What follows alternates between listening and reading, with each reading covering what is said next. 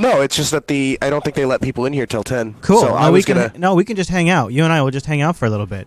So let's do that. It'll be a party. Tell me about where you're at right now. Are you at the Ubuntu booth right now? No. So we have. Yeah, your mic might be up a little bit. You know how the Balls Audio does that. Oh that thing yeah. It does that thing. That maximum volume thing. That thing. It totally did that. Oh yeah. See, now you're sounding way better already. Yeah. Now. See? Yeah. I like that headset a lot. Who makes that headset, Noah? That is made by Audio Technica. Yeah, I thought so. I was totes gonna guess that.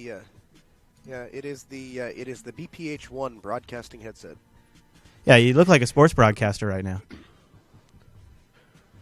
Chris, I want to tell you right here from the floor, this is an amazing conference. We have many things going down over here. I got Ubuntu behind me. They are the lead players today. Hey, how many gigs would you say that footage is? Would you say it's less than 13? A total or the ones that I was going to give the you? One you just uploaded to the FTP. Because I'm pulling that down right now. The one I just gave. Looks like it's 6 gigs. The last two are finishing, and I'd say there's probably 6 total. Oh, they're still copying? Oh, maybe I shouldn't be grabbing them yet then. Well, no. Which folder is done? Last one is, I don't know. Okay. Last one is 83% though, so if you wait another 30 seconds. Looks like it's about 6 gigs, which I should probably pull down now before we get too far into, because it's probably going to kill my bandwidths a little bit. Yeah, that's all right. Yeah. I am not hurting for bandwidth at all. That's great. So they really hooked you up, huh? Yeah. For now. Yeah. For now. Yeah. Well, yeah. We'll see once everyone gets in here. Yeah. Well, I have like 100 questions for you, but I want to wait a little bit till more people show up. I should tweet out and stuff. Yeah. But I have like all these questions. I shall also. How's your hotel? Great. I will. We can talk about that too. Let me.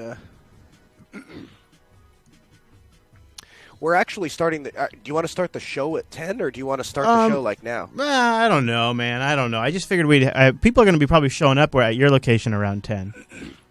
Yeah, that's true. Yeah. So I just figure in the meantime, we are live. Come see us in between the massage booth and the OSI. Are you serious? Yeah. There's a massage booth over here. That's great.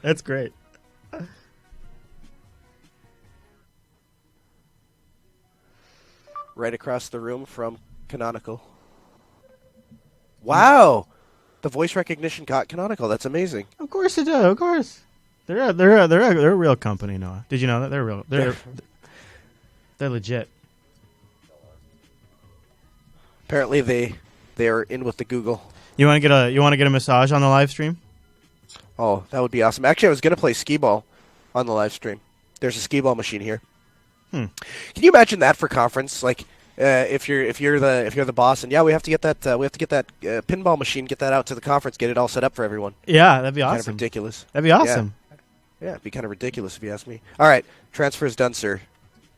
Oh, okay, great. I will start grabbing that, which might degrade our connection. So we'll. Oh well. Yeah. Yeah, the latest last got flagged on YouTube. I know. Yeah. Well, who didn't expect that? Yeah, well, of course, because I played an episode from our back catalog, so of course. Is there a way that I can send audio out of my speakers for a specific application?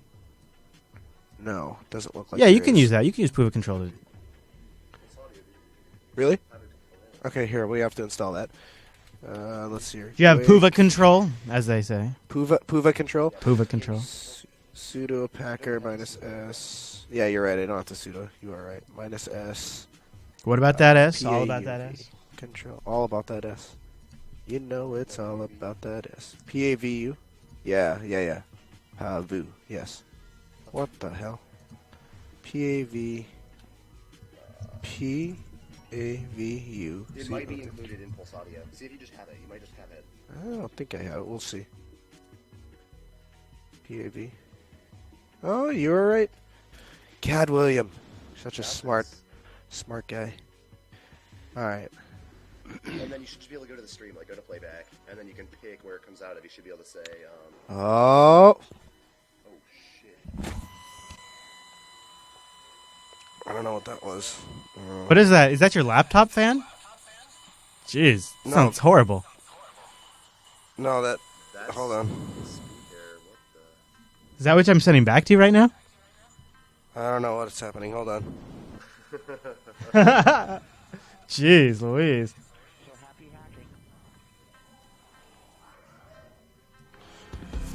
Whew. That hurt. All right.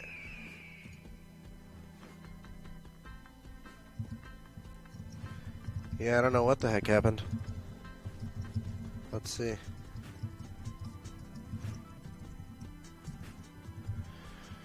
Oh, I shouldn't have messed with it. No. I should know better. Yes.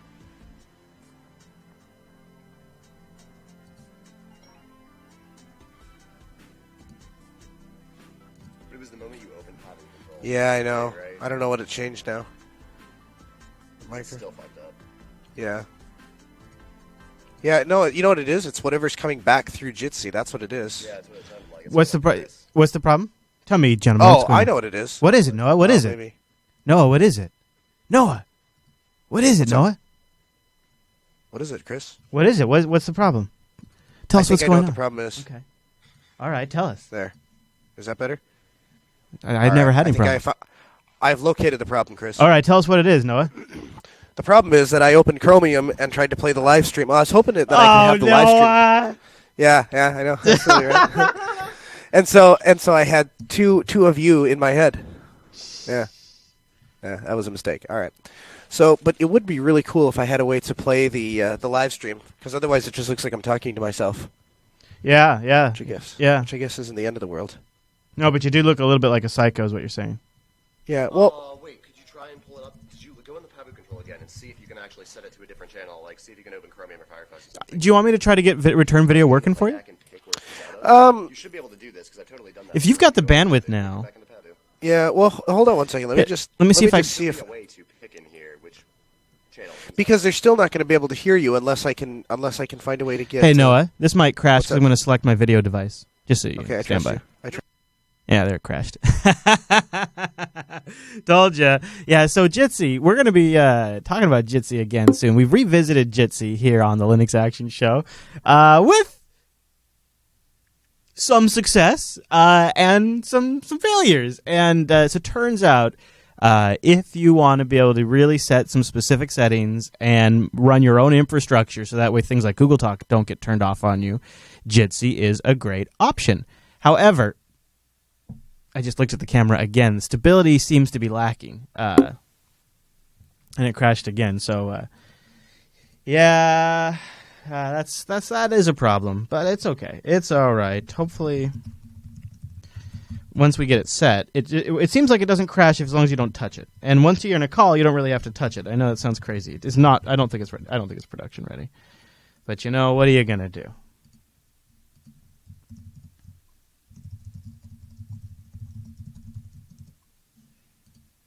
All right, so we'll try to restart because I want to be able to send him program feed if possible. But to do that, sometimes I have to restart. All right. And meanwhile, I'm drinking my Runa Clean Energy. Huh? How about that? Oh, you can't see it because it's... Oh, I had something I wanted to show you guys. So today I brought the XPS 13 along with me. So I thought maybe we could talk a little bit about the XPS 13. Wow. That's Noah calling right there. So we could talk about... We could do that. No, Hi there. Hi there. Whoa, hi there. Well, you're loud again. Ooh, hold on. Fixing. Okay, yeah, it's all right. Fixing. We'll just do the Jitsi dance. It's cool, dude. It's cool. It's the Jitsi dance. I'm gonna send you feed. Are you ready? Are you ready? I'm ready to break. Oh, it worked. Oh, look at that. That's so cool. All right, so now you have program feed. So now, our was kind of worth it. All right, now you fix your audio. well, here's what I suppose I could do. No, it's not going to work either. Hey Noah, Hey, Chris, what's up? is your did you check your audio in Pulse Audio? Did I screw something up? Well, I don't know. Is it like way over 100% again? I thought I fixed that. Hold on. I don't know. It still sounds. I have you turned way down here. Oh, my Hold my on, phone just hold died. on. Fixing. Yep. Oh, now you're muted. There you go. Now you're coming back. There we go. There we go. Okay. Hey, That's there. good. Now you sound good. That's good. Yeah. I don't know. Hey, you know buddy. what I'll do? Hey Noah. Yeah, How's it going? I have an idea. Hey Noah. Hey there. Hey. I have an idea. I have a total idea. What? I have a great idea. What? Here's my idea. You ready for my idea? Yes, I'll tell you my I'm idea. ready. Oh my God, I'm ready. All right. Here's my idea. Okay. Sitting behind me, sitting right behind me, is the Ubuntu is a booth Yeah. for the world's best computers, and that is, of course, System 76. Oh, okay, nice. They're right next to the Ubuntu booth, huh? They are. Yeah, they're. It's a co-booth. It's a System 76 / Canonical booth. Very clever. And what I think I can do, Are you working deals here now? is, huh? You shucking and jiving? Yeah, I'm gonna go do some negotiating. I'm gonna exercise my powers of negotiation, and I'll see if I can't steal one of their System 76 computers to play the stream on. There you go. All right. All right. Now, is there any way your mic will work well enough that we could actually hear this negotiation take place? Is that possible? No, Chris. No. You're talking to a true professional here. I think that can be arranged. Okay, because that just I sounds think that can fun. be arranged. All right. Okay. All right. That sounds amazing. I want to hear you shuck and jive a little bit. That's all. All right. Businessman, no, I'm making a deal. There is one small issue that we have to work through, and that is that they're not here yet. Oh, so geez. Yeah, that is a bit of a deal breaker, isn't wrinkle it? in the curtain, but Yeah. All right. Well, so we can just you and I will just kill time until they get back. How's that sound? yeah, I'm great at killing time, actually. So what have you been doing in the evenings after the fest?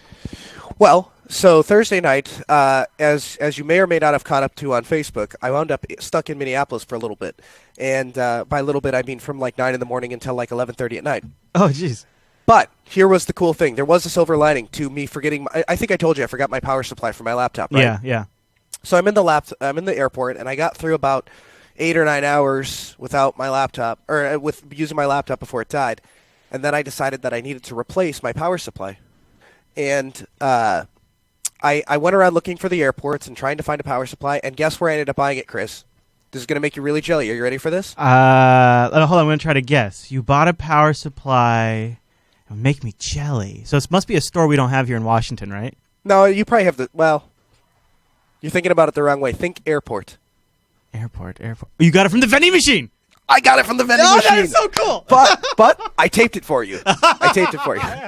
So I have the tape of me swiping my card, choosing my power supply, and little robotic arm went up and grabbed my power supply. I always wanted to do that. I always wanted to do that. I know, me too. Oh, that is cool. Yeah, see, I want to do that so bad that I even consider buying things I really don't need. So I know. You and I were laughing about that in Ohio. So that's how I ended up buying my aftermarket my aftermarket iGo power adapter that has a really bright blue light. Yeah, that makes it almost impossible to sleep at night because it lights the whole room up blue, and that's all I see. Yeah, as I'm trying to sleep. You put some tape over it. I should. Yeah, I should have brought electrical tape. You gone to any talks? I have not. I've been Chris. Interviews here have been unreal. Well, actually, let's start with this. The conference crew has been unreal. As far as taking care of us, I mean, every little thing that I think about it, and by the time the thought has entered my head, there's like 5 people standing around me making it happen. It's unbelievable.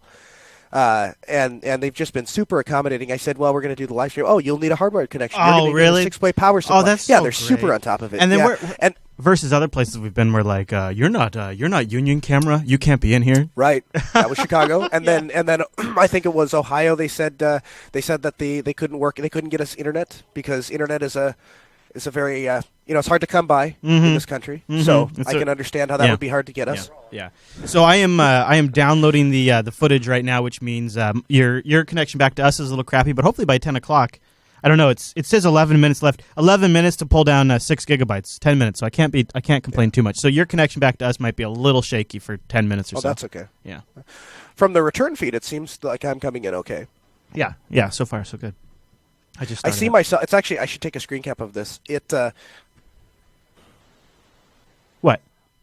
Oh, I just thought something bad was about to happen, but it looks like it didn't. That's okay. Yeah, I see because I get the program return, which has you and me, and then of course I see my original Jitsi capture window, which is me. So I move. Yeah. And then 5 minutes later, I move again. Yeah. I know it is a little distracting, isn't it? It's better if it's funny, it's better like this. Yeah. Well, here's what I can do. I can just look at the camera and then I can see myself. So. So it says 10 minutes. Yeah, I know. I'm still using that GTK Paperwhite theme that was supposed to be like the Material theme for Android. Oh, okay. It's a little intense, but I don't know. I've been trying to stick with it because I usually use such a dark theme with GNOME. This one's so white in my face. Yeah. I like the darker themes actually. Yeah. I'm very into the whole inverse color. Plus, it makes it really nice when I'm in the car at night. And so, like, I think here on the XPS, I don't know if so you can see. I don't know if you can see, but like I have everything set up as a dark theme on the XPS. Yeah, see much better. Now, as far as your you know how you were talking about your high DPI. Hold on a second. Do you have anything private on your screen? Do you care if I put it on the camera? All right. Oh, no, is this William's screen here? Is this what I'm about to see? Oh, here's what you need. His screen, his text is so tiny that I can barely see anything, and he was trying to show me something the other day, and of course he's so fast at what he's doing, so he types like 9 commands in 30 seconds. Is he building something right now while he's sitting there watching you? Yeah, are you building something? I am building something. Yeah, it looked like it. What are you building? My system. Oh, sure. Naturally, he's rebuilding a system. Of course, right. Naturally, of course. Yeah. Right. I mean, Who doesn't do that? He's on the convention floor at Scale. Why wouldn't he on a Sunday morning? He actually, we walk into the conference, and he walks into the conference hall and goes, "Hey, I use NixOS. Would you like me to tell people about NixOS because I know a lot about it?" And they said, "Yeah, here's a shirt." And so he's been on the floor talking to people about NixOS the entire time. So that's William for you right there. William from the Mumble Room for those who join the Jupiter Broadcasting Mumble Room from time to time. That is correct. So should I talk about my XPS for a little bit while I have it out here? Yeah, let's talk about your XPS. What do you think? Here's my quick review of the machine. This I still haven't screwed in the bottom yet. Like I still have the bottom unscrewed. And I think that pretty much sums up how I feel about the laptop. Right? It is to me. It feels like a sports car, like a really high end sports car that I'm tinkering with. Like because right now my sound doesn't work, and I think the Wi-Fi is pretty solid, but I'm not 100%. That's why I haven't put the bottom on yet. But here's the other side. I didn't even bring the power adapter today. Like I don't even like. So what's it say right now? Like, and it never gets the estimation right. But right now, let's see. Right now it says 3 hours left, but I bet you it's more like 7 or 8 hours left. So for me, that's kind of a big deal because I get about 8 hours without having to have like a big external bulky battery. Right. Yeah. And the display you can't really tell because of course our stream isn't 4K, but that display is.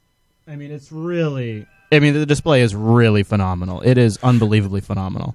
The thing about it is, Chris, is that I can tell from the way that you're throwing it around that it looks like it's as light as a feather. Yeah. Like you can just tell, like as you go to twist it, like a little flick of your wrist just spins the whole computer around. Yeah, when I took it out of the box, I thought they shipped the battery separately. Oh yeah? Yeah, because I thought really? And then I realized no, it was fully assembled and ready to go.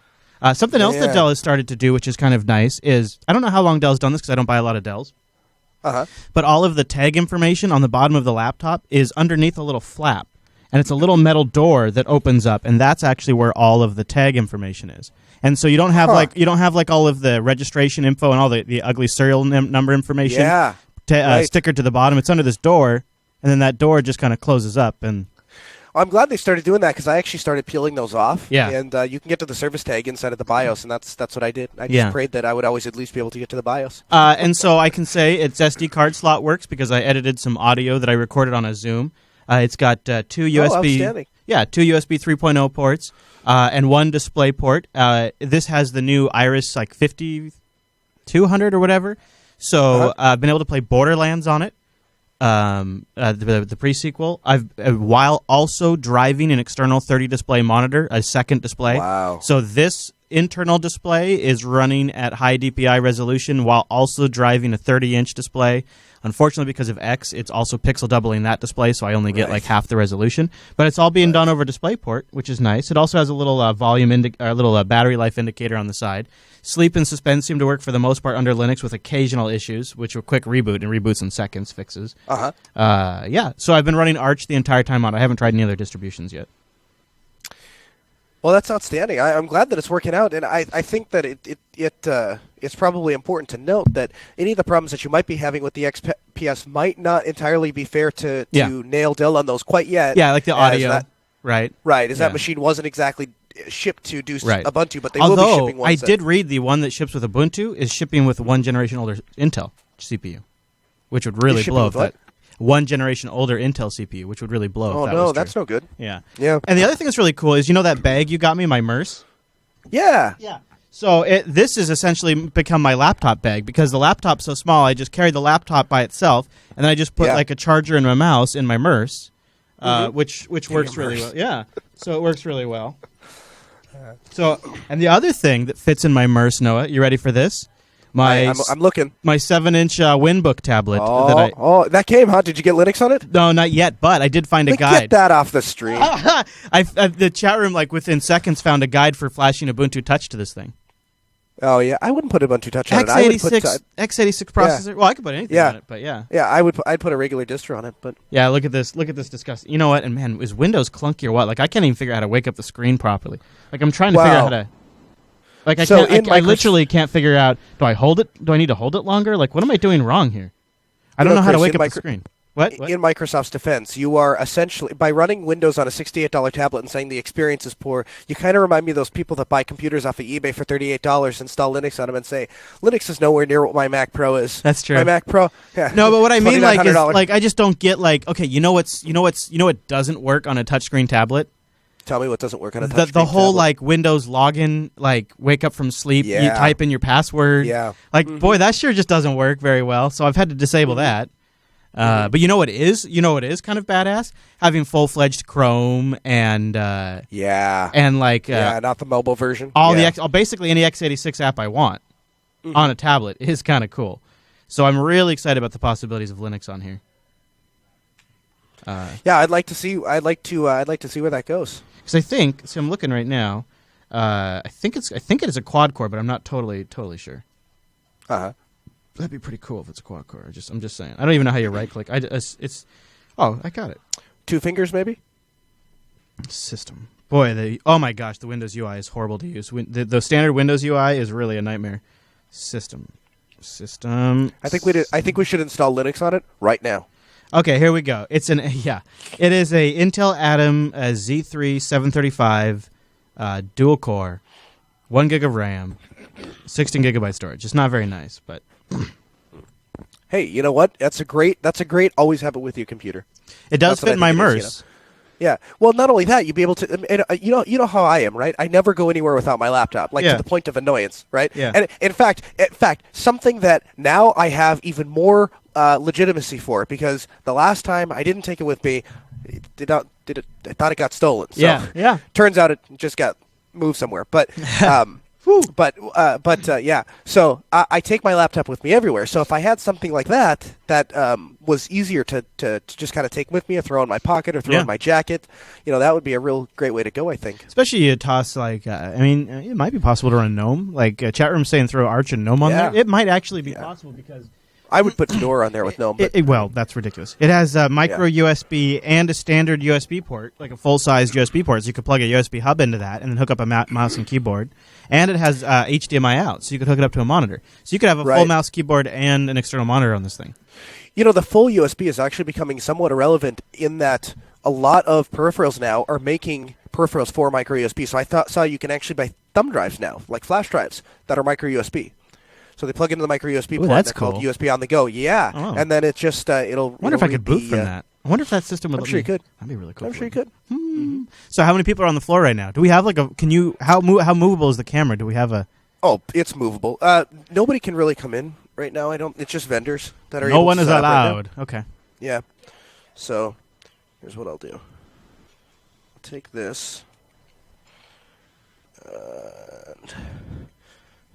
Do you ever loosen something on a tripod and you just hope the whole thing doesn't come crashing down? Oh, nice floor. Oh, I like that floor, dude. Isn't that beautiful? You want close up on the floor. Peak gain on the floor.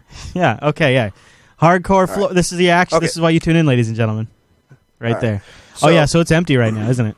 Yeah, totally empty. So actually the bigger hall is right across the hallway out there, but they didn't have room for us in there. So we're in the smaller hall. So there is the Ubuntu Canonical booth. That's nice. There is the Apache. Ooh, Nginx. You're right next to Nginx, too. Apache and Nginx are next to each other. That's funny. Yeah, they're down there. You can tell the ones that have the big corporate budget for some boost swag.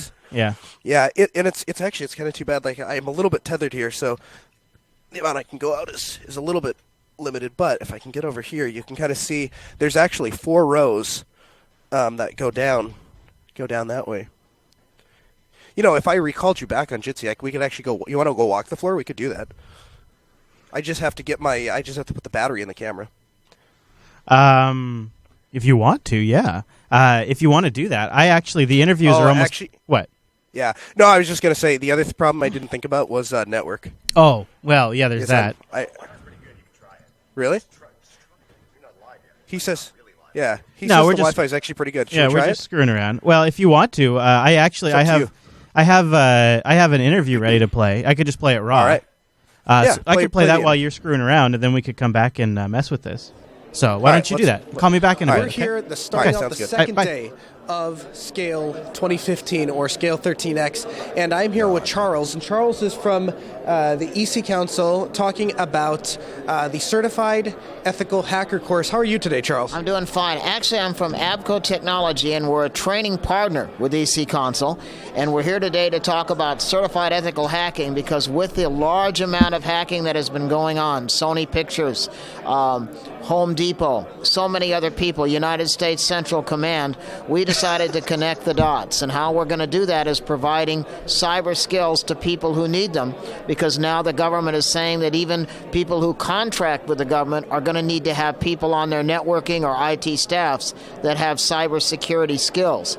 The Certified Ethical Hacking course is one way to get that, to meet those companies' requirements so that people can protect their networks and their data against whatever might try to attack them.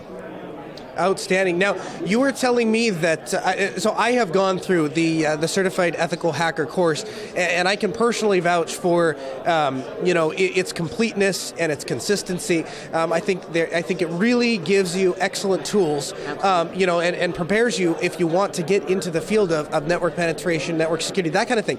But I understand that there is another certification that can really help if you wanted to get a job at the federal level. Absolutely. And that certification is called the Global Information Assurance Certification. It is put out by SANS Institute.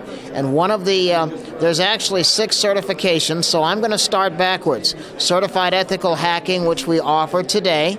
Certified Information Securities Professional.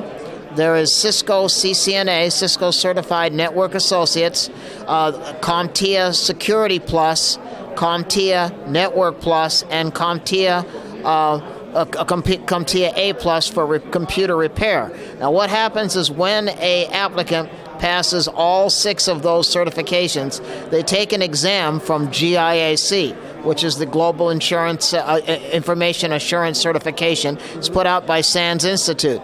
That exam will qualify the candidate to get a DoD, Department of Defense clearance 8140.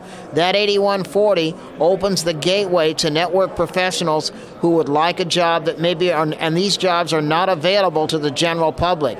The FBI, the various police departments all around the country have said this is what they want for their network professionals. And the salaries are naturally higher than what it would normally be for a network technician. We don't want to quote what salaries would be, but because they vary from place to place depending on experience. But the fact is, it opens the door to many new opportunities. I'll just drop with one interesting statistic.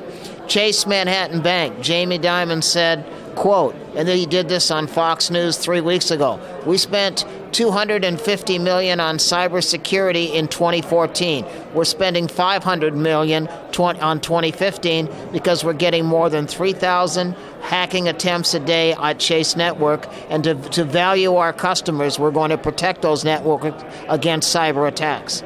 That's that. We see that, right? We see that every day. We see more and more news stories that are breaking about problems that people have had in network security, and so then the natural response to those companies is to go out and find those people. And what better way to do that than to get certified? Could you tell me a little bit about the Sony hack and how that relates to network security? Exactly. Well, the Sony hack occurred because they used a technique, and it's a little bit technical. It's called SQL injection, where hacker can go in, and if there's vulnerabilities in a database, they can force that database to give out information that it normally wouldn't give out. So all of a sudden, the hacker has usernames, I see Floor again. passwords, and so forth. All right, can you hear me? I do hear you. We were watching your interview about the Cyber Defense Force saving us from the cyber hackers of cyber war. Yeah, that guy was cool. All right, so we have a solid feed. Well, I see the floor. All right. All right. See what happens. All right. Disconnected from power. See what happens. We are clear and free to navigate. All right. All right. So This is the small room. We'll just we'll walk around here. Lovely. Oh yeah, it's pretty good. The frame rate's a little low, but we're getting some good stuff here. I'm liking this. All right. So, this actually, we'll go into the other hall because this one actually isn't the. I don't think the most interesting of the stuff is not even in here. There's really, except Firefox. There's Firefox. I'm gonna talk to the Firefox people. Actually, the guy that's there from Firefox didn't want to be on camera the other day, so. Oh really? Firefox. Why is that? I don't know. He's shy, I guess. Hold on. To readjust the laptop.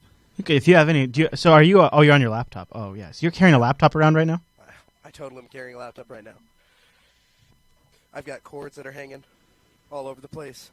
It's ridiculous. All right, so hi there. So this is where all the good stuff is. Wow, I shouldn't have said that. I guess I probably just offended all those people in those other rooms. So, no idea what. Oh, stand by. Hold on, we're losing you a little bit. Hold on. Keep it steady for us. There we go. Okay, I'm seeing something now. I'm getting a picture, Noah. I'm getting it. All right. That's good. Could probably kill the gain just a little bit. There we go. Much better. So, as you can tell, there's not a lot of people here yet. They're coming. There's Debian. Hi, Debian. There's Debian. So what time do the doors officially open there? 10? So we're just 15 minutes away? We are 15 minutes away, which is actually kind of funny if you think about it. Like, isn't that a beautiful display? See, look at that. That's a... Hold on. We'll get some gain. Yeah, okay. Some gain on the display. Look at that. Boost that nice picture, display. Noah. And that is not a Apple... Oh, is that an HP display? Who makes that? That is a Samsung display. That's nice. Look at how thin those edges are. Yeah, it's nice. It's beautiful. Yeah, it is. Grab me one of those while you're down there, okay? Yeah, no problem. I'll just take theirs. They won't mind. No. If you have grabbed me of the telly, I have no free hands to read it. Yeah, the Wi-Fi seems to be holding up pretty well, considering this is a pretty good mobile picture we're getting. It's a little choppy, but, I mean, hell, we're able to make it out for sure. Oh, yeah. Okay.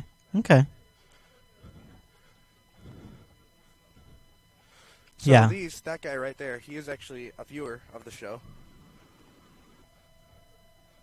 Hey, how are you? Your Silicon Mechanics? Yeah, I recognize some of those guys. How are you? Hey, guys. So actually, this is actually kind of cool because they brought... Who doesn't like it when somebody brings a server rack, right? So they brought toys. Oh, I think he's going to come over and show us.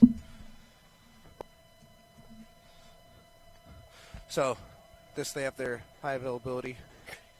What did you say all this is again? So, what we have down here is highly available scale-up storage based on ZFS. Okay. Nodes like here is a visualization for VMs for demos. Okay, awesome. Yeah, we're starting last here in just a couple minutes, so we're getting a walk of the floor. Thanks. That guy has been a long-time viewer of the show, he says. Oh, cool. Yeah. So here's the NixOS booth. Hey, there's William. He, I guess you replanted yourself from the, yeah. You ready to show people NixOS? All right. Hey, I like that shirt. say again? Yeah, we're going to be right over in the next room, but I don't know if you want to say hi to the live stream. We're going there? Tell her I like her shirt. Yeah, Chris says he likes your shirt. She had it on Thursday, and then she missed us, and then yesterday when we filmed the interview with her, she didn't have her shirt. Oh, go figure. So apparently today she decided to put it back on. Good. Yeah, I wanted to go to Bizale, or Bizix, or whatever. Bizile. But BY. Oh, jeez, I can't even. Baez. I'll just go by Baez. No, you just said she didn't have her shirt on during the interview. Oh, there's the gnome booth, huh? Cool. It was very awkward. Hard to concentrate. Looks really. like so you're sleeping in this hotel too, right? So you don't have to. Or no, you're not. No, I'm not. No, I'm dragging all this stuff in and out for the good of Jupiter. Now, if we had booked you ahead of time, could you have stayed in there? Probably, but yeah. I can run around for Thursday night. All right. The It's okay. hotel night. Yeah. So, do you want to get wired and call me back and maybe up your gain a little bit? Did I lose you? Guess I did. Oh, nope. Oh, there he's coming back. Oh, wow. What is that? What is that? Oh, it's the icicle. All right, Noah. Do I still have you or did I lose you? I think I lost him. Well, that's okay. I'll play another interview. How about that? Oh, I hear you. Are you there? Oh, okay. Actually, I'm going to call you back anyway. Yeah, and bring your gain up just a hair when you call me back, okay? Yes, I will. Okay. All right. I'm going to play another interview, so you have a couple minutes. Oh, look at that. And he froze. All right. So I don't have no. I'm watching this. I literally just pulled these off of our SFTP server, so I'm watching these with you guys for the first time, and I'll be editing these together for the main Linux Action Show. So here you go. We're on the floor, day 2 of Scale 2015, and as I'm walking around the floor, everyone that's ever been to a conference knows what a pain it is to connect to Wi-Fi, because there's always a password, and it's on some little brochure that's stuck in some bag that you probably lost 5 minutes after you got here. I see these 3 ladies that are walking around, and they have the password on their shirt. So I asked a little bit about it. It turns out Stu is the visionary genius that decided to come up with putting the tech team, so the people that run the Scale show, they put the Wi-Fi password on their shirt, and Stu agreed to sit down and tell us a little bit about what it takes to run, to run the technology of a show this size. How are you today, Stu? I'm doing good, thank you. Well, thanks for taking the time to talk to us. And I guess my first question is, how is it? How many access points do you have in this building to get the internet so solid here? Well, currently we deliver a little under 60 access points throughout the entire show, as well as over 160 VLANs to separate the network out for all of the different booths and all of the different functions that we use, along with dedicated VLANs that are operated strictly for the video feeds as well as for management systems. Okay, now are you employed, you work for a company that has been contracted to do this, or? Oh, no. Everyone that works at Scale is a volunteer. No one that you see on the floor working at Scale is a paid employee. We all dedicate our time just to make this conference happen. Unbelievable. And the fact is, the internet here works far better at some conferences that I've been to that I know for a fact they paid a lot of money to have. And that is made possible by you and your team then, is that correct? Well, we do put it all together. We have lots of help. The hotel has been extremely friendly to us, allowing us access to their entire infrastructure, so we're able to do this.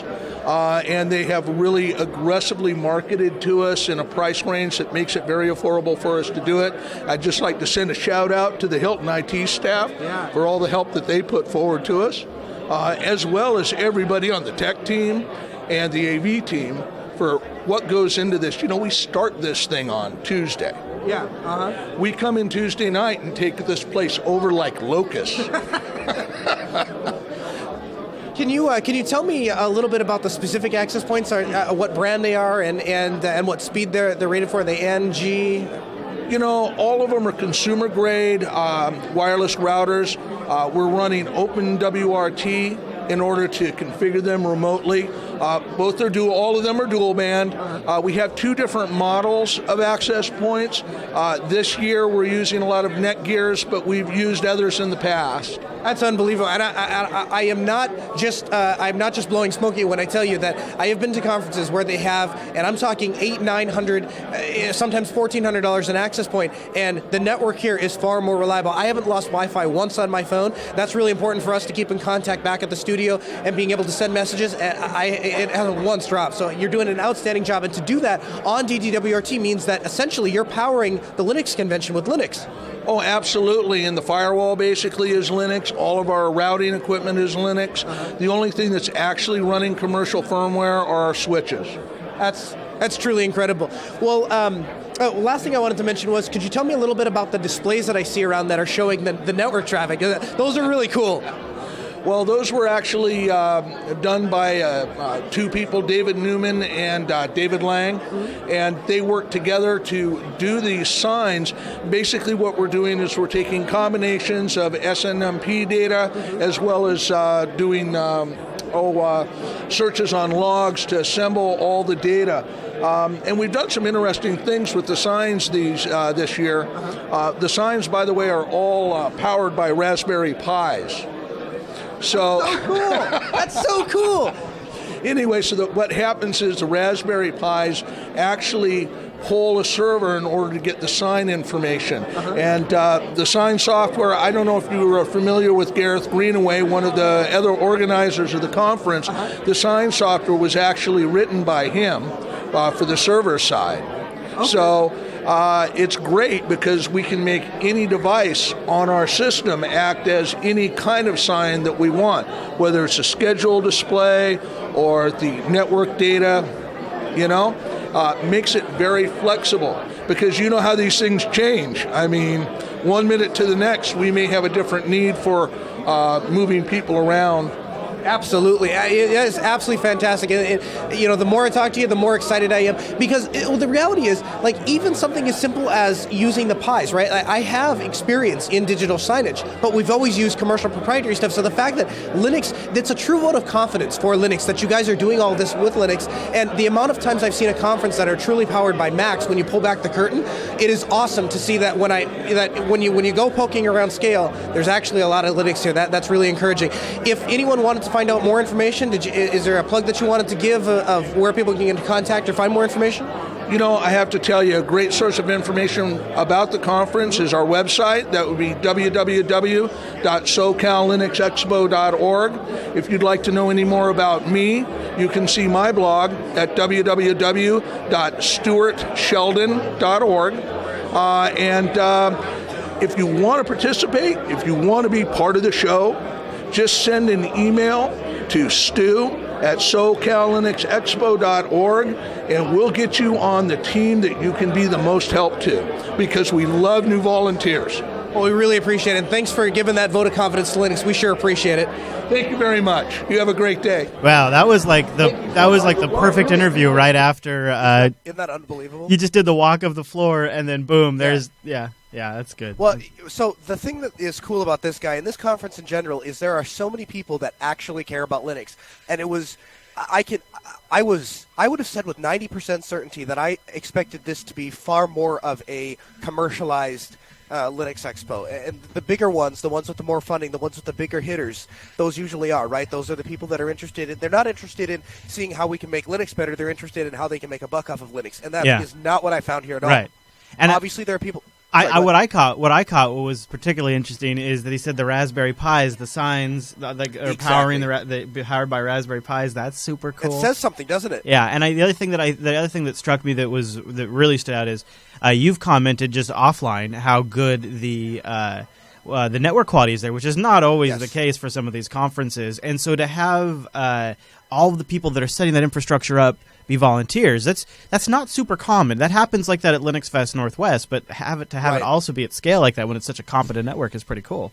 But here's the thing, Chris. Working in enterprise networks, I mean, we've set a number of them up, and I've worked on as a subcontractor, putting a smaller piece of a bigger pie together too. And the amount of money that takes to get to achieve the amount of quality that is acceptable to places that where internet access is absolutely mission critical is astronomical. And here they have the exact same quality. I mean, if you would have told me that this was Ruckus Wireless or this was Cisco, I would have believed it. And it's not. They are $40 routers. They have flashed custom open source firmware on and stuck them throughout the building and properly configured, which I think is the biggest difference. That's what I'm learning, I think, is as I go to these different conferences. The biggest thing that makes the difference is not the equipment, it's how you set it up.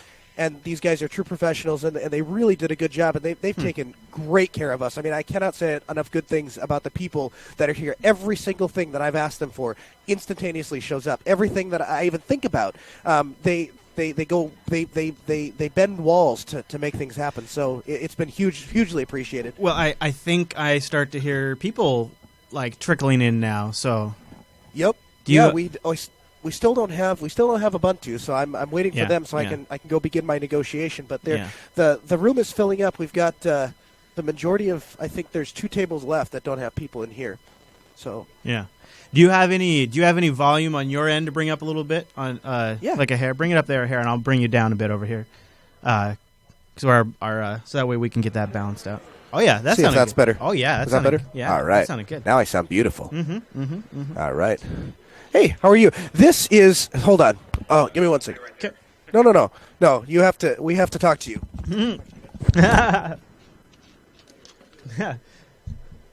Stop! Don't go any further. Come back here.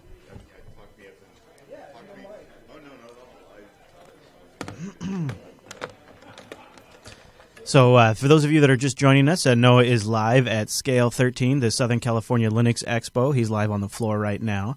And he's set up just by the Ubuntu booth, and he's got a guest there with him, which is awesome. And if you've been here for a little while, then you watched the tour of the exhibition floor and some chat so back and forth. this Chris right here, this gentleman standing next to me, and is Larry. Yeah, gentleman. Yes. Yeah, this is Larry, and Larry has been the guy to go to for everything. He is the guy. He is the guy that every time I even think about something, before I can even finish the thought, Larry has brought it out. He was the guy that got us set up. He coordinated getting us the network place. He coordinated getting us a spot. While everyone else was months out requesting booths, and I show up here, like gangbusters, and said, "Hey, we want to do a live stream." Larry's the guy that said, "No problem. We're going to find you a space. We're going to get you set up." And so, we really appreciate it, Larry. So, thank you so much. Oh no, thanks very much. And we're actually I'm a big fan personally of the Linux Action Show with Chris and Matt, and it's someday you guys are going to have to come down here for that. And generally, we know what Jupiter Broadcast does. We know how important they are to the free and open source software community and hardware community. And we would just want to accommodate you and make sure that you're doing all the good promotional work that you do. So very good. We're beyond the moon, actually, when it comes to the fact that you're here. So well, you have clearly gone above, far above and beyond. We have gotten better treatment here than absolutely hands down any other conference I've ever been to. So thank you so much for everything, Larry. Well, great. Thanks. That's good to hear, and it's good to know that that we're doing a good job. The whole staff, the whole show is run by volunteers. Yeah. This is the second largest show in North America, next to OSCON. But it's the top show, or the largest show run by volunteers. It's all community run. So we take a particular pride in that. And O'Reilly is actually here, and they may tell you the same thing, that they're kind of looking in their rearview mirrors at us because they are the biggest show, but they have a lot of folks here that say, we like coming to Scale, and this is a show that we like to come and present or exhibit or things like that. So it's something I'm proud to be a part of, and I know everybody who works on it is pretty much proud to be a part of as well. So. You've got some great volunteers. There was a young gentleman, I think he's like 14 years old, and he was the guy that set us up with the power and got a couple things put together. And that kid loves Linux. Oh yeah, no, it's funny. That's Tyler. Yeah, he was he's new on the staff, and we do have several youngsters. We have actually, this will make a good segue to our Scale the Next Generation track, which we have a track of by kids for kids during the course of the show. It's on Saturday, and it went pretty flawlessly yesterday. And it was it's actually organized by a set of teens to do presentations, and it's been pretty successful. So we're trying to draw. I mean, you look around the floor, and it's not just graybeards anymore. You have a lot of a lot of young people. A lot of women, and it's actually growing to reflect more of a cross section of society, more so than just the geeks in the basement, hacking away. So it's and that's another promising and another facet of this that we take a lot of pride in, the fact that we're able to do a lot of outreach to different groups and different organizations. So. Perfect. Well, thanks so much for accommodating us. We really appreciate it. I appreciate it, and thanks to Jupiter Media. And Chris, you need to come down and bring that Hartley guy with you. Sounds like a plan. Okay. He says sounds like a plan. Okay. Thanks, Larry. Larry needs to watch some recent episodes. yeah.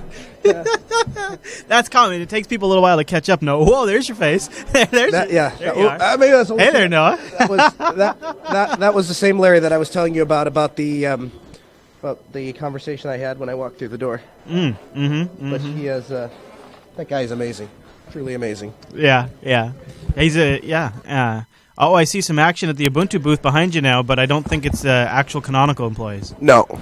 They are. Although it doesn't really matter because they have a display, and actually that TV is calling my name. I think. You think they'd put the stream up on that TV for you? I don't know. Let's go find out. Let's find out. No. The live stream negotiator. Doon. We need Will Noah make it music. Here, hold on. I'll get us a mix going. Go ahead, Noah. Good luck. Oh, good. You're getting a long chord too. Good. All right. Well, that person from Canonical right now. Their ass is famous. Whoever that is. Okay. Good luck. All right. Noah's over there, asking if he could use the display. He says, "Excuse me. Across the hall from you right now, hundreds of people are watching." How's it going? You remember me from the other day? Yes. Good to see you again. So what is this display? So what we're doing is we're using this to show the demo reel for the phone. Oh, okay. The demo. So it's a thing that plays over and over again. Yes. I see. So it's a promo videos that Canonical did for What the are your odds? What are your odds? Ubuntu phone. Come on, chat room, make odds. Shows off the interface, the scopes, and the Come way on, that chat it room. integrates seamlessly into your life. Okay. Give us If that ever gets old and you want something else to play, you can always head over to jblive.tv and we have live stream of the conference going. Fantastic. So what's that URL again? jblive.tv. That's pretty good technique. All right. Thank you. I appreciate it. That's a good technique. That's good. All right, I say it's a pretty low chat room. Okay, chat room's taking their odds right now. Chat room says 40, 50, low is 20% chance. I see a couple of 20% chances he'll do it. That was good attempt, Noah. That was a good attempt. I didn't realize that the TV that existed solely for the purpose of promotional looping a stuff. video. Yeah. Yeah. You're Well, like, here's the you thing. know what I thought was funny? There's like, so you're just going to show the same thing over and over again? May or may not have been a plug. Uh-oh, now we're getting reports as low as 1% in the chat room, Noah. Oh no. Yeah. No confidence in my abilities. Yeah, I don't think so. Might have to go back over there and I might have to go over there and say that there's a vote of confidence at less than 1% that they'll play the video and see if that changes his mind. Some people will do things like I'm one of those people. I would sacrifice whatever it was just to prove the other side right. Maybe he'll do that. Yeah. So later there's going to be some System 76 computer setups, says Gray Ball, or Bell. Yes, that is correct. They have this table right in the back here. They have the. It's funny. I ran into Carl and I was chatting with him and I said, "Oh, those are some nice computers that you have there." And he goes, "Yeah, take a look at them." And I said, "Well, I own 2 of the 3, so I don't need to." Yeah, I know. I'm familiar with these computers actually. Yeah, I have the Gazelle Professional and the Ultra Galago. So I had no reason to. Man, that guy's just playing the YouTube video we've all seen. Yeah, I know. Although it does kind of make for good background for you, actually. It's not bad background. Yeah. In fact, having yourself in the background might be a little distracting. You think so? Maybe. That's what God invented an iris for. I can turn the iris up and it'll just look like a white screen. Yeah. The good Lord invented the iris. Yep. Yeah. So how many people would you say you ran into that you plugged today? That I plugged JB? Or just ran into and said, "Hey, I'm going to be live on Sunday." Oh, I plugged it to everyone that I talked to. Oh, okay. A couple hundred. And you're by the Ubuntu booth and the massage place, so it's a pretty good location. Yeah. I should. I don't know why I didn't show the camera for the massage, but the massage booth is. At first, I was thinking to myself, who would show up to a Linux convention to go get a massage? But you'd be surprised how busy that booth is. Yeah. I guess it's a popular thing to check out Linux and get a massage. Well, people that use Linux a lot probably have back posture issues. Yes. Posture-induced issues. So you got to get loosened up a little bit. Gotta get loosened. Yeah. So do you have a rough estimate of how many people are there at the thing? I think the last estimate I heard was 3,200. 3,200? Mm-hmm. Oh, so you're saying that's a big conference? It's a big conference. There's a lot of people here. There's the expo hall is. I would say the expo hall is slightly bigger than Linux Fest Northwest. the main one, and then there's an entire different one with another 4 rows, so 8 because there's one on each side. So it's big. And then that doesn't even include the sessions. And then they have people like on the, I don't know if you noticed, when on the outsides of in between the expo halls, they have even more people set up. So, I mean, there's probably 60 exhibitors here.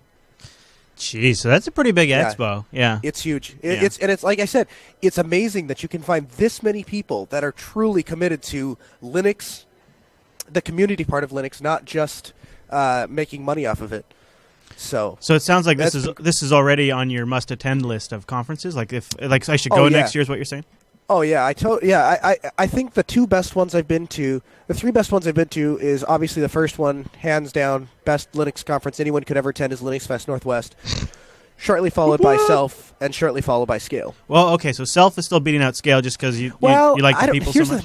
I mean, the thing is that the group of people that are there, I kind of clicked with, and so it was kind of fun. Jeremy runs it and stuff, which is kind of fun.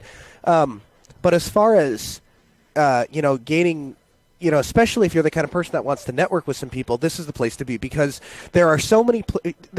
I've heard this numerous times. Come to Scale with a job, leave with a better job. Oh, really? And people, and I've watched it happen. There was a young lady here that she walked in. She was a network penetration tester, and she came in and started talking to the Firefox people, and I guess something might come of that. So really, sounds like she's going to wind up over at Firefox, and she just graduated college. Come to Scale with a job, leave with a better one. I think that's pretty funny. I've heard that a number of times actually. And that Hilton Hotel is totally sold out, right? Like you couldn't get a spot. Yes, completely. Yeah. It has been for a month. Yep. But if anyone was going to Scale, I mean, if you're made of money, or if you have a company that's paying for it, like everyone that I've run into that's staying here, I've said, man, that's kind of expensive, like $370 for the hotel, and they're like, yeah, we just expense it. And I'm like, no. If that's the case, it's probably worth it. Well, so the Hilton there, it's $300 and something a night at the Hilton there. I mean, isn't the nice thing there is you just fly in and you don't have to go anywhere? Yeah, exactly. Yeah, they have a shuttle service that takes you from the airport. But my hotel was, it was a nice hotel. It is called the Gardenia, I think, and they have a garden in the center of the hotel, and then the trees grow up and stuff, and then there's 2 floors. Ooh. And so it's kind of around. And I'm really into the modern architecture and modern design, and it has a lot of that Art Deco modern feel to it.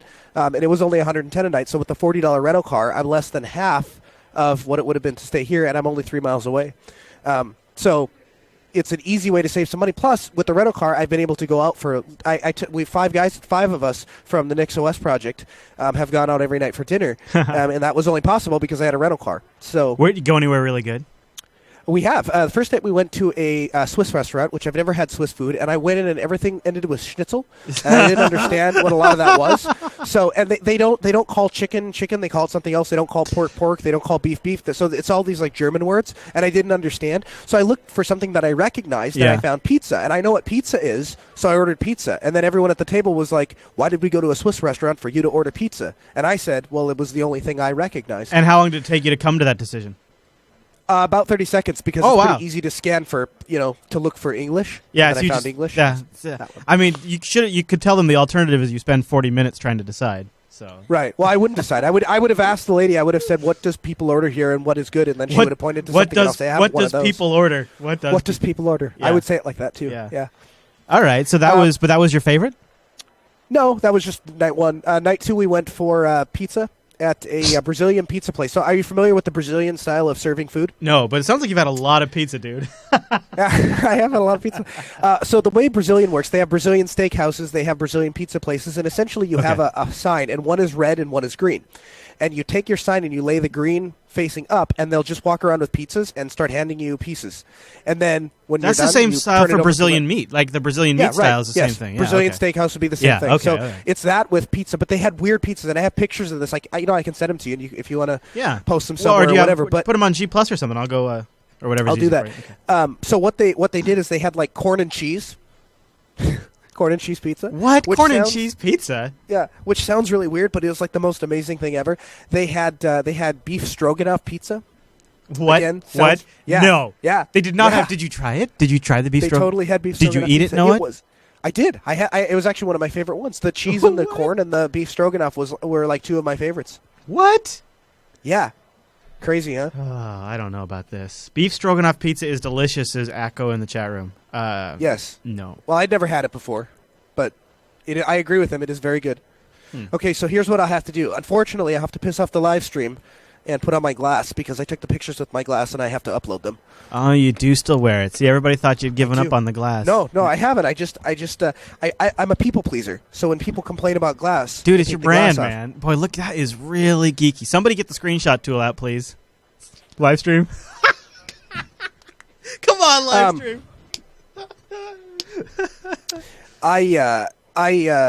Hey, did you send me the Telegram message about my level long before? Or is that just now? Yeah, no, a while Okay.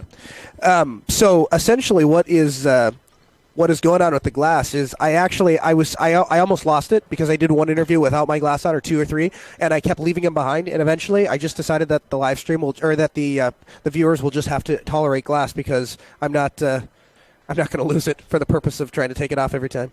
So I stopped. Noah, CM really, and Kits and Kitty in the chat room really want to know if you scan your hotel room with a black light. Do you do like a No. check? No. Why would you want to do that to yourself, right? Yeah. Well, here. Did you see that thing on Fox News a couple years ago about how they they just wipe the glasses out? They don't actually wash them. Yeah. Yeah. So stuff like that, I don't even want to know. You know what? No, you don't. Know. And you know what? You have an immune system, and it can know, and it will figure it out for you. And your brain, not as smart as your immune system. Don't worry your brain. So funny story. My immune system is not working all that well. I've actually been sick for the last day. Yeah, you sound a little sick. And it was pretty bad today, but I'm pushing through. If you need, I have supplements that help. You know, I bought. Hey, how are you? Another viewer from the here. Yeah. Hold on. Sure. This is another viewer. This is Paper D. Paper D, ladies and gentlemen. Paper D from the chat room. Yeah. Right over here. Hello, Paper D. Say again? He says he's in the chat room. So everyone he's in the chat room. So everybody say hi to Paper D. This is how hardcore he is. He is walking around with his laptop with the chat room. He will not separate himself from the chat room, not even for a little bit. Look at that. That's great. Say again? He gets anxiety if he's away from the chat too long. See, this is a dedicated viewer right here. That's awesome. You can't type because of coffee? Oh, but he can just say hi to them because they can hear him. Chris says just say hi to them because they can hear. Hello. He says hello. That's great. Nice. Is he having a good time, Noah? Are you having a good time? Yeah, it's great, man. I love coming here every year. He says he loves... Here, hold on. We can fix this. Ask him if it seems bigger this year or what. Ask him what his impression is versus last year. Okay, so... You're from California, is that right? I am from California. I live in Long Beach. Come over here. The framing last time was driving me nuts. I was talking to Larry, and the fact that the camera is so low was bothering me enough, but then we were way off of the frame, and that was just killing me. And now it's bothering my OCD, so I have to fix it this time. But so you live in California. Does this seem bigger than it usually is? Yes, it seems much larger this year. Okay, really? Last year we didn't have this kind of booth overflow out into the lobby. Yeah. And even this room wasn't all the way full last year. Okay. So that's good. It seems like there's a lot more people here. Okay. Even some of the smaller talks I went to were packed. I went to the introduction to Blender yesterday, and that was on overflow. People sitting on the floor. Really? It just wasn't in a large room, but Blender's a popular thing to know then. apparently, I don't know it, but Well, you do now because you sat through the thing, right? right. Yeah, he knows. How does Blender work on your small netbook? It doesn't. Okay, so it must have been kind of hard to follow along then. I used to do a little bit of Maya and Oh, really? whatever the other one is. Okay. 3ds Max 4? Yeah. So the concepts weren't completely unfamiliar, but still new interface, some new terminology. All right. I was hoping they would cover the video editing a little bit more, but it was all 3D. People use Blender for video editing, huh? Oh, yeah. A little bit. Okay. A little bit.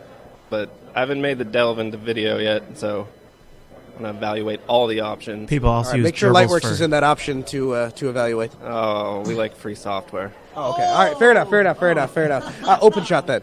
Yeah. And they just released a new beta version, so all right, everyone can calm down about that. Calm Well, we thanks are. a lot for stopping by, Mr. Paper D. I'd shake your hand, but they seem preoccupied. Bye, Paper D. Thank you. No, tell Paper D we love him. Chris says that everyone loves you. He says probably not. He doesn't believe you. Chris, I'm gonna need you to go ahead and send a lackey to bring some ice for my burn. Okay. Did you get burned real bad there because of Lightworks? I kind of got burned for Lightworks. Yeah, you did. Yeah. Breeze softer, apparently. Gonna need an evac and a med kit. I don't know about this Ubuntu video behind you. Look at them looping that YouTube video. Doesn't seem that exciting. I have to go poke him again, maybe in a little bit. Yeah. Yeah. Well, that was fun. It's always neat to see somebody from the chat room stop by. Yeah. Yeah, we actually had dinner with him last night. He's a cool guy. And it confirms something that I've suspected all along, that those are not AI bots, that they are actual human beings in that chat room. And that is correct. Yes. Yeah, I know. It's amazing when you come to that realization. But. Yeah. So do you know what the network password here is? I know, but I did notice that it was on that guy's shirt, which is genius. That is pretty cool. Yeah. So the network password is Croton, and points to anyone in the chat room if they can figure out why. Kroten. Are you sure it's not Crichton? I'm positive it is Kroten. Let's see who figures it out first. It should really only take a matter of minutes. Like, if it takes too long, I'm going to be very disappointed. Are you uploading photos from your glass too? What's I am trying to. Yeah, I have to get it on the Wi-Fi. Chat room says the next Ubuntu name. The next what? The next Ubuntu name. Is that it? No. Oh yeah. No, it's not. Okay. Nobody's figured this out yet. This is pathetic. You guys are terrible crackers. Crackers. To me, it sounds like the mispronunciation of the guy from Red Dwarf. It's the first thing you should do when trying to figure out a password. Doctor Who. Doctor Who. Doctor is not a bad guess. It's not a bad guess. All right, you got to give us a hint, Noah. You got to give us a hint. All right, I'll give you a hint. The first thing you should do when you're this is going to give it away. That's all right. The first thing you should do when you're trying to guess a password is try every common thing that you can think of and then try them all backwards. It's network backwards. Everyone figured that out. It is network backwards. Yeah, after I told them. Doesn't count. I'm disappointed in everyone. I heard Crichton. Sorry, that's all once I heard Crichton, that's all I could get. I could just get Crichton. Yeah, all right. They misspelled crouton, is what Rottencorp says. Oh, now everybody's got it. Now everybody's got it. Oh, yeah. It makes perfect sense. It's obvious, we knew that guys. the whole time. Oh, yeah, It's obvious. Whatever. Noah, should I play another interview while we dally around here? I've got a third one that I haven't screened yet. This is kind of fun because I get to watch them for the first time with the chat room. And if you take your shirt off and run around naked, for all I know, it's it's all I get. Whoa. Oh, this is the Firefox one. Oh, okay. But it looks like they're like, oh, you want to do what? You want to actually hold on 1 second before you play that. Yeah. Okay. They wanted to know. Oh, really? Well, I mean, it's going to go in the show. See, Noah's talking to the ladies right now. Hello. Hi. I asked for this. All right, let's see what we got. Let's take a look. Let's bring this up. From Amola, how do you say your name? Oh, that's pretty good. That is pretty good. That's a pretty good shot. Can you submit that to the subreddit? That's pretty damn good. Yeah, okay, so now we got two. That's a good one, though. You got him right. That was fast. You acted fast on that, because when I said take a screenshot, there wasn't a lot of time to actually take a screenshot. So that was fast acting. All right, so let's preview this before, because I don't think this is I don't think we want the very start of this. Yeah, I've done it both ways. The table doesn't wind up in the All right, so they're getting set up for the interview. So I think Noah's going to go tell them.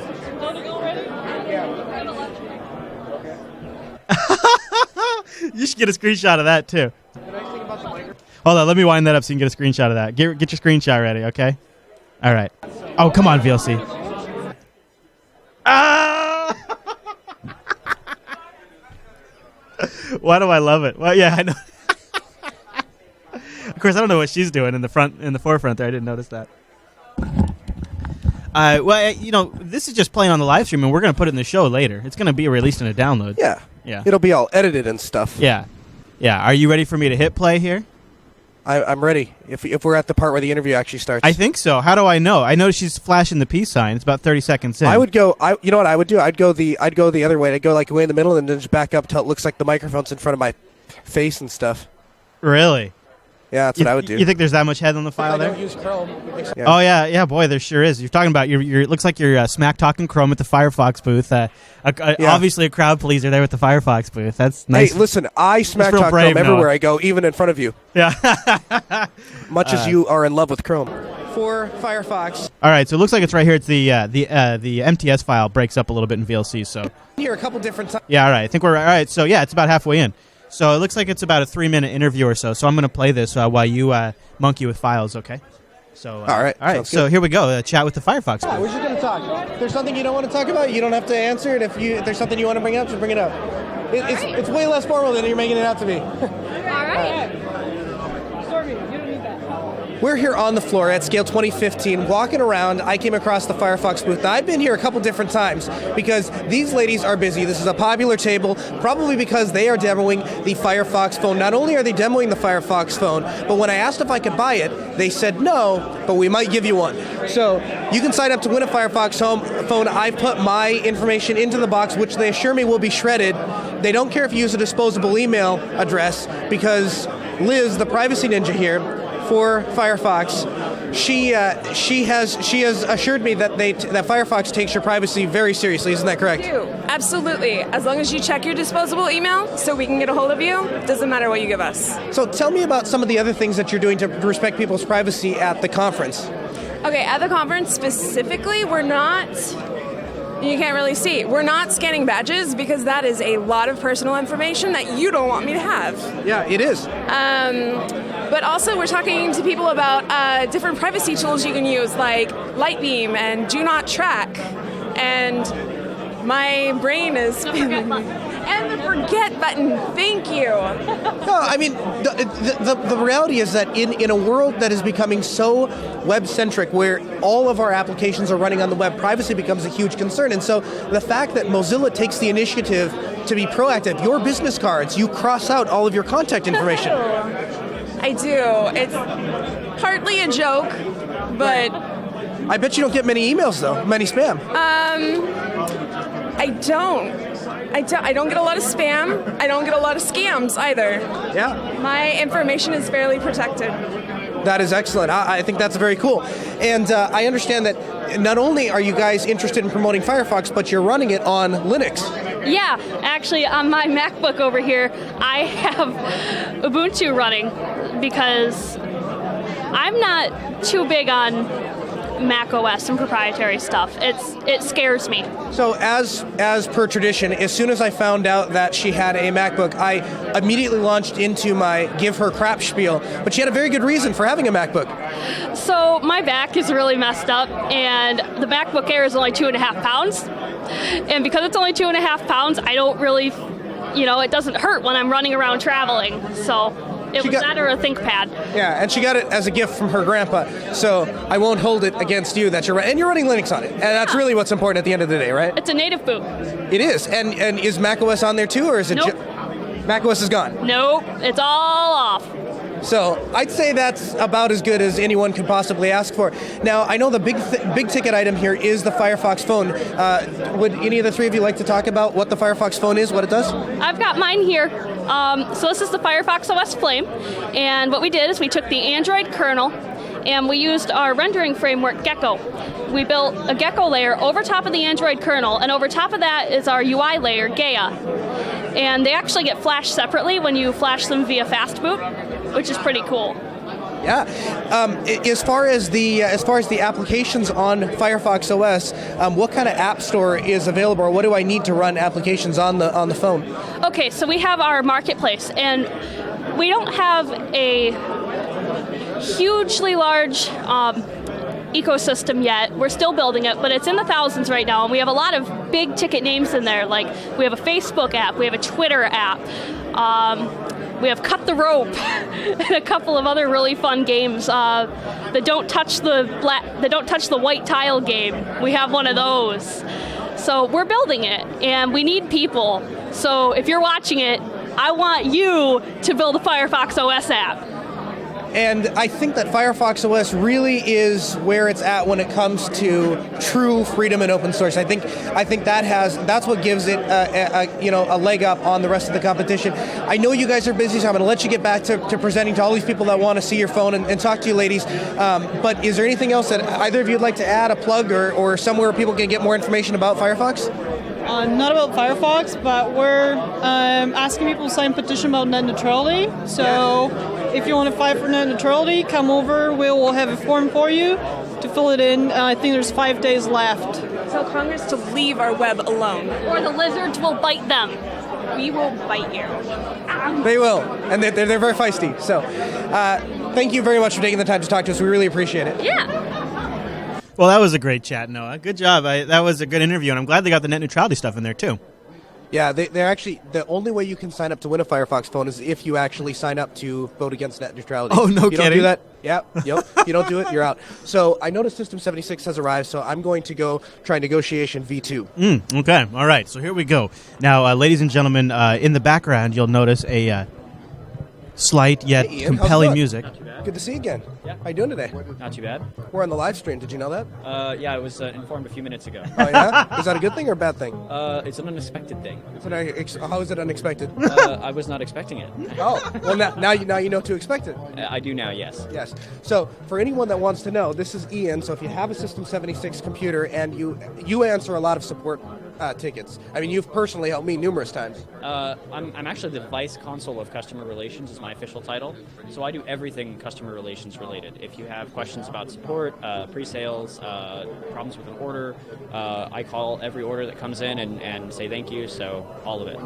So you are like the ninja when it comes to sales and support. Absolutely. All right. Well, I was admiring your System 76 computers over here, and they look amazing. The only thing is I don't know. I guess my only critique for you, if I may, is just that the displays they don't really pop, you know. Well, that's because they're 1080p, and we're actually the only manufacturer to only offer 1080p laptops. Oh, I'm sorry. I didn't mean to confuse you. I think the quality of the display is great. The background is just so boring. Oh, I see what you're saying. Okay. Yeah. That's his fault. Oh, okay. How is that his fault? Oh, he said to change it. We actually should. Oh, yeah.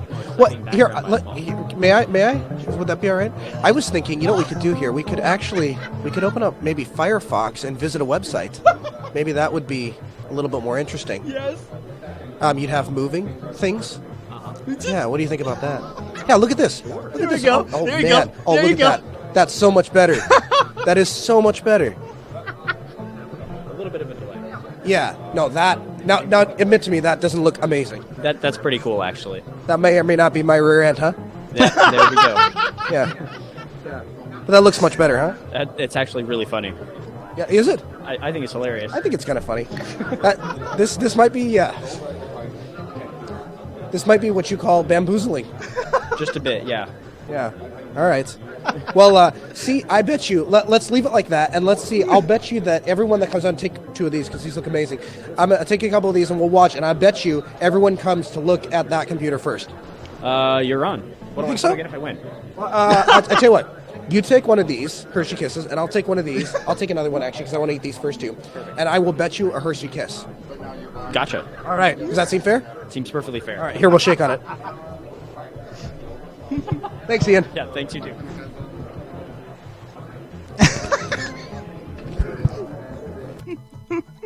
That was pretty well done.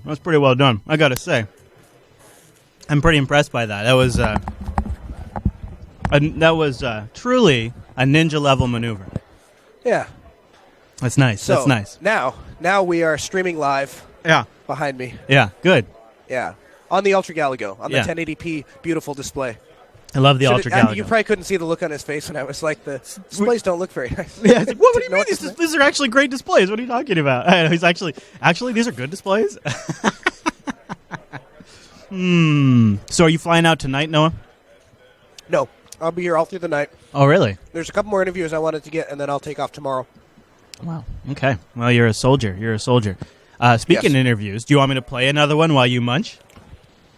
Yeah, I suppose that was probably bad timing. No, it's yeah, fine. Go ahead. If you're on the these look so amazing though. I'm munching Hershey too, Kisses, I love actually, them. because this is during breakfast time, so I actually have a little. All right. I have a little. All right, let's have an munchies over interview here. and a lunch. All right, I will. Let's see here. So let's see. Our next interview, Noah. It is Survey Says. I don't know. It's in. This is the day 2 folder. Oh, I noticed you were working on your upload too, right? Now? No. Or earlier during the last interview, right? Yes. I think it looked like it. It looked like you were uploading files. They were all there. I don't know. The first file in day 2 isn't opening up, so I will jump to the second file. Oh, there it goes. Oh, it's the interview. Oh, yeah. You told me about this interview. However, the file isn't playing. That's very uncool. Yeah, that is pretty uncool. Did you record day 2 files any differently than day 1 files?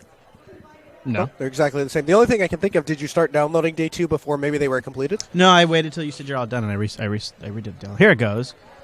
Huh. Yeah, it's having a hard time with these files. Are you not in VLC? No, I am in VLC. No, yeah. Let's see if they open up on my computer. Yeah, check your day 2 files. Well, I'm just curious if you can do it in VLC.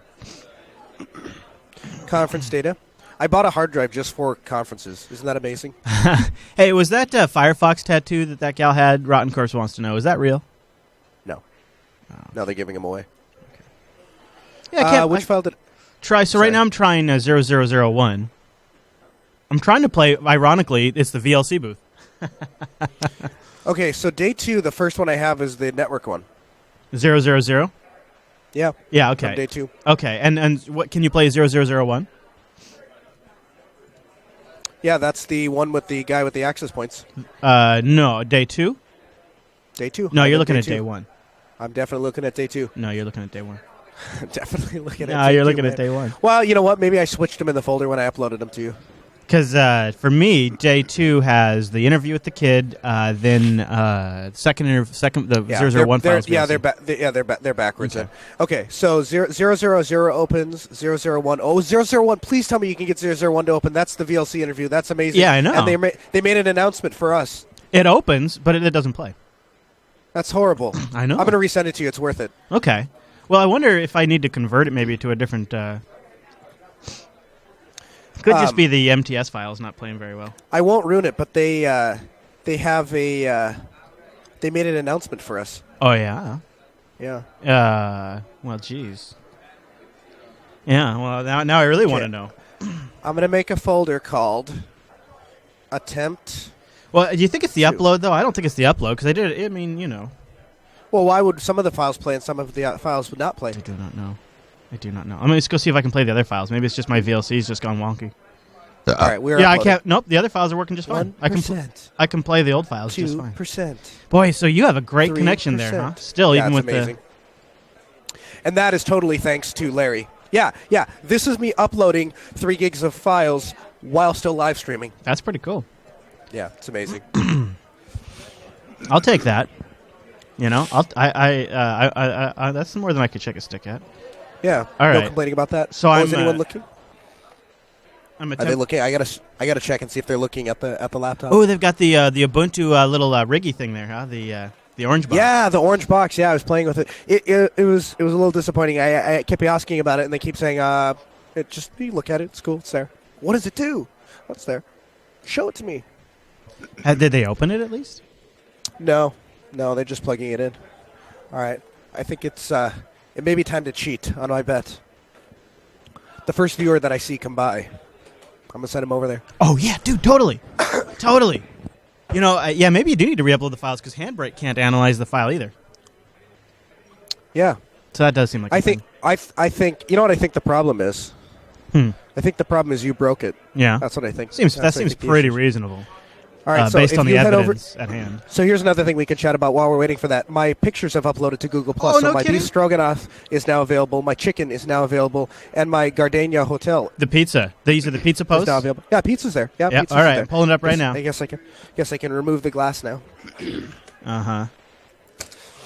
Oh, that's your hotel, huh? So it's open. Yeah, isn't that cool? Yeah. How cool is that? That is yeah, really so the tree grows up from the first floor to the second floor. Yeah. Which I thought was really cool. That's super cool. Yeah.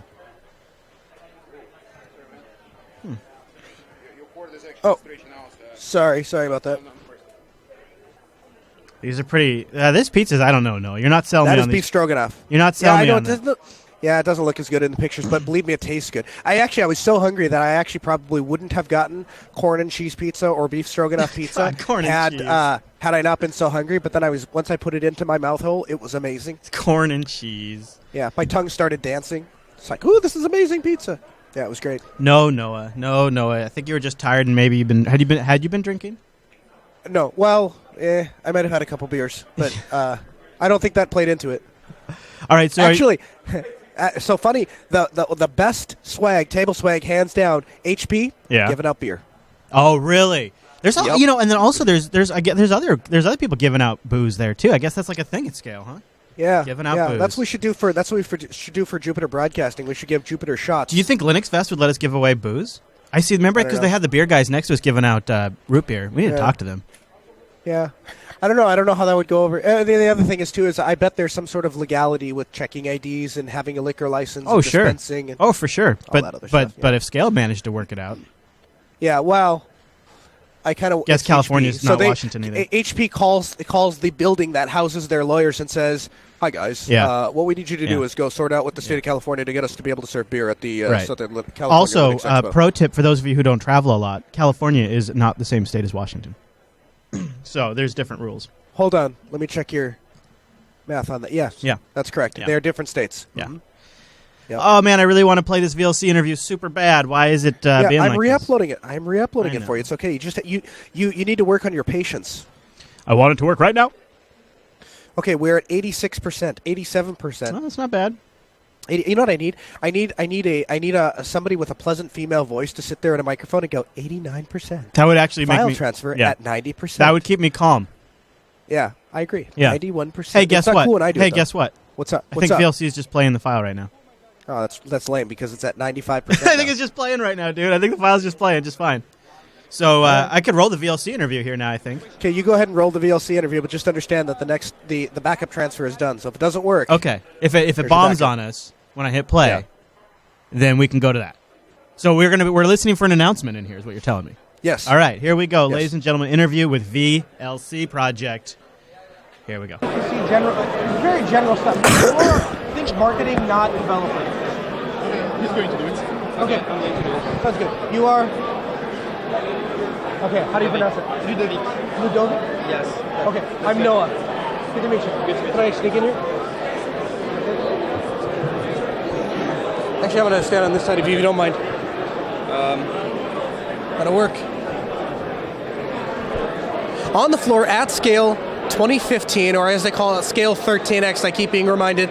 We are here from one of my absolute all-time favorite projects, VLC. And the cool thing about Videoland over some of the other players is it does a lot more than just play videos. Yes, I use it on every airplane ride I've ever been on to watch all of my DVDs, which are ripped in an ISO, and I can just open them with VLC, and as well as every other format on the face of the planet. But it's also capable of doing live streaming, receiving streams, recording uncompressed video, all those things, and I use every last bit of it. I'm here with Ludovic from the project. How are you doing today? Good, really good. Happy to be here. Yeah, and and it's cool because I've been to a lot of conferences, but Scale clearly has some of the really big hitters, right? Like I would have not expected to see anyone from VLC, so the opportunity to meet you guys and speak with you is absolutely outstanding. So for somebody that has been previously living under a rock, tell me exactly what VLC is. So VLC, there are two parts in VLC. There is the player that not everyone knows basically, because old people use VLC for opening all kind of weird formats and play videos. But it's also a complete framework because you can use VLC to code new applications and to decode videos and to stream them and so on. So it's a complete framework to do all kind of stuff from business to streaming to TV station. They all use VLC basically. Yeah, that is outstanding to hear. You said TV station, so it's interesting that you guys are aware of the truly professional application or the truly professional implementations of your application. So, at Jupiter Broadcasting, we use VLC to send a lot of the remote feeds back to the studio before they go out on the air. In fact, the stream that plays constantly that airs anytime we're not actually on the air is actually being powered by VLC. The other thing I've noticed is you guys have the ability to truly be multi-platform. Is there a platform you're not on? Currently, all the recent platform we are on them, even the WinRT ones, which is quite new and it's going to be launched on the store in a few days here.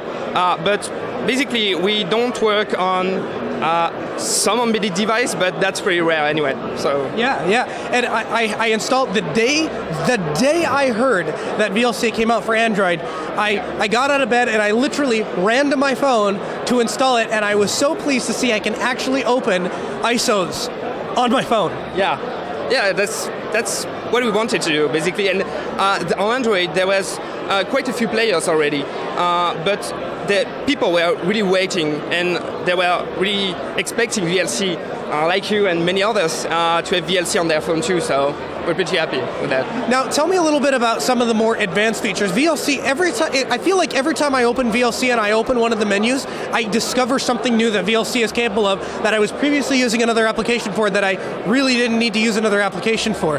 Yeah, as I told you, it's a framework. So there are even functionalities that are not available in the UI, in the interface, because most of the features are command line based. So there is plenty of features, and VLC can do basically everything professionals need. So I could actually run VLC, because I think this might not be so well known.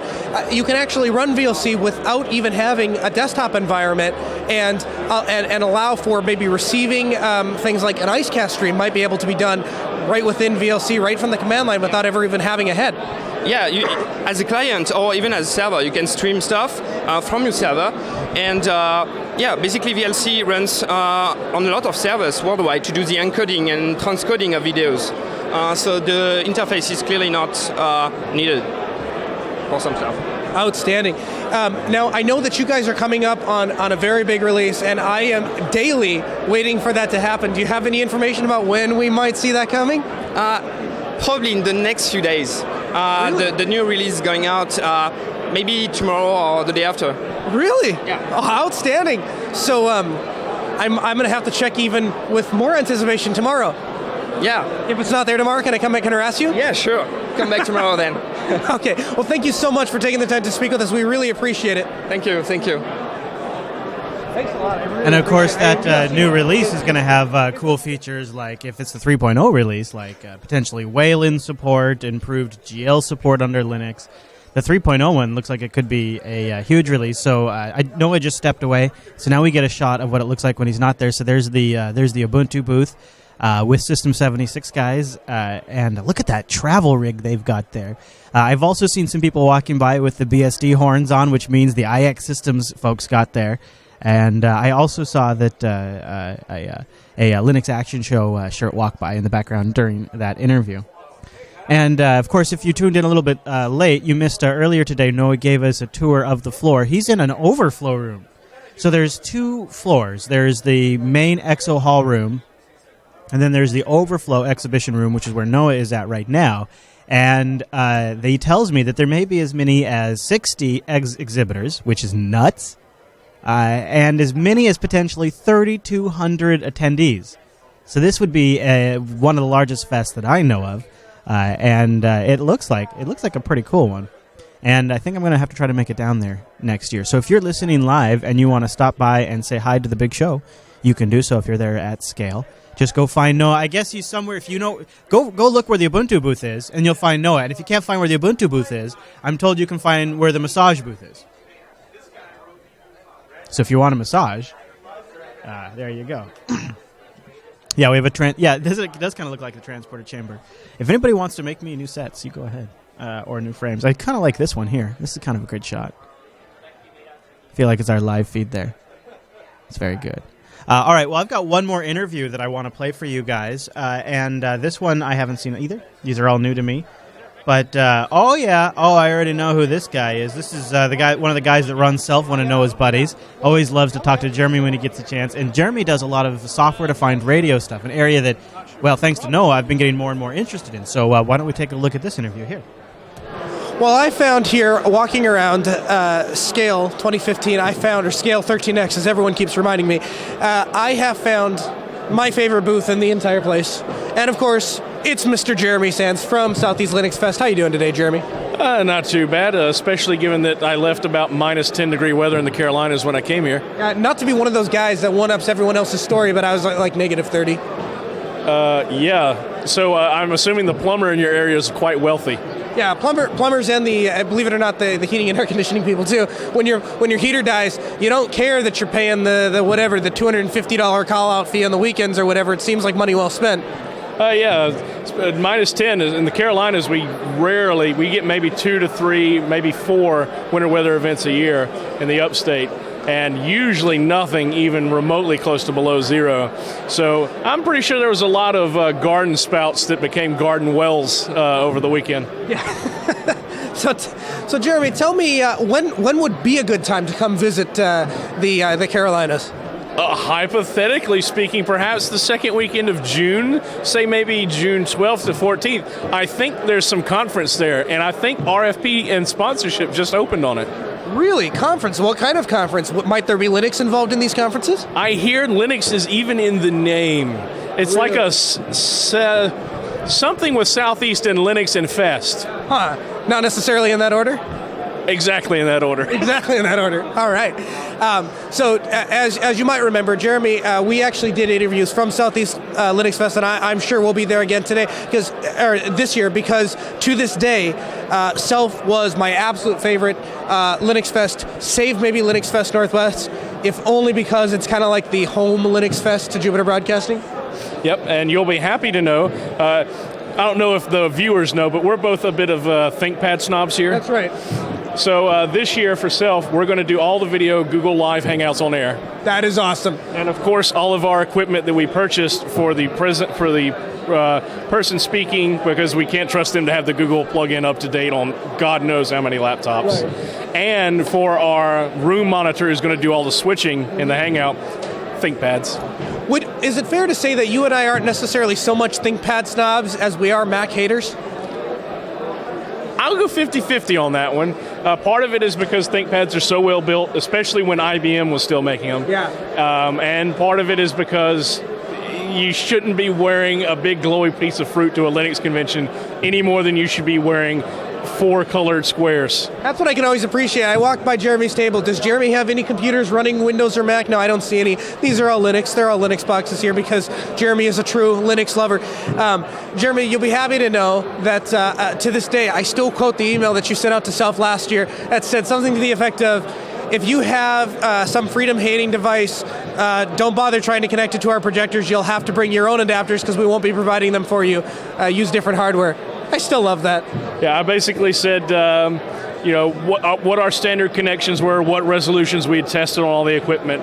And I then said, if your laptop hates freedom, you're on your own for bringing the adapters to get to what we have. That's absolutely outstanding, and we'll definitely chat more off the air about or off camera about the streaming situation that you're going to have. But we're excited to be at Self. We're excited to go to Self, and of course, always nice to see somebody who truly loves and is committed to running all of their stuff on Linux, even if it takes you like 9 months to get videos out. Gee. I'm sure somewhere Q5Sys is going, yes, he got it in. Yes, he thanks me for that. Yes, right before I left my newest desktop build transcoding between college sports and a new transmission in my car. Thank you, Mazda, for not issuing a recall and just doing a service bulletin. Not that I'm bitter, but I'm bitter. And closing on a house. Outstanding. Well, congratulations. Oh, yeah. God, the paperwork. Yeah.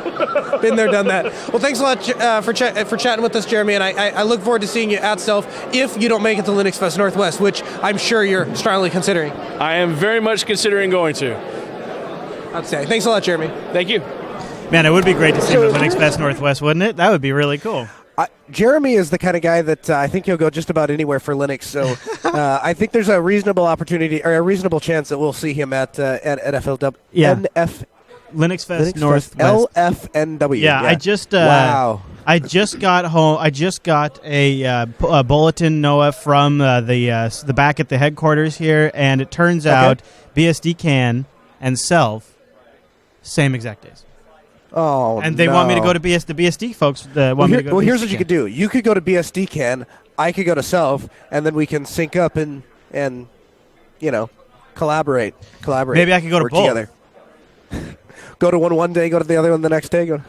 Yeah, well, yeah, could be kind of crazy. Yeah, that could be kind of crazy. I don't know. All right, so how's the crowds looking down there now? Good. I mean, I'm sure as you can tell, yeah, it's getting more and more busy. I'm still waiting to find to pounce on my opportunity to find a fan to send over to troll the System 76 guys. Yeah, but yeah. Haven't found one yet. Yeah. I like our remote connection here. This is actually working out pretty solid here. And yeah. Is this bouncing off your droplet? It is bouncing off a droplet. Yes, it is.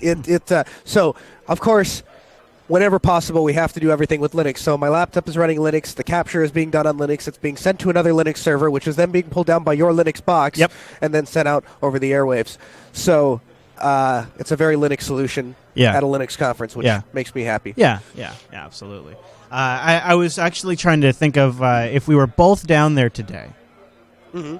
Would we forfeit live for today, or could we? You wouldn't have to. No, you wouldn't have to. What you could do. I mean, what you would have to do, I guess, is you'd have to remote into the playing computer, and you have to minimize pause and minimize VLC and bring up Jitsi. Yeah, I guess that if you just did it like that, that would actually be I know. I have a transporter behind me. I don't know if you've seen the set, but I do have a really? Yeah, I'm actually. Oh, that's excellent. Yeah, I'm in a transporter room. Oh, that's great. Yeah. So you could come and say hi if you wanted to. Yeah. I could just beam down there during the clips and then beam back and resume hosting. It's not going to work. I don't have a second mic, so I would stay there.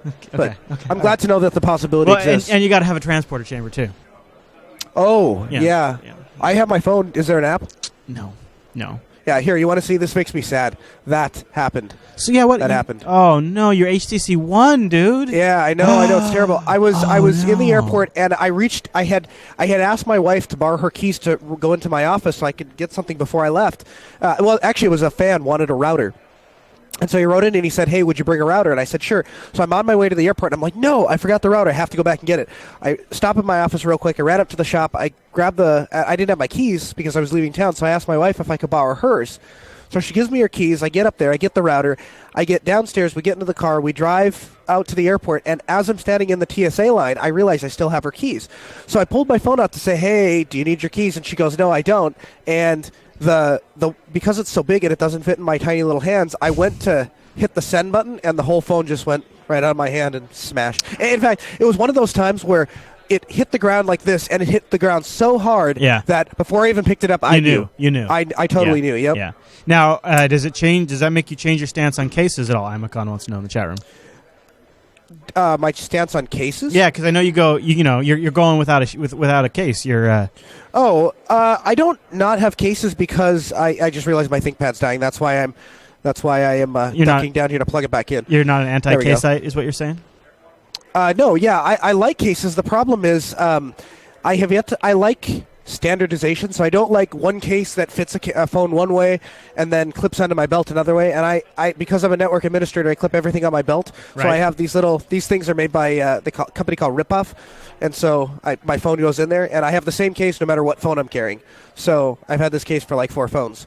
So it'd have to fit in there. But that case wouldn't have, I don't think it would have solved it. I mean, unless it was one of those like outer boxes or what, the ones that are armor things that, because I mean, it hit the ground hard. So Angela did something kind of crazy for the Beard She broke her Apocalypse. iPhone? No. Jeez, don't get all excited. Jeez. Oh, sorry. No, she created she created something for the Beard Apocalypse over at teespring.com/nobeard because no Rikai, I no saw that. editor. She tweeted it. Yeah.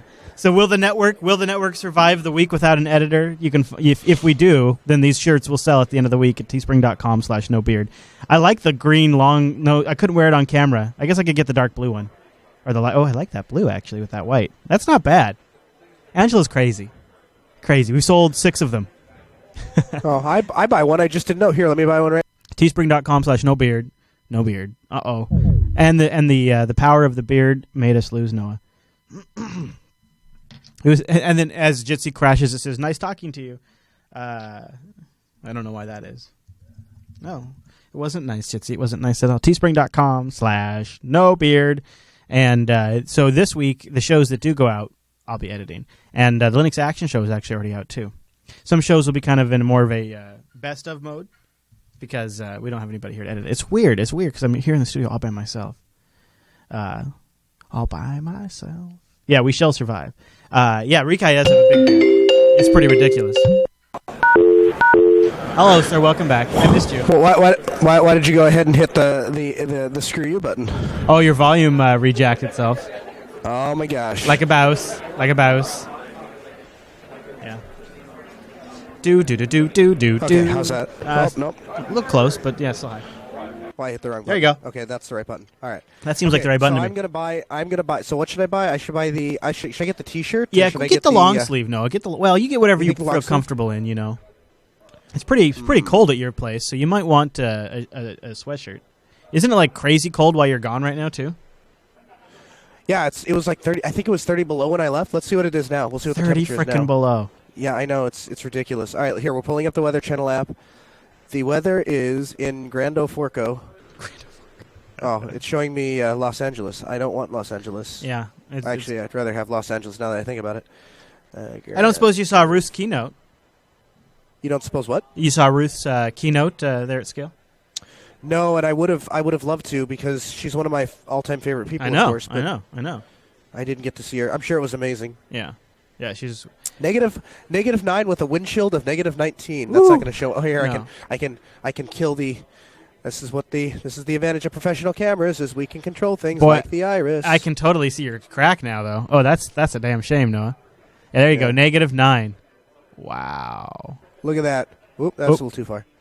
Yeah, isn't that crazy? That's terrible. That's terrible. That is really terrible. I'll turn the iris back up. So there's worse places to be than than in California right now for you. Yeah, it's funny because I got off the plane, and of course, when you live in North Dakota, you have to dress for it. So you don't walk around in t-shirt and shorts. To have a thick jacket. It's like that thick. And I get off the plane, and I'm peeling everything off because it's so hot.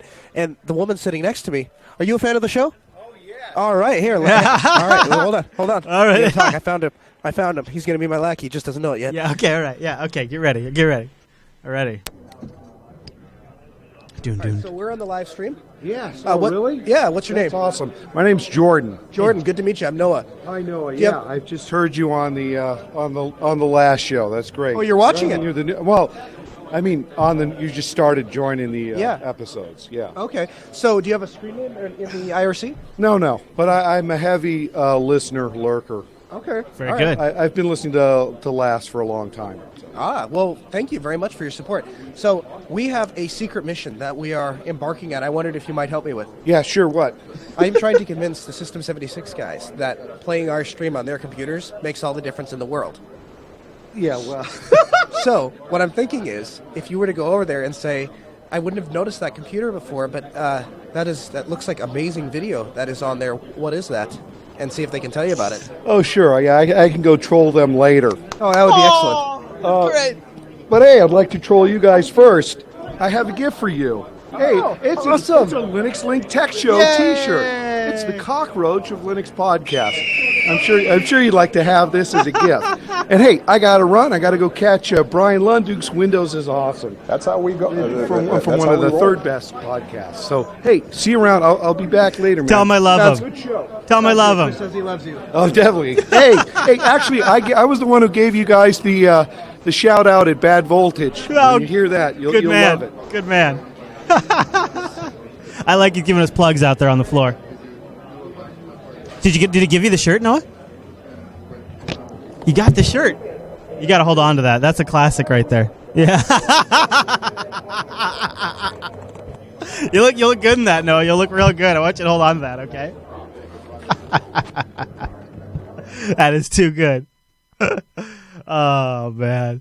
Now Noah, you got to make sure that we next time we'll have to send you with like swag for folks just like him that you can hand out.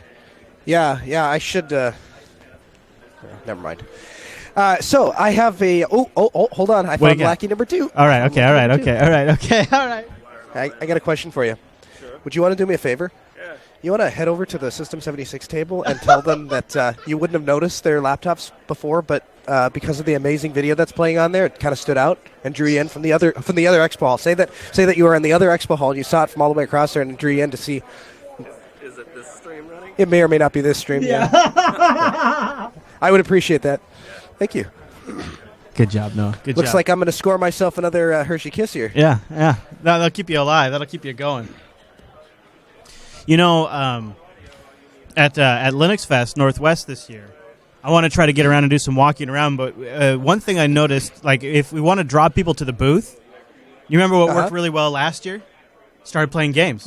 We started playing games, started playing video games up on the screen, and people just would come up to the booth. Oh yeah. Uh-huh. That was an interesting draw, I thought.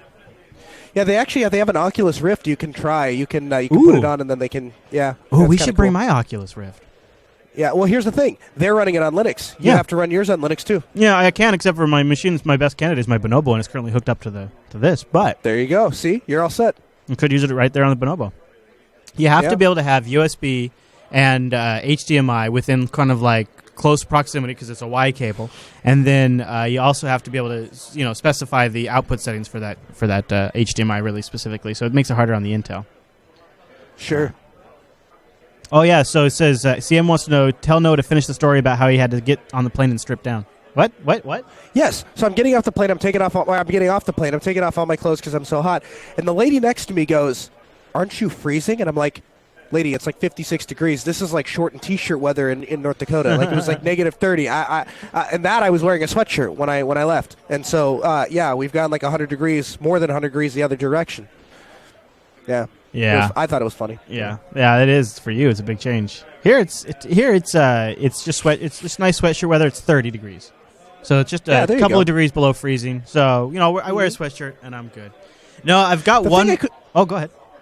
No, it's all right. I was gonna say I got one more interview I could play. A very special interview. That yes. One of my favorite presenters in the whole scale, if only because of his extreme enthusiasm for Linux. Oh, there you go. You ready for me to roll it? All right. I'm ready. One of Noah's favorite presenters who's most enthusiastic about Linux. Plug to all that, okay? Okay. Let's see if I do. Oh, that's not going to work. Let's see here.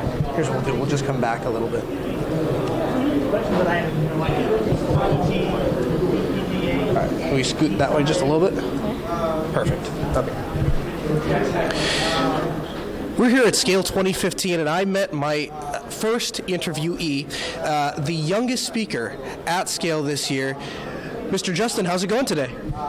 It's going good. So basically, I am Justin King, also known as Babu on IRC, and I also go as JS King for my GitHub and other things. So I'm going to be here talking to you today about my talk, which is about the Witch-E. The Witch-E is basically an emulator that I made of the Witch, which is the oldest working digital fixed-point decimal computer. It's pretty long. You can look up all the terms. And basically, the Witch-E is meant for education.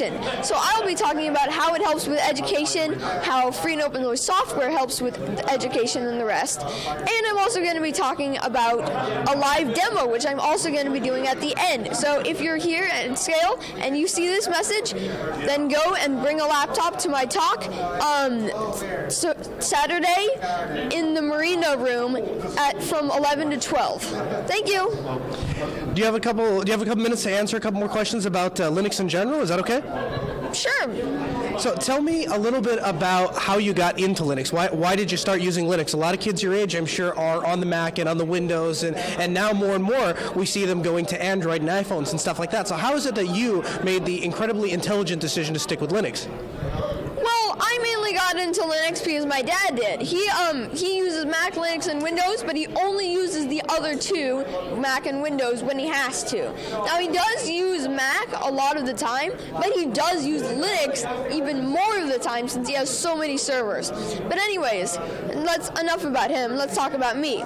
So basically, I use Linux a lot. For example, I have this new gaming computer that my dad and I share. It's a Linux computer, and that is the major reason why I've been using Linux so much more lately. Mainly because it's a computer that is really easy to pick up. It has free and open source software, which is really great. So overall, that's why I've been doing it. Before I had to use virtual machines, which have been a bit of a pain, but now that I have an actual Linux computer to play around with, I'm very happy. And that computer, you acquired that from your grandma, and it came to you with Windows, and you said, Windows, that's no good. Can't have Windows on there. Got to rip the Windows off. We're going to put the Linux on, right? definitely. My dad actually made that decision, but I definitely agreed with that decision because I cannot navigate around Windows for the life of me. And I've also been used to the Unix and Linux shell, so I've actually done several terminal commands. I've even made games for Linux, so I'm very familiar with it. Well, that's outstanding. Well, thank you so much for taking the time to talk with us. People want to find out more about you and the things that you're doing on Linux and of course, your project. Where would they go? Well, you can go to my GitHub page, which is github.com/jsking, or you can contact me on free node servers like Pound Beagle, Retro Computing, which is the one I mainly go on now. And so you can also find me on YouTube under the channel name No Blind Devs. And if you would be so kind to subscribe, I post videos whenever I can. Thank you so much for interviewing me. Hey, we really appreciate having you. Thanks a lot, Justin. Thank you. That was great. Wow. Yeah, so there's the new co-host of the Linux Action Show. Noah will be working with Justin on future episodes. Yeah. All right, and we're back. Hey there, Noah. Were you chatting with folks that stopped by during the clip? Yeah. I have to give a plug to Jupiter Broadcasting. So a gentleman stopped by and he said, "Listen, here's the thing." He goes, "I worked down in Mexico with a couple of kids, and I have."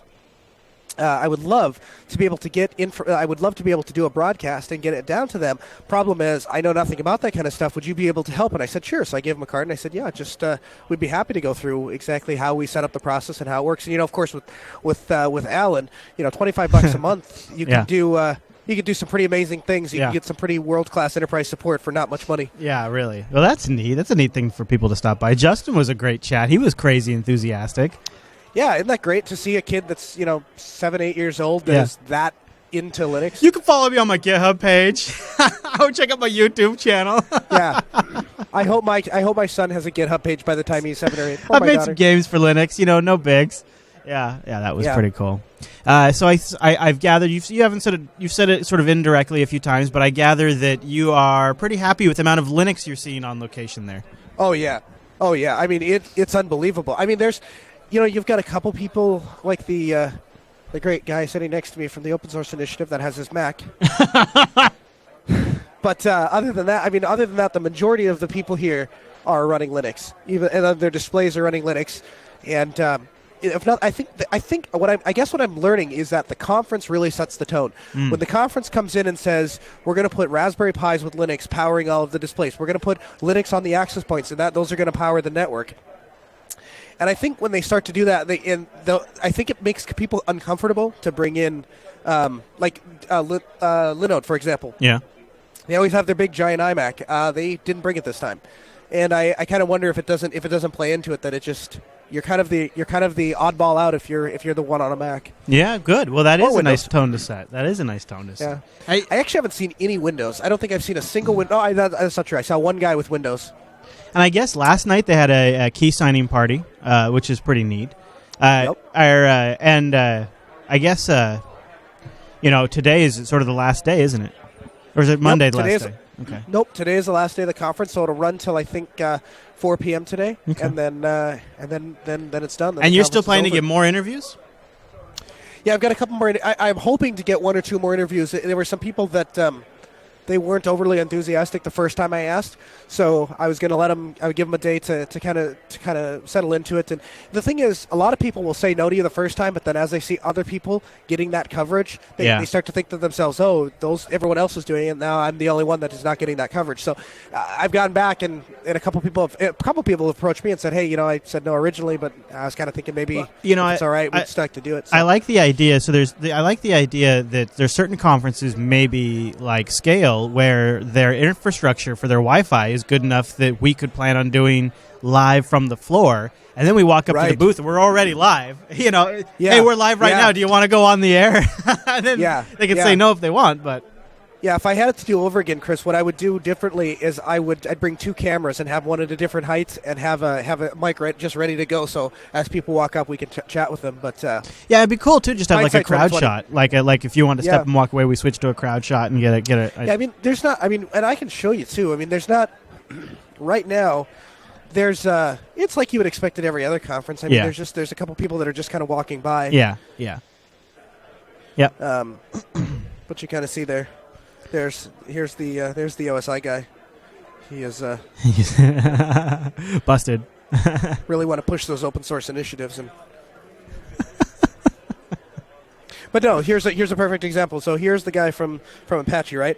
That's a ThinkPad that's decked out with Linux and open source stickers. Nice, yeah. You know, and that's pretty common. And of course, the canonical tables. Oh, of course we should have sent you with stickers, all of that. We got to get a kit. You know, we got to have a kit, and then we'll send you with a kit of stuff. And when I go, I brought some swag. Oh, good. Because I had some stickers that I had stolen from you when we were at Ohio. Perfect. But I ran out of them pretty quickly. Yeah. Okay, that's all right. Yeah. Well, and we could have made scale stickers too, I suppose, if we were really thinking about it. Yeah. Well, actually, the most popular ones are the Jupiter Broadcasting ones. That's what everyone seems to want for their laptops. Oh, okay. Yeah, that's cool because those are easy to make for all conferences. Those flew out pretty quick. I had them in a little Ziploc bag. I think I had like 8 or 9 of them, and in the first hour or two, they were gone. So. All right, Noah. Is there anything else we should cover from our live scale event? Do you want to hang out for a bit and let people show up, or what do you think? Or do you want to get around and do interviews? No, it's up to you. I mean, I've got plenty of time to do them. So if you want to keep the live stream going, we can. If you want to call it a day, then I'll go get some lunch and start doing interviews. But either way, I have so I've got these 6 interviews here, and then are you thinking maybe a couple of more potentially? So we'll have like probably by the time you're done 8 or 9 interviews total. So oh my goodness, no, I have like 15. I only sent you. Oh, okay. I sent you. In fact, really, here's a teaser for you. Those are the worst interviews. Oh. Not the worst. They're all good, but those were the ones that were everything after that is going to be even better. Do you have any more you could send right now? Yeah, sure. Why not? Are they on your hard drive? Because if you have a couple, all of them are on my hard drive. If you want to pop a couple more up there, I could play a few more, and we could. Sure. Because it's neat to have people stop by and say hi and troll you. So of course the other thing I didn't even think about is it's gonna ebb and flow depending on what the talks are right now. Right. So we can go look at the schedule. So today is Sunday. Yep, the last day. Aww. So I sent you from day 2. I sent you 0, 1, and what was the other one? From day 2, I have 000 and 001 and 0008. Okay. So right now it's just after 11 o'clock Pacific Coast time. So it looks like so right now you're at break until 11:30. And then you got coming up, you're going to have a set of talks. Fedora has a big chunk of time going. Wow, look at that Fedora chunk. Holy shite. And then at 12:30 it's lunch, Noah. So maybe 12:30 is lunch. Yeah, so maybe we'll try to maybe we'll break a little after lunch or something. Give people a chance to stop by and see you. I don't know. We'll see. Good. We'll see how it goes.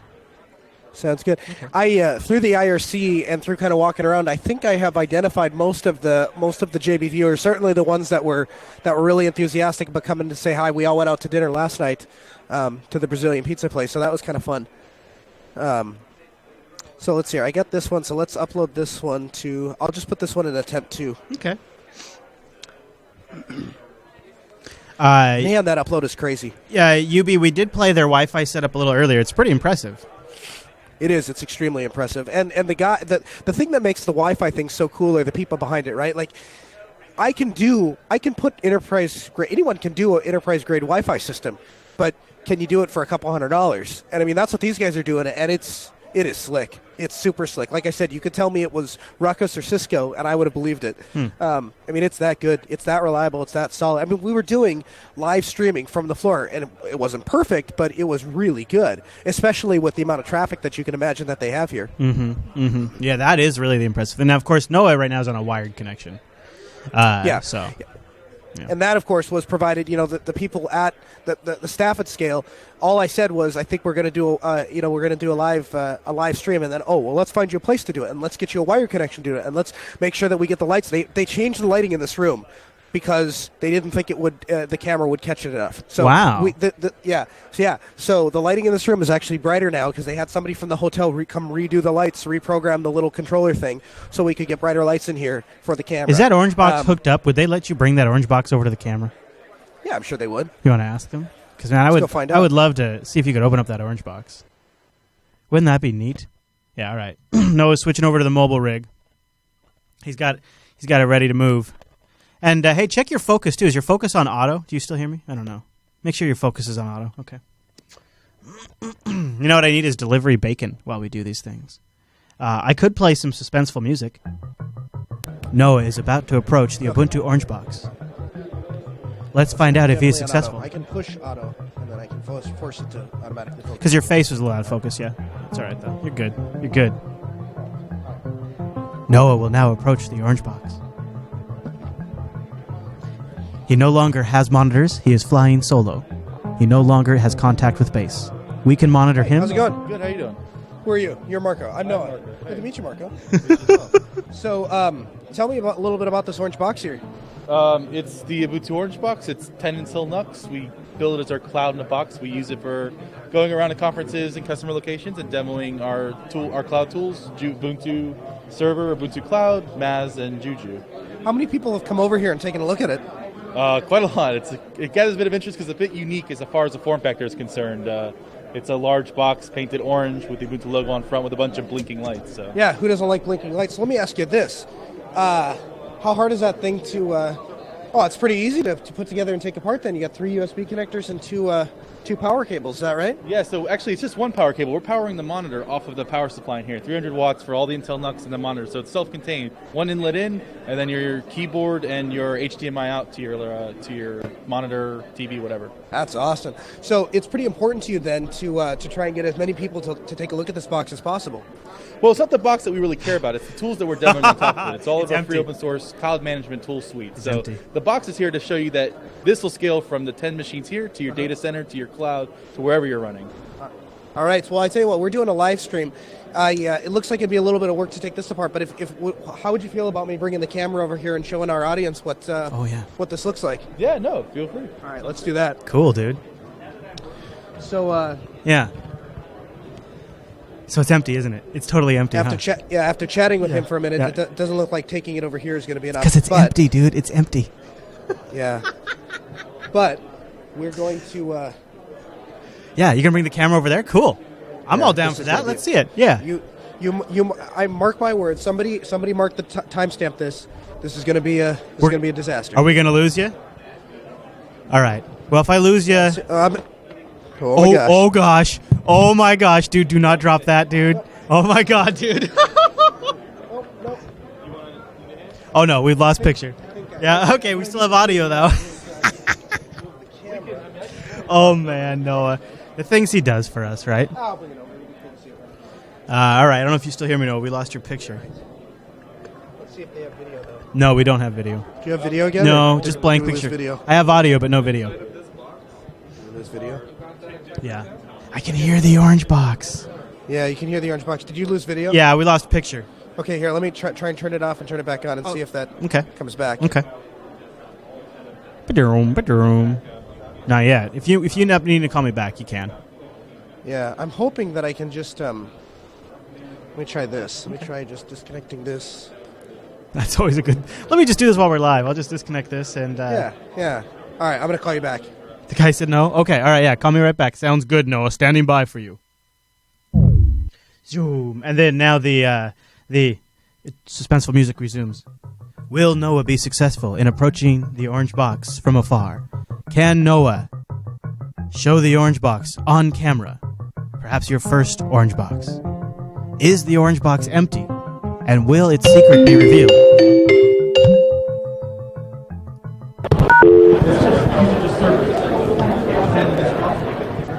Oh boy, still no picture and your mic's turned up, of course. Right, okay, hold on.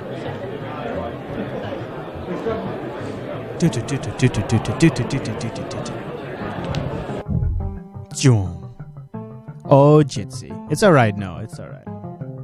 It's the price we pay for experimenting.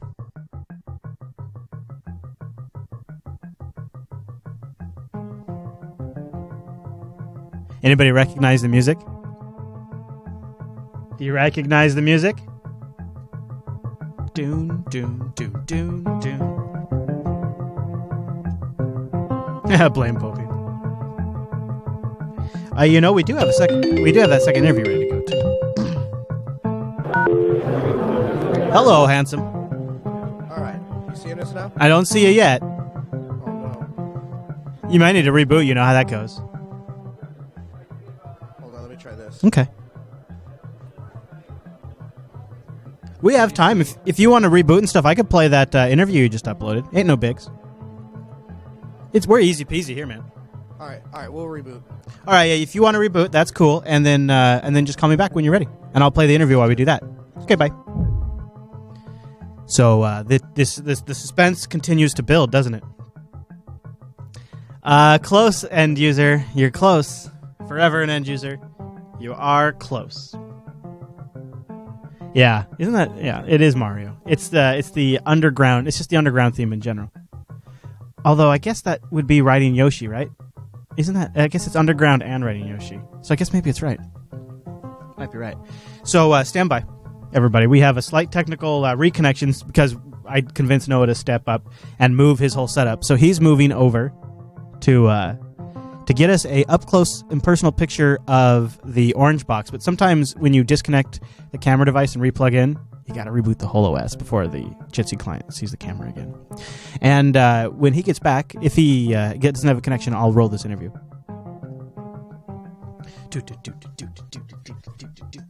This is like Super Mario Castle theme. Ooh, good one. Testicle difficulties. I don't think this is gonna work. I don't think this one's gonna work because I never even saw the option to see your camera to do video. Really? Yeah. You might have to reselect the camera now in Jitsi. I did, yeah. Hold on, let's try this. Okay. Let's see if I go there is, speaking of BSD sessions, IX Systems is down there. How's it going? Chris didn't come out.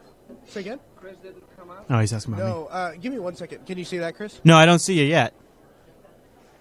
Try toggling, because I did reselect it now. Underground. Isn't that the one I had?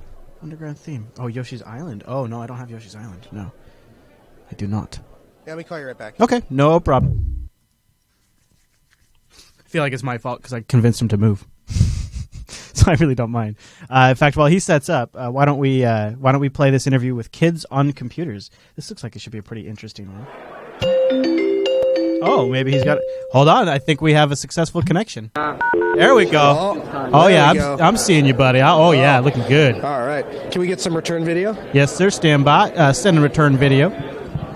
Okay, I'm sitting here with. Here, we'll flip the camera around here. I'm sitting here with a viewer of the show. He was helping me troubleshoot. Your sport fleet. You might remember me, Chris. Yes. Vaguely. Yes. On cloud these days. Yes. OpenSUSE before. Yes. KDE. Yes. Very much so. He says yes. Yeah, I know he does. Yes. He says he knows you do. Well, Noah, you have a very good helper. Joss is a longtime friend of the show. Yeah. Yeah, he was telling me.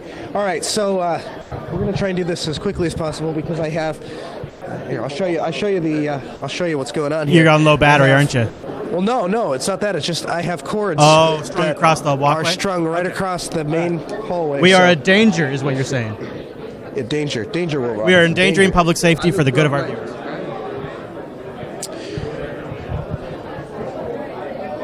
All right, we're gonna kill the iris here just a little bit so that you can see what is on that screen. Oh yeah. Oh, is this the management UI? Yeah. Cool. So let's see.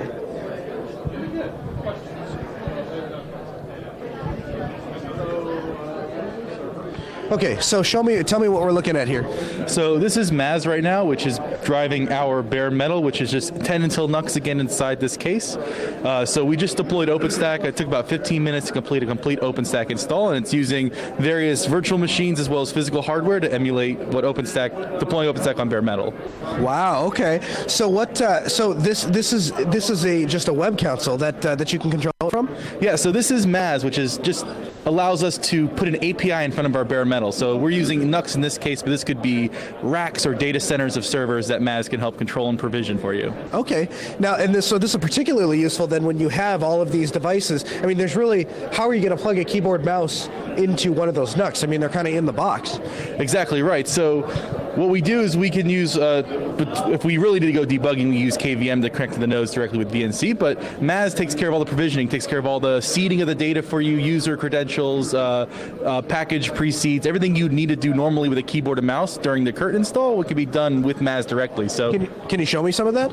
Yeah, so we can just fire up an Ubuntu node if you'd like. You can see the process of it provisioning, turning on, and we can just SSH to it. Yeah, let's do that. All right, great. Yeah, this is cool. So I'm just going to allocate node 6. I think this one's working pretty well.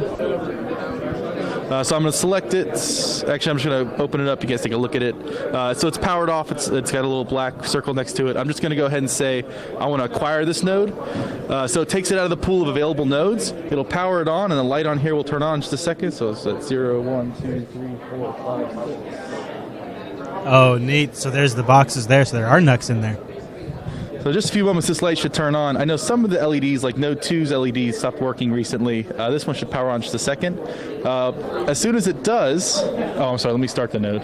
I like that. I've acquired it, starting it. So once it does, it'll actually go and deploy Ubuntu Trustee on it. And then in a few moments' time, we'll just be able to connect to it with SSH. There it goes. There it goes. That is so right. cool. So I'm just going to open up a terminal.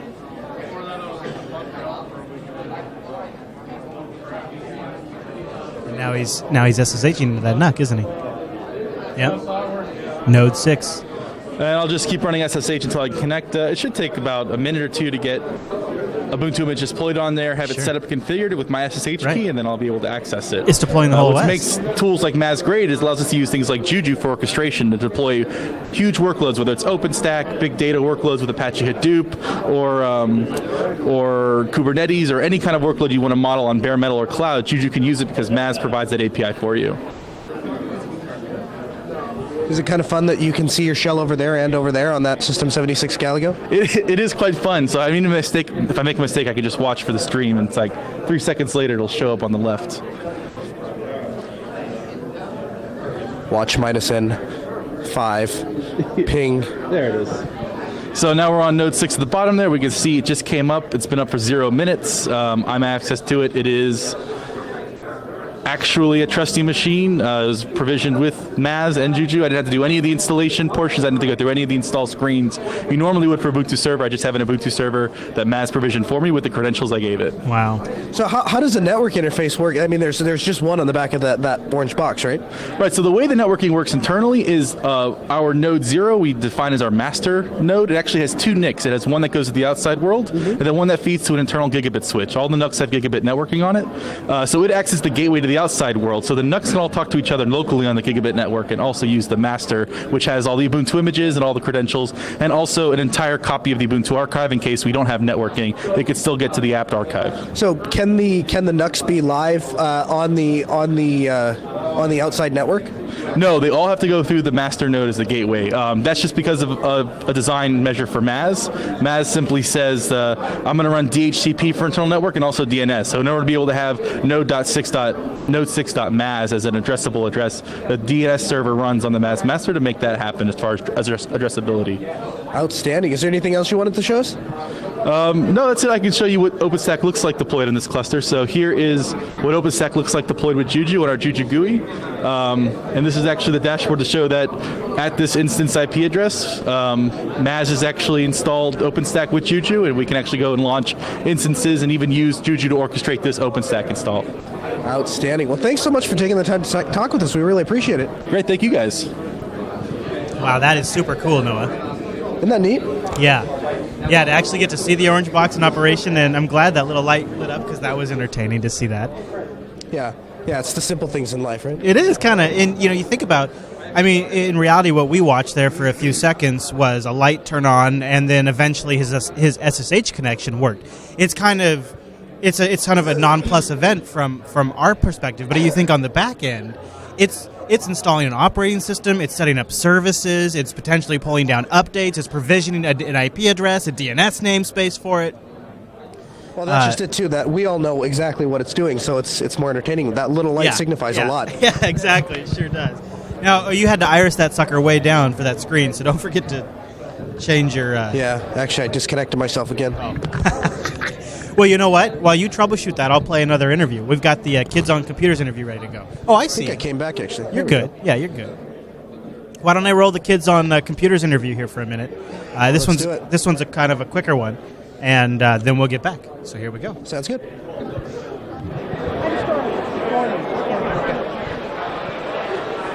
a bit of a lie. I didn't catch the one, but I felt like I got it wrong.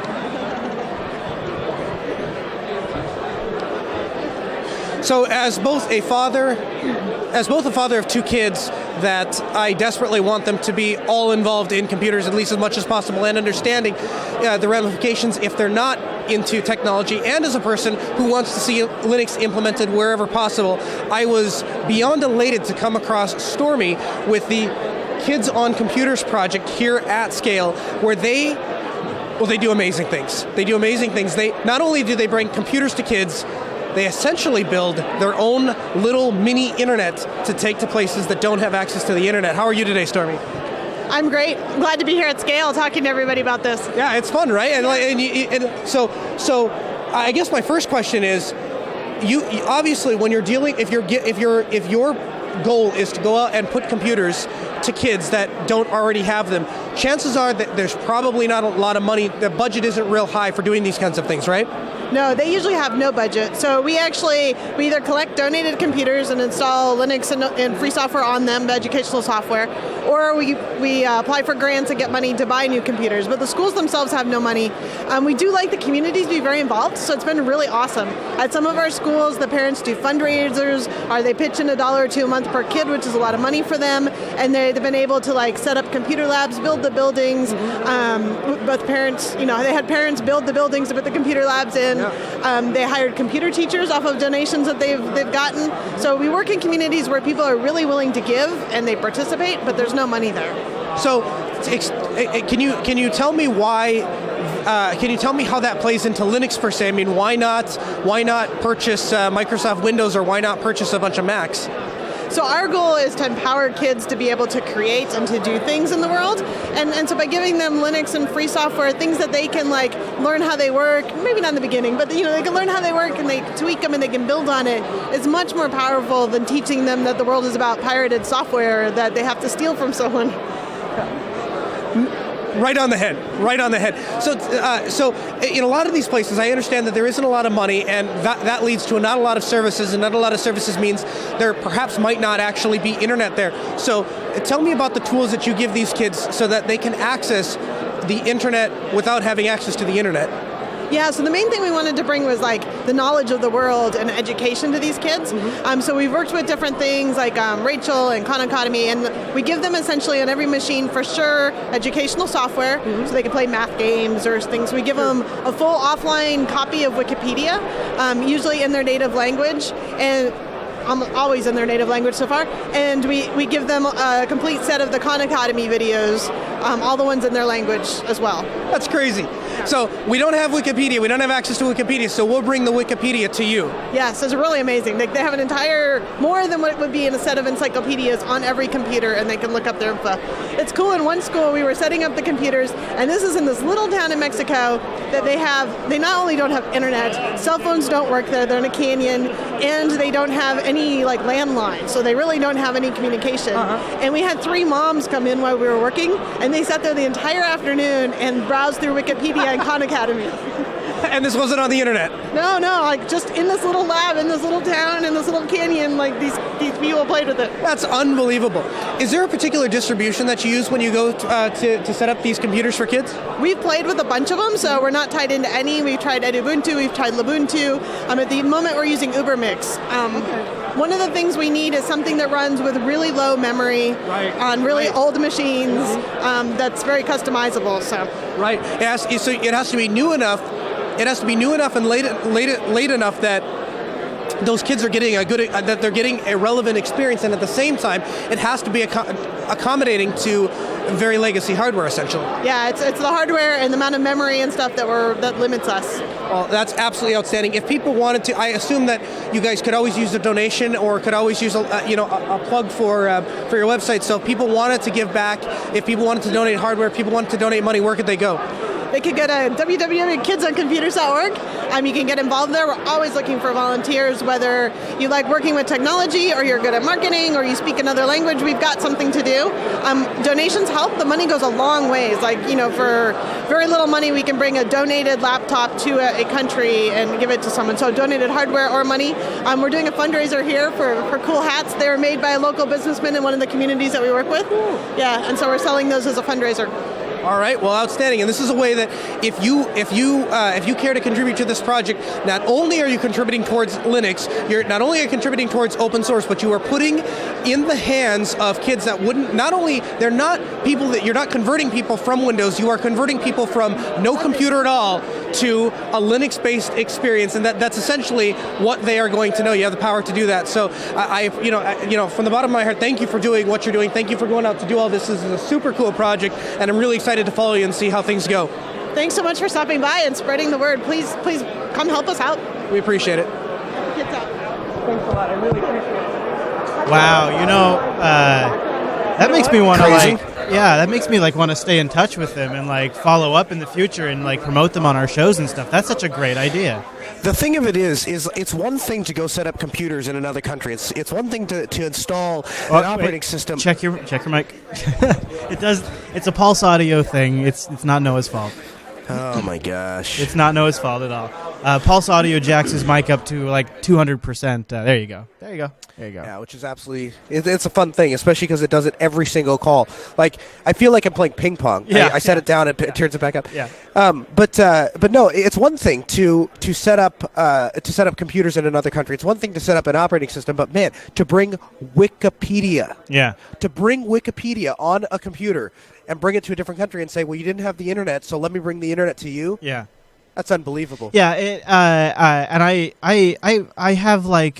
have so many old parts and pieces of computers that I wish I could do something better with, and I think causes like that would be a good example. Mm-hmm. So. I actually think Stormy actually works for Mozilla, so we'll stay in contact with her, and yeah, we'll definitely follow up with her in a little bit. Very cool. So I see you're sending me a whole batch of files now, aren't you? You got it's funny. It's amazing that you can see that. Well, so you just you just give me the full dump now, huh? Yeah, oh my goodness! Exactly. Oh yeah, my well, goodness! I've lost track now of which ones Okay. I sent you and which ones I didn't. So all right, I'm just gonna let it rip. send them all Huh? to you. We'll let it go. That's cool. So there must be some people you talked to that didn't make it in as interviews. It's one of the things that I haven't figured out is some of the best conversations that I have when I go somewhere are off microphone. And ordinarily I'd agree with you. This wasn't the case here. Really? I mean, no. I mean, it was one of those things that everyone that wanted to talk was willing to do it on camera, and I got. I mean, they're there. They're taped. I mean, they're you don't have them yet, but they're on their way to you. So, yeah, it was outstanding. I still feel like for me though that's been a challenge. It's like when I go around, we have conversations side conversations and stuff like that. Has there been any projects you've been surprised to bump into or haven't seen at other conferences? Well, I didn't expect to see VLC. Yeah. I've never met anyone Yeah. from VLC, and that was definitely kind of a surprise, but a very pleasant one for sure. The Ubuntu booth behind you, Hold on 1 second. Sorry. What's up? Yeah, everything's great. Thanks, Larry. Say again. That's Larry stopping by. No, we're good. Thank you. Larry's the guy Appreciate that it. makes it all work. Yeah. You know what's ironic though is that that Ubuntu booth behind you. There was nothing like that. There was no official. Is that a canonical booth or is that a local? Yep, local? it's a canonical booth in partnership with System 76. So, but they'll do that at scale, but they don't do that at Linux Fest Northwest. Yeah, I mean this is a big expo. I mean there was so the guys from Cody are here. Yeah. That interview should be on its way to you as well. But those, I mean, unbelievable what those guys are doing. And they helped me fix your. You don't know it yet, but they helped me fix your TV. What are you talking about? So we'll be able to do the thing that we wanted to do on that TV. You're talking about you mean like sideload apps on the Amazon Fire? Well, yeah, they actually have it set up so that you can, without rooting the device, you can install Kodi on the Fire TV. Oh, you're S-ing me. No, yeah. As an APK. Yep, it's just an APK. You drop it on there, and then you'll be able to do Kodi, and then that obviously opens up, a couple of really cool things. So. Oh no! When are you going to be out here again? Because we have Secret Project AF. Yeah. So which I feel like we need to strike on soon. Yes. I would of course be willing to do it as soon as next week, but I'm kind of coming down with a cold, so I might have to push it back one more No, that's week, fine. but, that's fine. I have a couple other initiate- things. I have a couple other ideas for when you come out, including a segment idea. So. Yeah. So maybe when we start Secret Project AF, then we can we could take a look at the whole Kodi thing as well. And the other thing we'll need to do is some Linux Fest Northwest planning too. Oh, of course. Yeah. Linux Fest Linux Fest Northwest. Man, what a tongue twister. That is, I think it's going to be the biggest Linux Fest Northwest, at least for Jupiter Broadcasting, thus far. I hope think so. It'll be huge. Yeah, I think it should be fun. Well, we have tons of things in the pipes. We've briefly talked about perhaps doing Linux at Linux Fest Northwest for the streaming. So you never know what might come about. We'll see. I might be skeptical if it's going to happen, and I want to try to get a lot of the hosts out too. So that could be big too. Yeah. Did you say this is the first year that it's the potential for every host on the network to be there at one time? Maybe it's hard to pin down Chris Moore because he's got 5 kids, so that's understandable. So you know what I see right now is I see like the SD card folder structure here. So if I go into there, which folder would have the actual files, the MTS files? Oh man, it is. So it's if I go into BDMV, is that what it is here? Private. Which I love they name it that. I know that's always weird, right? Like private. Like is this? Did no one mean to send this to me when I see that? Yeah. Private AVCHD. It's the stream folder. BDMV and stream, but the files are not done yet, so I would let them bake a little bit. Yeah, and I probably already have those ones. Do you? 0, 0, and 3, I think so. Yeah, perhaps. I think so. I lost track. Yeah. So where I was going, anyways, with the conversations that I have that don't get recorded, right? Is I was thinking for Linux Fest, if I walk around a little bit, is I have that Zoom recorder. I have 2 of them. I have 2 Zoom recorders. Do you think that's too obtrusive? No, not at all. Actually, there's a guy that's here that he has a little square thing that he clips onto his shirt, and it records everything. Oh, to his phone? I think it records on the device itself. You know what I have actually is I have a lapel mic that goes to the phone. I could just walk around with that. Oh yeah, I could walk around with a lapel mic to the phone. Yeah, let's talk about that. So, I'll send you a. Let me send you another file while we're waiting. How about that? Okay. Here, you tell them what you're going to talk. You tell them what you're about to send. And I'm going to go get my mic, see if I have it. All right. Well, while he's doing that, I'll talk about what I'm going to send him. What I'm going to send him is I was testing a new setup, and I think this setup has the potential to offer some really cool things because it's going to be so incredibly portable. The thing is, you won't. I don't know if I'm almost scared to tell anyone exactly how I've set this up because it is so unlike anything that you would ever expect from a professional setup. But the reality is, I'm senile. It actually I was really blown away with how well it worked. So I'm going to go ahead and upload this. This is going into the double uploads. attempt 2 folder. I can't find my lapel mic because I'm an old senile man who loses things. Yeah. I tried to organize. Yeah, I had a spot, but then I redid the living room, as you know, and I just got everything got all. I had it with the selfie stick. Yeah.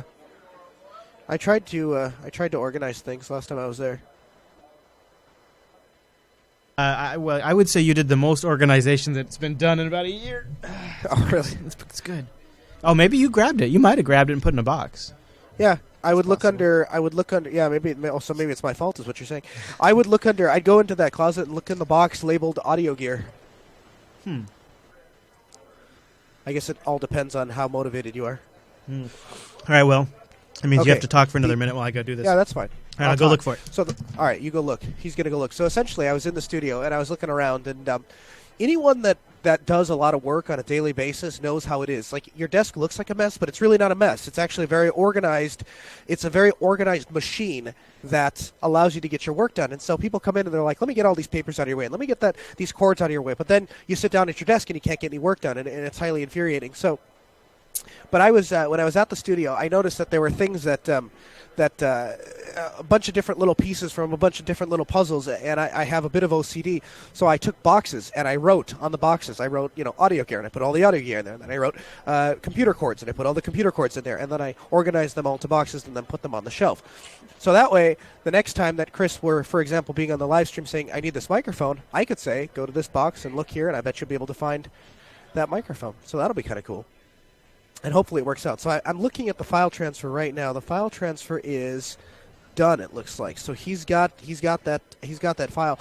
So I'll be interested to see mostly what everyone else thinks of the audio and video quality of a interview that I did, because Yep. I was actually kind of impressed.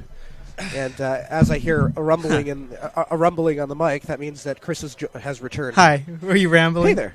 So yeah, I was you did rambling. put it in a box, which is good. I found it. I was like, oh, I was like, crap, I didn't find it, but I found the selfie stick. Turns out it was actually right next to the selfie stick, which is now, yes, before everybody loses it, Chris has a selfie stick. I got it for my patrons at patreon.com/today so I could do behind the scenes videos. What's wrong with the selfie stick? Well, because Noah. Oh, well, yeah, you have Google Glass. You don't know why. But I don't know what you're talking about. Yeah. All right. So the selfie stick. This is actually a serious professional grade selfie stick, and this is for conferences and behind the scenes videos. This is not for actually taking selfies. So stop it. But as you can see, like a traditional, you see on the return feed there, Noah, it's got it's got adjustable, fixable. I believe that the word you're looking for is telescoping. Yep, telescoping, and then the mount is adjustable. So the Nexus or whatever, you could have an Internet 5. Could you have the no phone? You could have the no selfie phone. upgrade? So here you go. So you can see. Now I can, yeah.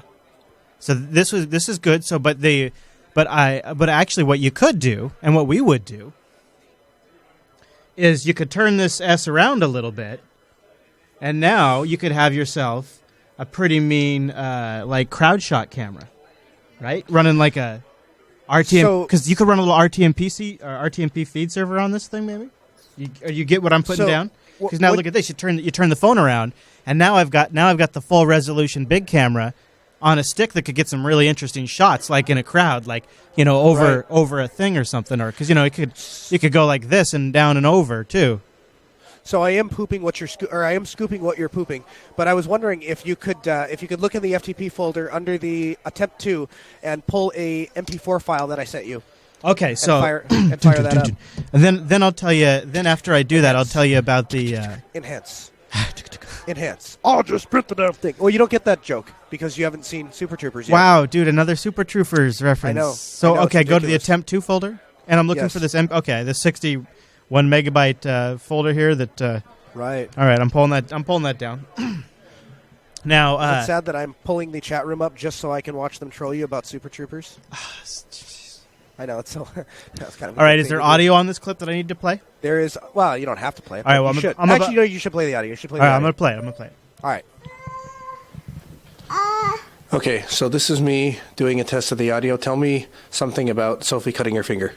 Well, it looks like Sophie cut a finger today. I don't know how it happened. I hope it wasn't anything negligent on my part. Yeah, that would make you a negligent parent, wouldn't it? Possibly. Yes. You know that I have to send this video to Chris so that he can analyze the quality. Now he knows that you're an abusive parent, right? Well, good to know. How does that make you feel exactly? A little silly. That makes you feel a little silly? It does. All right. Well, thank you for taking the time to speak with us on camera about Sophie slicing her finger off. Thank you. Interviewing the wife, Noah. Classic. All right. Classic. So tell me this first off. What do you think of that? What do you think of the quality of that? That was pretty Yeah. good. That was pretty good. Yeah. Yeah. Would you accept that if I had Yeah. film floor interviews with that? Do you want to know what that was? Yeah. What? All right. Let me tell you what that was, Chris. It was a little tinny. It was a little weak, but it was good. Was it? It was a All little right. weak, but it was good. Let me tell you what that was. That was before it broke anyway, the Right. HTC One. Right. On a device that I have right here called the tripod mount. So this little thing, it flips out like this. See that? Hold And it then still for a second. Your spring- bandwidth just got a little spotty on us. Oh, my gosh. Hold All still right, for we're holding. Wait, hold. Stand by. Bandwidth. Assemble. Oh, there you go. Your pattern is assembled. Okay, looks good. All right. So holds the phone like that. And then, of course, we like widescreen because this isn't 1994. So we go that way. Set it up like that. So, and then that has a tripod mount that I can put Nice. onto any normal tripod. Okay. So the camera goes up like that. Yeah. It gets better. But wait, there's more. Then we take this You know, Yazima thing. if you're gonna be, you should get a Note 4 if you're gonna be using your camera for interviews. Yeah, well, I probably not. I probably use a real camera. But I just wanted to see if this would be a possibility. It does work, right? I mean, I plug this device in, and then what that gives me is phantom-powered XLR. Okay, now now you're making a difference there. So see, Okay. this is a little different than the way Eric was doing his interviews and the way my setup works. Yeah. Because that's a little bit So- of higher quality of an interface there. Yeah, so I have my Phantom-powered XLR. Except for that has to hang from the thing, though. Well, what I was doing is wrapping it around the tripod, and then I have my actual interview mic. So best I could tell, it seemed like it was way better than I had expected. I'll leave it at that. Right. So I have. Mine's not as cool as yours, Noah. But so what I have is this lapel mic here that that goes in. It's a 3-rung. Stereo microphone and headphone for like a camera phone. So you can put that into the Nexus 5's headphone jack, and it works as a microphone in. You pin this to the shirt, and as I'm walking around and taking video, it actually does pretty decent audio. Yeah, that's awesome. And the nice thing about that is you're not shoving a microphone in someone's face, so they're probably not. There's probably a little less intrusive. Yeah, I would guess. Yeah, there's that too. Very much. So did your wife know that she was going to get streamed to a bunch of people? She had absolutely no idea. In fact, I didn't really have an idea. I was just going to send it to you to test, but then I started thinking, well, we need things to fill the live stream. There you go. So you sacrificed your. I had to throw her under the bus. She's probably not watching. Watching. Let's see if she's in the chat room and she's yelling at me. She's probably not watching. You're probably okay. She's probably in the chat room, but I don't know if she's yelling at me. So I think I have I'm going to pull down one of your interview files. I think we got a new one here that's on the stream. So I'll pull that down here in just a second. Hey, yes, thank you so much. Yes. That guy. Is that Larry? That's the director. No, that is Stu. That's the guy that we talked to on camera. Hey Stu. Hey Stu. Hi Stu. A nice shirt. I love that with the password on it. So Noah, you usually travel and you don't end up getting sick. What the hell did you do wrong this time? I don't know, and I even brought hand sanitizer. How terrible is that? Must have been the plane. I made a special trip to Target just to get hand sanitizer. Yeah, I'm getting nasty. So sorry, I'm snorting into the. No, it's all right, man. It's all right. Boy. So regale us. How many people have you talked to that recognize you from the show? Very many. Oh yeah, even though it's a new gig. There's tons of fans here, and what's kind of cool about this event is that it seems like. A couple of the other events we had, people have come just because they heard Jupiter Broadcasting is going to be here. Here, we don't have that per se, but we have everyone that is here just organically knows about Jupiter Broadcasting. Oh, that's great. Yeah. This one definitely wasn't like one that we promoted very heavily, so that would make sense. No. Yeah, that's neat. No, but that's all right because, like I said, we have no shortage of people that have heard of us and follow the show. So did you? I was going to play a sample. I don't know. I don't know what your audio quality back is. Do you get pretty good audio quality back from me right now? Yeah, more or less. Yeah, more or less. All right. I'll play the last video that I did for the patrons using that lapel mic and the phone, so you can kind of get an idea of what the quality is like. Okay. Is this in the garage? No, this is here in the studio. This is with using this lapel mic and just doing a quick update here. Okay. Oh, hey, guys. Did you like that? Chris here in the studio. I just had a couple of things I wanted to update you on, and they're all behind me.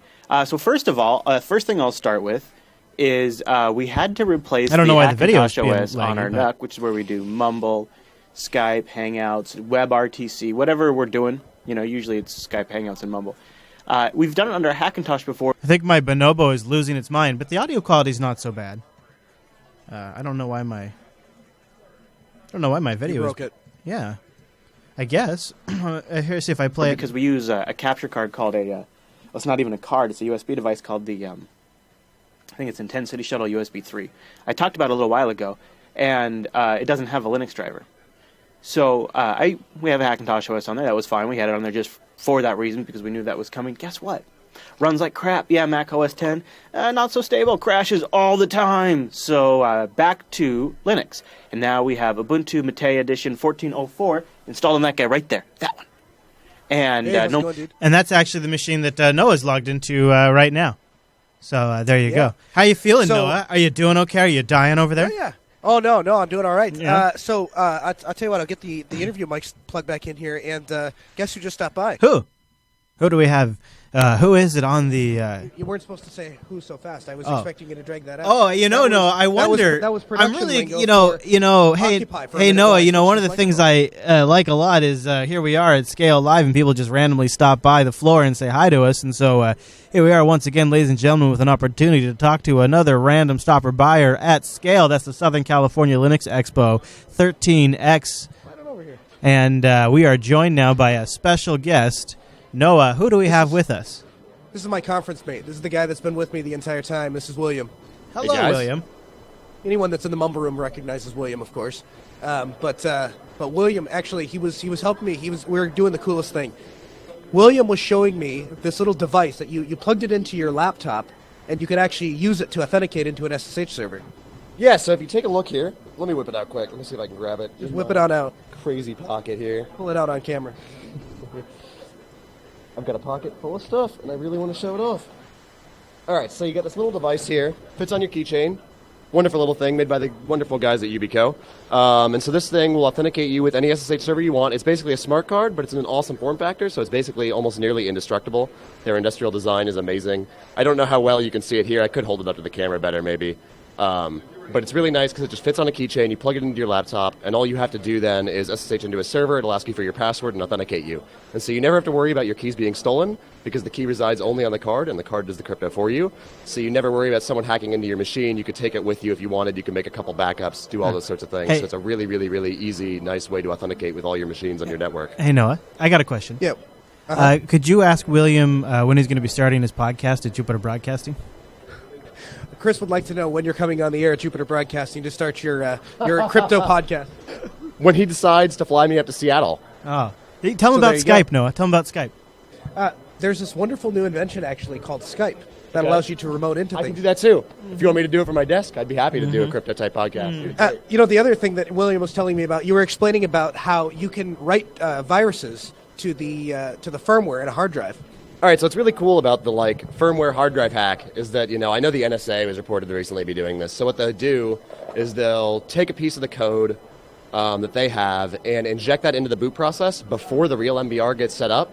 And then they'll later load in the old boot process on top of that, so it looks like the old thing, but they'll have their own code running in the background. And so then they can go ahead and inject drivers, they can read stuff outside of the hard disk LVA space, and then be able to load stuff into your memory space so that they can control your whole system right from the disk. And because this is all done in hard drive firmware, even if you overwrite the master boot record on the disk itself, it's still going to be able to inject it before you get there, because that's the first thing it serves when the system asks for it. Isn't that crazy? Yeah. Yeah. So, and that was essentially the discussion last night when we were out at Brazilian Pizza. Did you like Brazilian pizza? Brazilian pizza was amazing. What was your favorite one? My favorite one was, I think it was like a cheese quesadilla thing with corn. What? Yeah, the cheese and corn, right? No. Quesadilla, yeah. See, that's two votes. Chicken was a close second. Barbecue chicken? Barbecue chicken, yeah. The barbecue chicken one was good. Did you get the beef stroganoff? The beef stroganoff? Oh, also, second, third, I don't know. Somewhere up there. One of those two. It's hard to pick. Yeah, definitely. Some kind of awful. I think it was made harder because we were hungry. So William and I, we were waiting to go, and he texted me, and he's like, hey, you ready to go for dinner? I'm like, I'm ready to do it. We get downstairs, and what was it, like 2 hours? Yeah, it was like something, 2 hours. We were just waiting around for Seth, this guy from Salt Stack. Yeah, and he was trying. He kept sending texts saying, "I'm coming right down," but Seth just never showed up, so we couldn't leave. So we ended up standing there for 2 hours waiting to go to dinner. And by the time we got there, we were all insanely hungry. Yeah, and everything sounded good. Then William tried to take us to an ethnic grocery store rather than the pizza place. Sure. Yeah, so there was actually a Brazilian grocery store, which I think is attached to the pizza place. Right. And so we went next door, we see this place, I'm like, oh, it's Brazilian, that must be the place. It can't be two Brazilian places right next to each other, that'd be crazy. Right. So we almost went in the grocery store instead of going over to the restaurant, which, Yeah, but it worked out. We found it eventually. Yeah, that sounds fun. Yeah, so Noah, ask William if he's ever up in the Seattle area. Have you ever been to the Seattle area, or do you ever have any plans Linux to Fest. I was actually up there 2 years ago interviewing for Microsoft. Linux Fest. Oh, really? Yeah. That's not cool. Linux Fest. How much Linux do you think you'd be using at Microsoft? 0. I would have been writing SQL Server on Windows. Oh, that's really not cool, dude. It's been terrible. Linux Yeah, Fest. Not cool at all. It's much better at. Yeah, you should come to Linux Fest Northwest. I should. Yeah. When is that? It is the end of April. 27th and 28th. Okay, I'll definitely think about signing up. Yeah. Yeah. It's going to be a big JB crew. And then you can, so working at Google, you get to use more Linux, right? Always. Linux on my desktop. I could have a Chromebook, so I could be running Linux. I hope they actually make a new version of the Pixel. I mean, I hope they hear my wishes. I know I wished on the wish list they had, give me a new Pixel. I want that.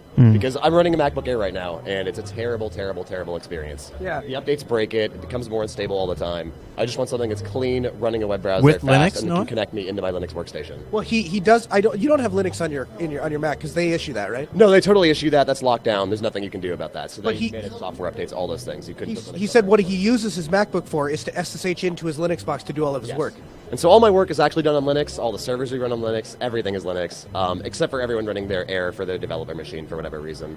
So he just uses the MacBook to get into the Linux box. And he said he would be able to do that for his actual Linux laptop, except Google locks, they only sign the keys for certain computers. Is that right? That's right, yeah. So he can't. Did he get updated to Yosemite? Did you update to Yosemite? I don't think we're allowed to because I think it breaks encryption of the hard disk. There you go. I'm not even joking. Like, it's actually broken and they still haven't patched it, and I don't think we found a workaround yet. So we're sitting on 10.9. Wow. So there you go. Hey, and Noah, get him to tell us a little bit about NixOS because I don't know much about it. Yeah, could you talk about NixOS? So NixOS, for the people who are unfamiliar, is a completely independent Linux distribution based on its own package manager called Nix. And the idea with NixOS is that you configure the entire system in a declarative way in a single configuration file on the machine. So you would say setting the host name up, setting up like the wireless card, setting up IP addresses, adding GNOME 3 users, everything is done in one place. And so the idea is then after you set up your configuration file, you use one command to install and one command to switch into new configurations. So installations are simple. If you already have a configuration file, you can just pull it down from the internet and then run and install, and your whole thing will be revisioned for you. We're actually working on a new way to do a one-click install. So you plug in the USB stick and then you go through the installer process, and it automates everything because you pre-configured what hard disks you want to install to, what partitions you want set up, and all that stuff. And so it knows how to automate the entire install process. And so we're making it more and more streamlined by the day. But for a normal system, it's really compelling because we use the package manager to store every single version of every package ever on the system, including the configuration files. So it's very trivial to roll back in time. You don't need snapshots supported on your underlying file system, so you don't necessarily have to be using Btrfs or ZFS if you don't want to. So at Grub, let's say you update to a new kernel config. So you've gone from kernel 3.18 to 3.19, and that broke support for some of your devices, maybe your video driver. And so now you can't get into the machine at all, but you really want to not have to boot up an installer CD and then go back and try and hack on the machine to get the old kernel package back and then the machine up and running. Well, in our case, all you would have to do is boot up to Grub and select the entry for the previous system configuration. So it's super simple to roll back in time to any point you want. Outstanding. That's really cool. It's probably not the distro if I'm having a little bit of trouble getting the Ubuntu installer to work. No, it's definitely for the more advanced user, someone who's not squeamish working with Linux internals. At this point, it still has some rough edges, so we definitely need more community members to be working on packaging and setting up services. But for the most part, it's super easy to install. We actually just had a guy come over to our booth. It was like, I'm having a little bit of a trouble installing. How do I set this up? And by the time he was done, it took us like 5 minutes. We got a simple config out the door. We got him installed on a brand new hard disk. And he was like, this is the fastest install I've ever done in my life. And so, just the ease of use, once you have a good working configuration, is just wonderful. And you know your system's not going to break on you. Isn't that crazy? Isn't that I crazy? love that, He's yeah. such a smart guy. You can see why I like going to conferences with him, right? Yeah, and that sounds like a great distro, too. Yeah, NixOS is pretty cool. It's probably not my cup of tea, but it's definitely something to take a look. Now, I just noticed, Chris, you've got a couple more of those interviews. I don't know if you want to play a couple of them. Yeah, totally. I've got one here from Silicon Mechanics, actually. So say big He's thank a viewer. you. He's a viewer of the show. Well, tell William a big thank you, and tell him his show is starting as soon as he gets back home and gets Skype installed. William, he say thank you for everything, and your show starts as soon as you get Skype installed back up. Sounds good. Thanks, guys. All right, now here we go. A little interview from the floor. At Scale 2015, we're here at Silicon Mechanics with Tony. Now, as I'm walking across the floor, one of the things that always stands out to me is really cool exhibits, things that have flashy lights, things that have hardware, things that have servers. But what stands out to me even more are people that follow the show. And Tony here, he's a fan of Jupiter Broadcasting. Yes, I am, indeed, for many years now. From the Lunduk days. Okay, well, we really appreciate your support, and we really appreciate the amazingly cool exhibit you have here. That soft padding on the feet. Is that nice? That is nice. I can see, being a presenter, if I had to stand all day, it's amazing. It just kind of draws you in like a magnet from off that hard floor. It's pretty nice. I enjoy it. Yeah. So tell me a little bit about Silicon Mechanics. So Silicon Mechanics is a provider of rack mount servers, storage, and high-performance computing clusters. All of our servers are based on commodity hardware, so the same stuff that you can buy anywhere. We don't have any vendor lock-in. It's all open parts. We don't do any of the proprietary stuff that the tier 1 vendors do. It's all stuff you can buy anywhere. On top of that, we layer on open source software. Linux typically, FreeBSD, whatever you need, whatever solves your problem. We take all those components, we integrate them and deliver to you a fully packaged product to meet your needs. So as an IT consultant, I spend a lot of my time researching the best possible solutions for my clients, right? And it's one of those things where if you sit down at a bar with me and you're like, I need a cell phone charger, I will give you the best micro USB charger the market has best offer. And if you want a car charger, I'll give you the best car charger because I know what it is because I've been looking for them, right? And so what appeals to me about your business model is essentially your customers are getting the best. Right. Because if hardware vendor A starts making a crappy server, you'll go to hardware vendor B, but your customers only have to come to you to get the best of, it's essentially the best of everything, right? And that extends not only from the hardware to the software, is that right? Exactly. So basically, yeah, what we do is we have relationships with a whole bunch of technology vendors, really wide range, from platform providers to hard drive manufacturers, memory manufacturers, and of course software. So we get to pick, like you said, from the best of the best, and if vendor A isn't meeting the needs of a particular customer, we can go to the next one and really target the system to meet that customer's needs, and that goes for software too. If you need Linux on your server, whatever that might be, we're not we're distribution agnostic. We're sort of and we'll install it, we'll configure it to meet your needs. Okay, now do you personally use, other than the server side, do you personally use Linux on like the desktop, or does your company use Linux on the desktop? No. Not I do personally, so let's go with that.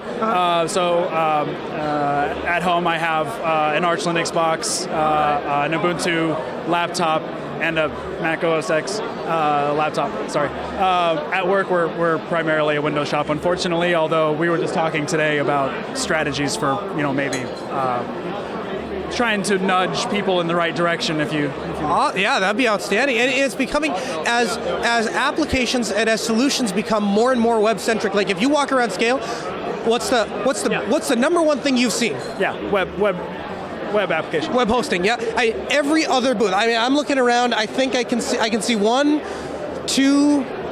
I see at least two of this aisle alone, and there's got to be 7 throughout here, right? And of course, if everything is going to move to the web, then you need the hosting for it. But as that happens, Linux becomes more and more of a viable solution for the desktop, right? Absolutely, yeah. And we do we do have probably, I'd say actually, now that I think about it, maybe even half of our desktops run Linux. Oh, okay. Usually Ubuntu. Okay. The other half, usually on the business side, people who need or think they need Excel, if you will, those are running Windows. But most of the manufacturing facility, the production facility, the support folks, some people in the sales engineering group run Linux, and distributions are kind of whatever they pick. Outstanding. Well, we really appreciate having you. If anyone wanted to find out more about Silicon Mechanics, where could they go? www.siliconmechanics.com. Right on. Thanks for taking the time to speak with us. Not a problem. Thank you. It was a good chat, Noah. It was a good chat.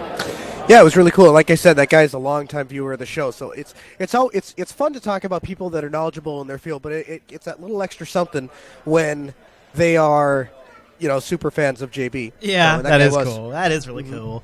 All right, so I'm going to see what else I've gotten. I've pulled down a couple more clips. One of them. Yeah, one of them I grabbed while you were still uploading it, so the size of the clip has continued. Although I got to give credit, I was dumb enough to try this with Nautilus. And it seems to be handling it so far fine. It just continues to pull it down, so it's letting me pull down other files while it chokes on that one. So well, that's awesome. The second to last one you have is I think 68%, and then you'll have all of them from the actual day one. Wow, dude! Wow, we're gonna I'll probably even once we get off the air here, I'll just keep pulling them down. In fact, I'll pull down another one right here. So but the conference has been absolutely outstanding. It's been a lot of fun, and the people that you've been able to meet and be able to shake hands and the community that you build here is unbelievable. The first couple times I went to conferences, you'd shake some hands and you get to meet people, but then you see them at one conference after another, and eventually you learn everyone's name, and then it gets to a point where y'all want to go for dinner. Yeah. Then you have somebody to go eat with, and you have somebody to go hang out with, and you bump into Jeremy a few times, and we bumped into Jeremy at OLF too, I think, right? Yeah. So it's kind of fun to kind of meet up with people as you go along. Jeremy's a perfect example. I didn't know him until Self last year because that was the first time I'd ever been to Self. But met up with Jeremy, and we really kind of hit it off the bat. Yeah. And ever since then, every time I see him, he'll come and troll me. Like I was in the middle of filming the Elementary interview, and he was behind the camera messing with things and just trying to give me a hard time. You had a chance to talk with the Elementary OS project? I did, yeah. Cassidy is here. Him and his wife are here demoing Elementary OS. They are running it on System 76 hardware. Cassidy actually works for System 76. Yep. So he had them custom engrave a laptop for him. No. With the Elementary logo. So he's got a Galago Ultra that is custom engraved with Elementary, and yeah, it was a lot of fun. So I had a chance to speak with them, and in the interview we needed to cover. We had to ask the questions that everyone on the internet was asking. But yesterday, I was able to dig in a little bit more to his project, which I know that some of the people in the feedback said that they wanted to hear, and now we got it for him. So it was fun to be able to see him in person and chat with him. So that worked out really well. Yeah, it definitely seems like the lunch rush is there. There's a lot more people behind you than there were before. Right. Keep an eye out for anybody that wants to stop by and talk. I'm pulling down multiple files right now. I'm giving Nautilus some serious credit. I figured it would eat itself by now. Oh yeah. But it continues to. No, it's a buddy of mine. He was here. Look at that crowd. That is a heck of a crowd. Noah, you got like a whole group of kids behind you. Yeah. William left his Google ID here. I wonder if I can get that into. I think you can now. Into Google. No, yeah, I think that's how that. I think that's how that works. I'm pretty sure. Yeah, think I can log in there. Yeah, you could get in. You could log into his Chromebook, I think. Man, their security systems are crazy. He has a thing on his laptop that it can detect if there's a human present. So if he goes to log into anything, he has to touch this device, and it proves that there's actually a human there. Accessing it. If you don't, what? It's nuts. Yeah. Okay. Yeah, it's crazy. Well, yikes. So did you and William drive down, or how did that work? No, he flew. He lives in San Francisco, so Oh. he flew. It's about a 45-minute flight for him. Yeah. And then we met in L.A. Well, then he should totally be coming to Linux Fest. What the heck? Yeah, I know. I talked to him about it a couple times, and I think his job keeps him pretty busy. So. Oh, the job excuse. We'll see. Yeah. All right. Well, Well- I've got one more interview. It's got a couple minutes left, and then my machine's and then my machine will hopefully be cooperating. We'll see. Oh, well, good. It's actually pretty impressive that we have this stream going and these downloads going at the same time. Yeah, it's amazing. Once you get it's almost like we have a direct pipe from my location to yours. The I suppose it bandwidth- doesn't. The bandwidth in that hotel, though. Wow. Yeah, well, I think that's brought in specifically for the conference. I mean, if you look around, the network wires are scattered. The kid, the 14-year-old kid that we were talking about, I was talking about, he's actually the one that wired all this. Oh, really? He set up all the switches and ran all the wire. Yep. So that's boy. Makes me feel like an underachiever when you tell me stuff like that, Noah. Yeah, you tell me about it. Like, I mean, the kid's like 14 years old, 12 years old, 13 years old, something like that. Yeah. And the guy knows. I mean, he trumps me with Linux knowledge, that's for sure. So yeah, he's a smart guy. Here I am just trying to give videos to play without hiccuping. Yeah. Right. Well, and he's wiring a whole thing. Yeah. See, if you weren't using Arch, you probably wouldn't have these problems. Yeah, or Nautilus to transfer the files. Yeah. But yeah, FileZilla, man. Yeah, I know. FileZilla. Yeah, I know. But I was just gonna grab like a few files. And then I got all grabby. You know me, and I get grabby now. Hey, did you bump into IX Systems? I saw they had a table over there. Yeah. I didn't recognize anyone from the table, so I didn't stop over there. But okay. And we've done. I feel like we've done interviews with IX System every other time. Yeah, and there we were do. so many other places that we haven't done any interviews at I know, all. that's true. So That's I true. wanted to. I mean, I don't think we have any repeat interviews this time. I think Really? they're all Except for Jeremy. They're all new people. Well, yeah, Jeremy, but he doesn't Yeah. count because he has something new and interesting and funny to say every time. Speaking of Jeremy, is there any do you see any hams there? Any ham or software-defined radio stuff going on? Yeah. Oh, yeah. I mean, if you notice, the interview with Jeremy is Yeah. there's a big antenna stuck right in the camera shot, Yeah. so he obviously has a bunch of RF stuff. And Yeah. I've run into a couple ham radio operators. In fact, the communication for the event, I noticed that they all have ham radios.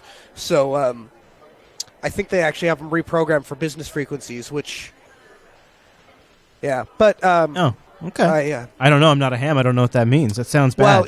Well, what it means is that it's illegal. But yeah, you can take commercial equipment and modify it to use it for ham radio use, but you cannot take ham radio equipment and modify it for commercial use. And I think the reasoning for that is that a lot of the licensing and structure and process for getting approved for amateur radio equipment is a lot less stringent than it is for commercial equipment. And if they give you those breaks, they don't want you undercutting the commercial vendors.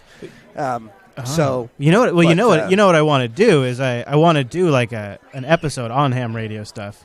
We actually just got feedback about that last week, Chris. Oh. This guy wrote in and asked if we would start a podcast specifically about A ham radio. podcast? And I said, well, Yeah, I said I don't know if we can do a whole show about it, but how about a one episode? How would that work? So Yeah. he says he will listen and provide us feedback. So yeah, that would be great. We have like the next 2 months worth of episodes. Sweet. In the tubes. It's Yeah. just a matter of actually sitting down and doing them Yeah. all. I mean, Yeah. So yeah, I don't think coming up with episode content is going to be any issue at all. I have an idea. So why What's your idea? don't I wanna we hear your watch idea. your interview with the guy at the booth behind you? You've been sitting in front of that booth this entire time.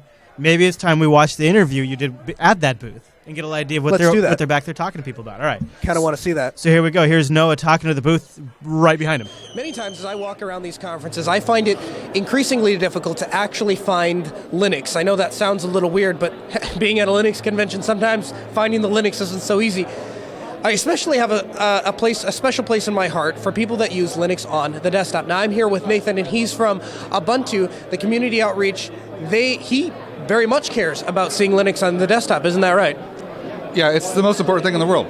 I agree with you. I mean, world peace and world hunger, those things don't pale in comparison to getting people to use Linux on the desktop. I think because there's so many proprietary operating systems on retail stores that's why we don't have world peace. I agree. I agree. I think it contributes to all the problems in the world. And I think if we had desktop Linux, that would solve all of these. So obviously, we're here. We have some fine-looking System 76 machines behind us, and of course, the orange, which represents Ubuntu. Tell me what it is specifically that makes Ubuntu such a great desktop operating system for regular users. So we take the hardware capabilities and stability of the Linux kernel. We take the massive amount of software available for Debian and additionally for Ubuntu. We take that, we polish it. We have a clear goal of what we want on the desktop. We have the Unity desktop interface that scales beautifully to large screens, laptops, touch screens, phones as well. Yeah. And so as we take this software with a clear, strong vision across different devices, I think that one unified vision is what helps Ubuntu be so awesome on the desktop. Now I see that you have the BQ there. Now you said those aren't shipping actually until March, so you're kind of a special person in the US to have one of those. Yes, so there were about 50 people who were Ubuntu insiders that were flown to the launch event. I was not one of them. Stuart Langridge was, and so I stole his phone. He was actually nice enough to donate it to the booth this weekend, and Jono might donate his tomorrow, so we'll have two of these. And this is just so the Nexus 4s we have are development phones, and they run really beautifully, but there's a lot of the specs on this are kind of low, and people are really upset because they're used to really high-end Android phones performing okay. Well, Ubuntu is so optimized. This phone works beautifully, just even on these specs. So we're demonstrating that today. That's outstanding. Now, how do you like the actual usability of Ubuntu on the phone? Because I installed it, and granted it was a couple months ago, but I found there were some very key features I found to be lacking. So, for example, I didn't see an email client. So there is an email client. It's being developed by I think they're Canonical members, but by the community. And it's a port of Trello, I think it's called Deco. Okay. And so it doesn't ship on the phone by default, but it is in the store for free. And once it's super stable, it's a little bare bones, although it's getting just to where I think it's actually a really nice client. As that grows more mature, it'll be shipped by default. But it is in the store, and it's a really nice client. So previous to the BQ, did you have an Android device? Yeah, I have a Nexus 5. I had a Galaxy Nexus way back when, so I was running Ubuntu on that. And then last year, about a week before Scale, it fell 3 feet on a carpet and the screen exploded. So I bought a Nexus 5. Yeah. And even though it's completely unsupported by Ubuntu, thanks to the community efforts, it runs. The only thing that doesn't work is Bluetooth. Everything else works great, and it's a beautiful Ubuntu device. I've been using it for 2 years. Outstanding. Now, how does your experience on the BQ with limited apps and stuff like that, how does that compare with coming from a flagship Android device? Well, the interesting thing about that is that Ubuntu is it's built around a different philosophy. So Android's all about apps, and there are actually 795 Ubuntu apps in the Ubuntu store for the phone. When last I checked, which was I think Thursday. Whereas not only do we have apps on Ubuntu, but we also have scopes. So right on this is what Canonical's really pushing is scopes. So right on the home screen, without launching any apps, I can access at a swipe weather, photos, music, contacts, news, all sorts of information from lots of different places. And then, so if I open the music app, I can search through, I can hear previews of my music. That's the album I want. I can launch the album in the music store. But when I'm looking through the 7 Digital Music Store or the Amazon MP3 Music Store or Groove Shark or SoundCloud, it works just like my local music. I can listen to previews, scan through things, and when I find it, I can buy it. It gets downloaded. It's in my music player. So before I open apps, I can access all this information at a glance. And then there are apps to actually do more complex things. So it's really amazing. Half the time I'm using this phone, I'm not using apps because scopes are so much better. Outstanding. Well, I really look forward to to seeing what the BQ can do. What is your outlook, or what is your guess on Ubuntu or Canonical's ability to leverage market penetration in a very heavily populated iOS and Android world? Well, when Android came out, I watched I was interested. I watched the press release, and 50 minutes later, when the pre-orders opened, I bought one and waited a month and got it. And there were about 30 apps available for Android when it first came out, and it was exciting because it was a Linux-based phone that promised to be one platform across many different model phones. Right. And so I think it lived up to that, but unfortunately. Google develops Android in secret, and they do a release, they throw the code over the wall, and that's it. And you take it or leave it. Ubuntu, even on the phone, is developed the exact same way Ubuntu is on the desktop, on the server, on the cloud. It's all done in the open. People criticize, well, this is looking rough, or that's not ready yet. But the thing is that Ubuntu cooked for 3 years before we even saw it, whereas this was done in the open, starting from the desktop images. And actually, Ubuntu on this phone is running 1504, or what will be 1504 in April, and it's the exact same system. But if I open the terminal, I have the new user space, I have everything there. Wow. So when I want to develop an app for the phone, if I don't have a phone, or if sometimes this can be tricky, I can develop it on my Ubuntu desktop or laptop. I run the app; it comes up in a window with the right interface. If I make the window bigger, that's a tablet interface. I can also do a little work to make it work on the desktop if I want to. Okay. And that exact same code, I bring it to my phone. It's running the exact same code. I get the exact same experience. I can test it on the phone. I can package it. I can put it in the store. I can run the same program everywhere. So the development that I'm doing for the phone is identical to the development process on my desktop, on my laptop, the same thing I'm doing on the server. I get the same development story everywhere with Ubuntu. Now, how about going the other way? So, for example, to the best of my knowledge, Thunderbird doesn't exist for Ubuntu Touch, right? Right. So let's say I took the Ubuntu version of Thunderbird. Is there a way I can put that on the phone? It would take a little bit of work, so we've done nothing to make that easy, but we've done nothing to restrict that. So, fair enough. So, for example, about 3 weeks ago, Will Cook posted a picture of his Ubuntu phone running LibreOffice, which I believe is probably the worst possible way to experience LibreOffice. Yes. But it was running under Xmir, because this is running Mir and unedited. So it was running. You could see everything. You could use it. You could tap, use a keyboard. So LibreOffice is completely compatible with the phone. So the only thing LibreOffice has to do to make an Ubuntu app is, and they might want to do optimization, but the only thing you have to do is get a mobile interface. Okay. Everything else works perfectly. So when the only thing you have to do is take your existing awesome Ubuntu app and optimize that for mobile.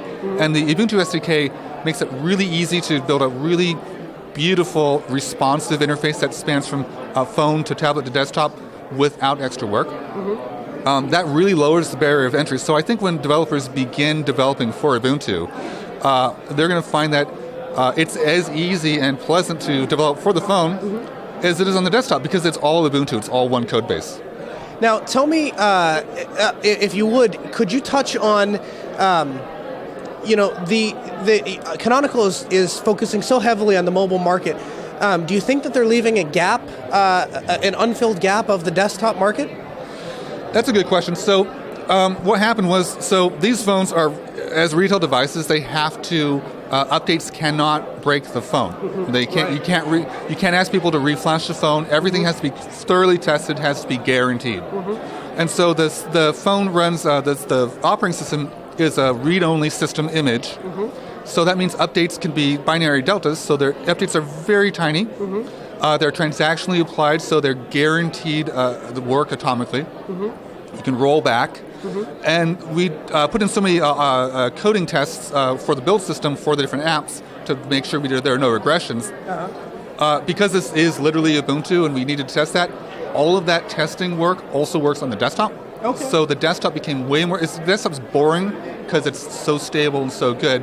The phone helped that. And now we have this great announcement with Ubuntu Snappy Core that you can use on internet. So it's Ubuntu for devices. Yeah, okay. Routers, phones, there's some drones, the Raspberry Pi 2, all run Ubuntu now. And it's the exact same technology on the phone. It's a binary system image, read-only, that you can deploy little packages to. They're all sandboxed, they're isolated from each other, they're super secure. You don't have to worry about... On Android, you have to grant... every app wants your microphone, your speaker, your call history, your contacts, everything. On Ubuntu, that doesn't exist. Everything's sandboxed. It's like its own little world. And so not only did the phone lead to a better, more stable, more secure desktop, and especially as we get Unity 8 on the desktop, more applications to be sandboxed, but also it led to... So Snappy packages are very slightly different versions of Click packages for the phone. Okay. And over the next, probably not in Vivid, but in Vivid Plus 1 in October, those will merge. So you can take a Snappy package and install it on your phone. Maybe you probably wouldn't want to develop on your phone, but you could. There's a terminal, there's a keyboard. Right. You can do all that on your phone. It's the exact same thing as your device, your laptop, your desktop. Crazy cool, Nathan. The things that you guys are doing are absolutely awesome. Ubuntu is still the distro I reach for when I have a new user that's coming over to Linux. So I'm excited to see what you guys are going to do on the phone. I really hope it works out. Seeing an actual native Linux distribution on a telephone is kind of like the culmination of what a lot of us have been waiting for a lot of years. So I think it's really exciting, and we'll wait to see what happens. In the meantime, if anyone has questions about Ubuntu, wants to get involved with the project, or they for some reason haven't heard of Ubuntu, where would they go? So you can go to community.ubuntu.com, and we have a lot of resources. We have mailing lists, we have wiki pages with tons of documentation. You can always email the local council. I should know this. I think it's loco-council@ubuntu.com, or at lists.ubuntu.com. It's community.ubuntu.com has that mailing list, community mailing list. And they get a hold of anyone if they look for loco. So there's a local community group, so LOCO, loco.ubuntu.com. We'll also have contact information for local advocacy teams in their area by country or by state. And so they can contact those teams and get information right there on the ground floor locally. Perfect. Thank you so much, Nathan. Really appreciate having you. Thank you. Wow, lots of great info there. That was... Yeah. It was super fun to talk to those guys, and as the chat room correctly points out, the guy was he essentially read his how to market Ubuntu script to me. Yeah. But I mean, the thing is, I mean, Canonical has a brand to protect, and they're going to do that. One thing I wish I would have asked him was, they're so big on if you write an app for Ubuntu or Ubuntu phone, it'll scale to the desktop. If you write an app for the desktop, it'll scale to the phone. What about things that have nothing to do with Ubuntu specifically? What about things like Thunderbird that are absolutely critical software components that have not been written for Ubuntu Touch, may never be written for Ubuntu Touch. Right. How am I going to get those to run on my phone? Well, they won't work. They won't look right, is I think the answer. Then the entire idea of, it works on the desktop and on the phone is out the window if it only works with Ubuntu stuff. Right. At least for me. Well, yes, that is going to be the case. Like they've been... Oh, I guess I have our next interview ready to go. Wow, look at that. Wow, look at that. It just wants to play. It just wants to play. Although it seems to not play so well when Nautilus is doing its thing in the background. I don't know what that's about. Yeah. But, I think, so just to touch on your point about the Ubuntu Touch apps, I mean, they are actively writing a new file manager, a new terminal application, a new web browser. So now, it's not as bad and dramatic as that sounds, though, because so much of it's based on Qt stuff that's around. Like when they write their own terminal, they're just pulling in the guts of console, and they're building their own, frame around UI it for it. Yeah. Mm-hmm. So it's not like it's like this total reinvention of the wheel. It seems like a doable reinvention. Yeah, and I mean, if you're the kind of person that really likes to be, if you're just a solid Ubuntu user and everything, all the tools that you use are ones that were provided by Canonical or people that develop specifically for Ubuntu, then I guess the Ubuntu phone is a great way to go. But I'm really waiting for the day that I can get actual Linux, like actual desktop Linux, on a phone or on a tablet, even if that means that my experience is a little bit compromised, kind of like what you're doing with with your tablet. I'd really like to see what happens when you can get an actual desktop environment on there, because to me that's what's practical, is that I can get access to those desktop tools even when I'm away from home. I have a computer on me 24 hours a day, 7 days a week. That really appeals to me. But how are you ever going to get away from the laptop? Because you get something that weighs less than 3 pounds, and you have your phone that can provide internet access wherever you go. Yes. What's wrong with that? Nothing. You're But never going to beat that. I guess there are certain circumstances, like for example, when we're going out to restaurants, or when you're before the plane takes off, and kind of when you're on the ground. I mean, there's a good 40 minutes sometimes where I have gotten on the plane, gotten in my seat, and I can't get any work done. Right. I could be getting work done, but Right. I can't go to sleep because then they're going to make. I mean, that is where the idea of this, like you said, the idea of this WinBook. It's an x86 processor. Exactly. I could see myself. I just need something really quick. I use this, and then later on, I could plug it in. I mean, I could see that on a trip, especially. The thing is, though, this is always going to be so much further behind the laptop that it's pretty much it's such a narrow work case that it feels like how much of your day do you spend looking at the Reddit to pull news stories, pasting that into a Google Docs document, chatting on Telegram? I mean, those kinds of things do not require an i7 and 60 gigs of RAM. You can do that on a very low-powered machine. And so, especially with the advent of, like, Mate, very, very lightweight desktop, lighter than XFCE, I understand. And at the same time, I think it's every bit as usable as GNOME. I like to be able to launch things from the keyboard, and so there are a couple of I have to make some minor tweaks to get that to happen, but it's a very usable lightweight desktop. I really like it. Yeah, I will wait, and I'm going to try getting Linux on here, and if I could, so one thing I really like is, like I said, this fits in my MERS, and the fact that my entire computer could fit in my MERS is pretty attractive. If it does, I'll even start calling it a MERS, for real. Yes, that would be great. You're owning it. Yeah, I will. Good. I will own it if I have to. I mean, it's just so damn practical. It's so practical. I think on yes. the live stream.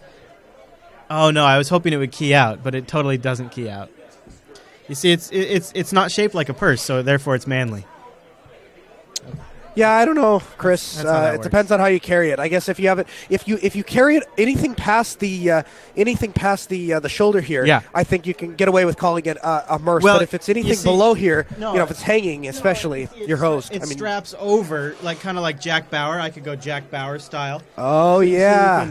You can wear it like Jack. Don't put it in the front, though. Put it in the back. No, I'm just showing you though. Like I'm just showing you. Like you could do that. Now I feel like you're kind of like bagpipes or something. I feel like you're going to play me a song. Or you could get a kilt on. You could do this one where it's behind you. Obviously. Much cooler. Now is this You're MERS? one strapping it. Is this MERS?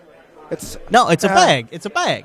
Yeah, it's a bag. It's a bag. It's a bag that you're one strapping. It's not a MERS. It's a bag. Yes. Yeah. Anyways, so if I could put an entire Linux box in there, which it seems pretty conceivable. Very much so. I'd be excited about that. All right, so let me see what we got here file-wise. Let me see if I think I have an interview you did here with the LibreOffice group. I just don't know if the videos. I think I have to wait till the transfer's done. Let me see. No, I'm standing. I'm dialing it in now. You know what? You can. I'll give you one guess of what the most exciting thing that I wanted to ask LibreOffice. Oh yeah, I already know what it is. Collaborative editing. You already know what it is. You wanted to ask about it. That's it. Yeah, I totally want to ask. Did you ask them about collaborative editing? In fact, let me think. I think yes, I did. I asked him about collaborative. Oh, you editing. did. Okay. All right. Well, we're gonna. Oh yeah. Go ahead. No, I won't ruin it. I'll let it come out on the stream. All right. Well, that'll be the next one we play. I'm gonna wait for Nautilus to finish. It's doing one more file. That's a good idea. Yeah. And then I think I have. Don't interrupt Nautilus. Then I think I have all of day one, which would be pretty fantastic. All right. Yeah. So that would be amazing. Right now I'm pulling down. Do you remember which? The one I really want to see is the elementary interview. Do you remember which day that was? That's probably day 2. Sorry. I can find it for you. And No. Don't do that. Don't do that. It's fine. All right. Okay. No. All right. It's fine. It's fine. I'm glag you don't want to trouble me. It would be a lot of work. You know what we need is just a fancy way for you to be able to just play these in real time from your laptop using FFmpeg as a virtual camera input to Jitsi. I could totally happen. In fact, I could do that in about 30 seconds. Then why the hell are we waiting for me to download these files?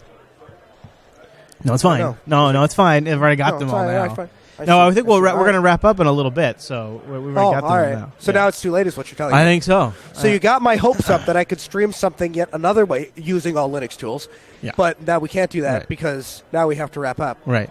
I can't wait till we do our episode. So some people are going to be a little judgy because your picture is broken up a few times, but that's just because I'm pulling down 4 gigs worth of video files right now over my connection. Yeah. But if I wasn't pulling down 4 gigs of video files, your picture is perfect. And so here's the thing.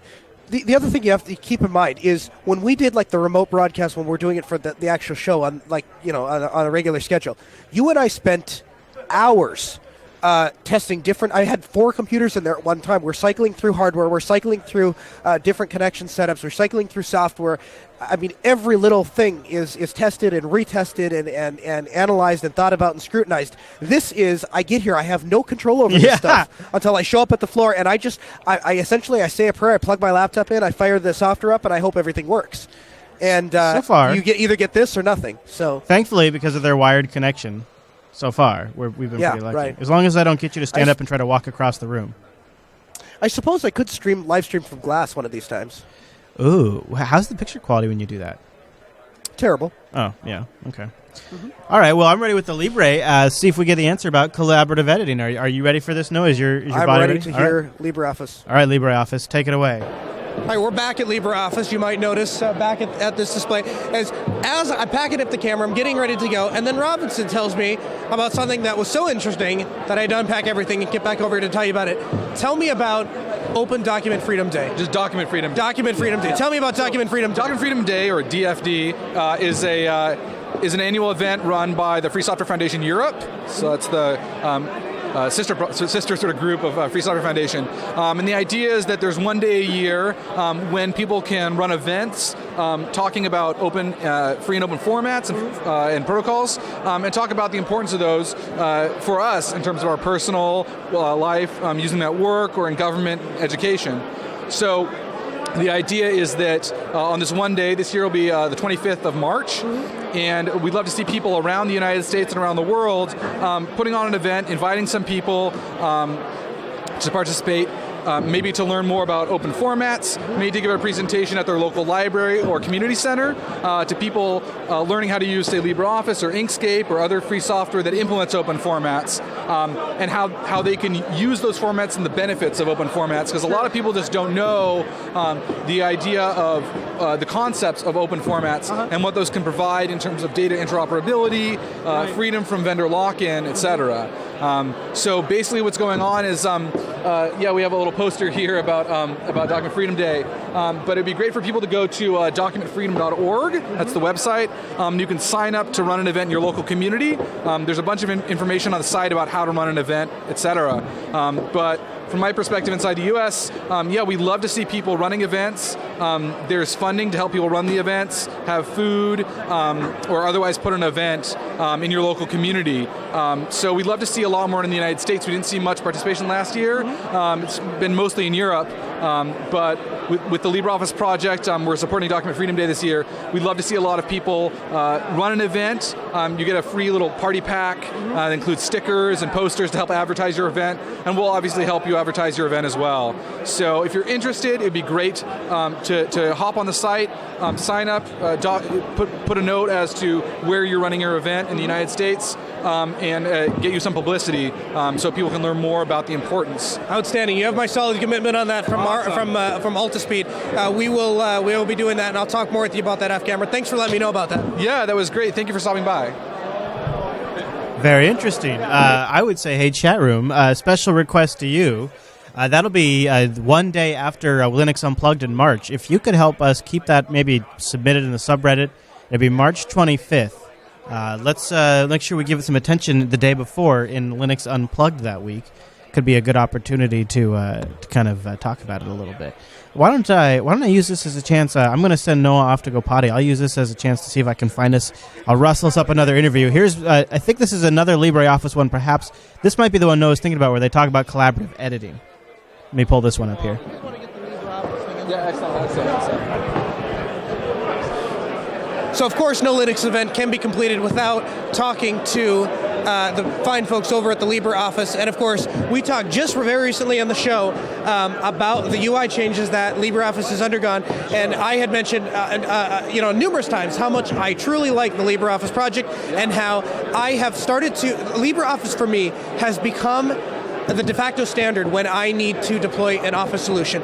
And it used to be that the free and open source Office solutions maybe left something to be desired, or maybe was a bit of a compromise. I don't believe that to be the case anymore. In fact, I think I was sharing a story with you where I was recently on location doing an deployment, and my client actually confused LibreOffice for Apple software. Yeah. And that speaks to, one, the amazing job you guys are doing with the UI, and it also speaks to the fact that people are now confusing your free and open source software for high-priced, readily available commercial software. And that, to me, that's a very big vote of confidence in the LibreOffice direction. Now, I wanted to ask you, what things are new with LibreOffice?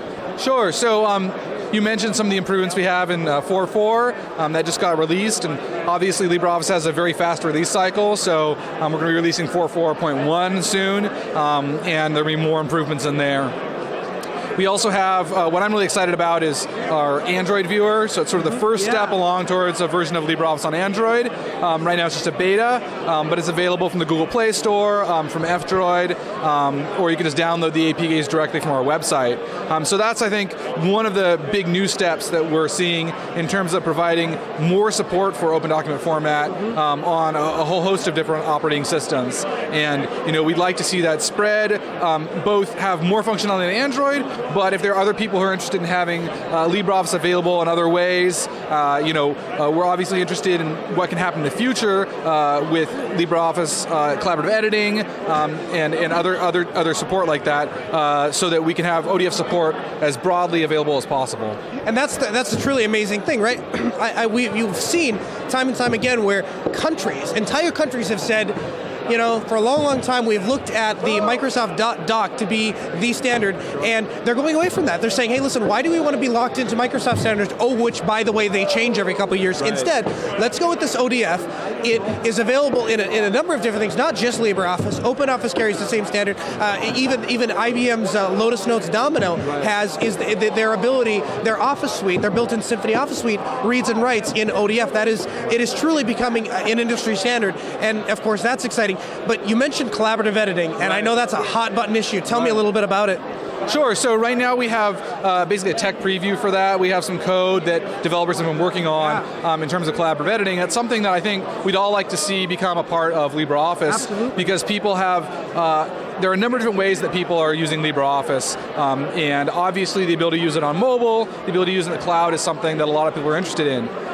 So one of the things there is that we want to make sure that we have a lot of people that are partnering with us that are helping to realize that ability for collaborative editing. So that's something that I think that we'd like to see interested parties, interested organizations or companies that see that as being something that would be essential to using LibreOffice, to communicate with us, and to see where we can make that something possible made by a consortium of individuals, by companies, to bring that functionality to LibreOffice.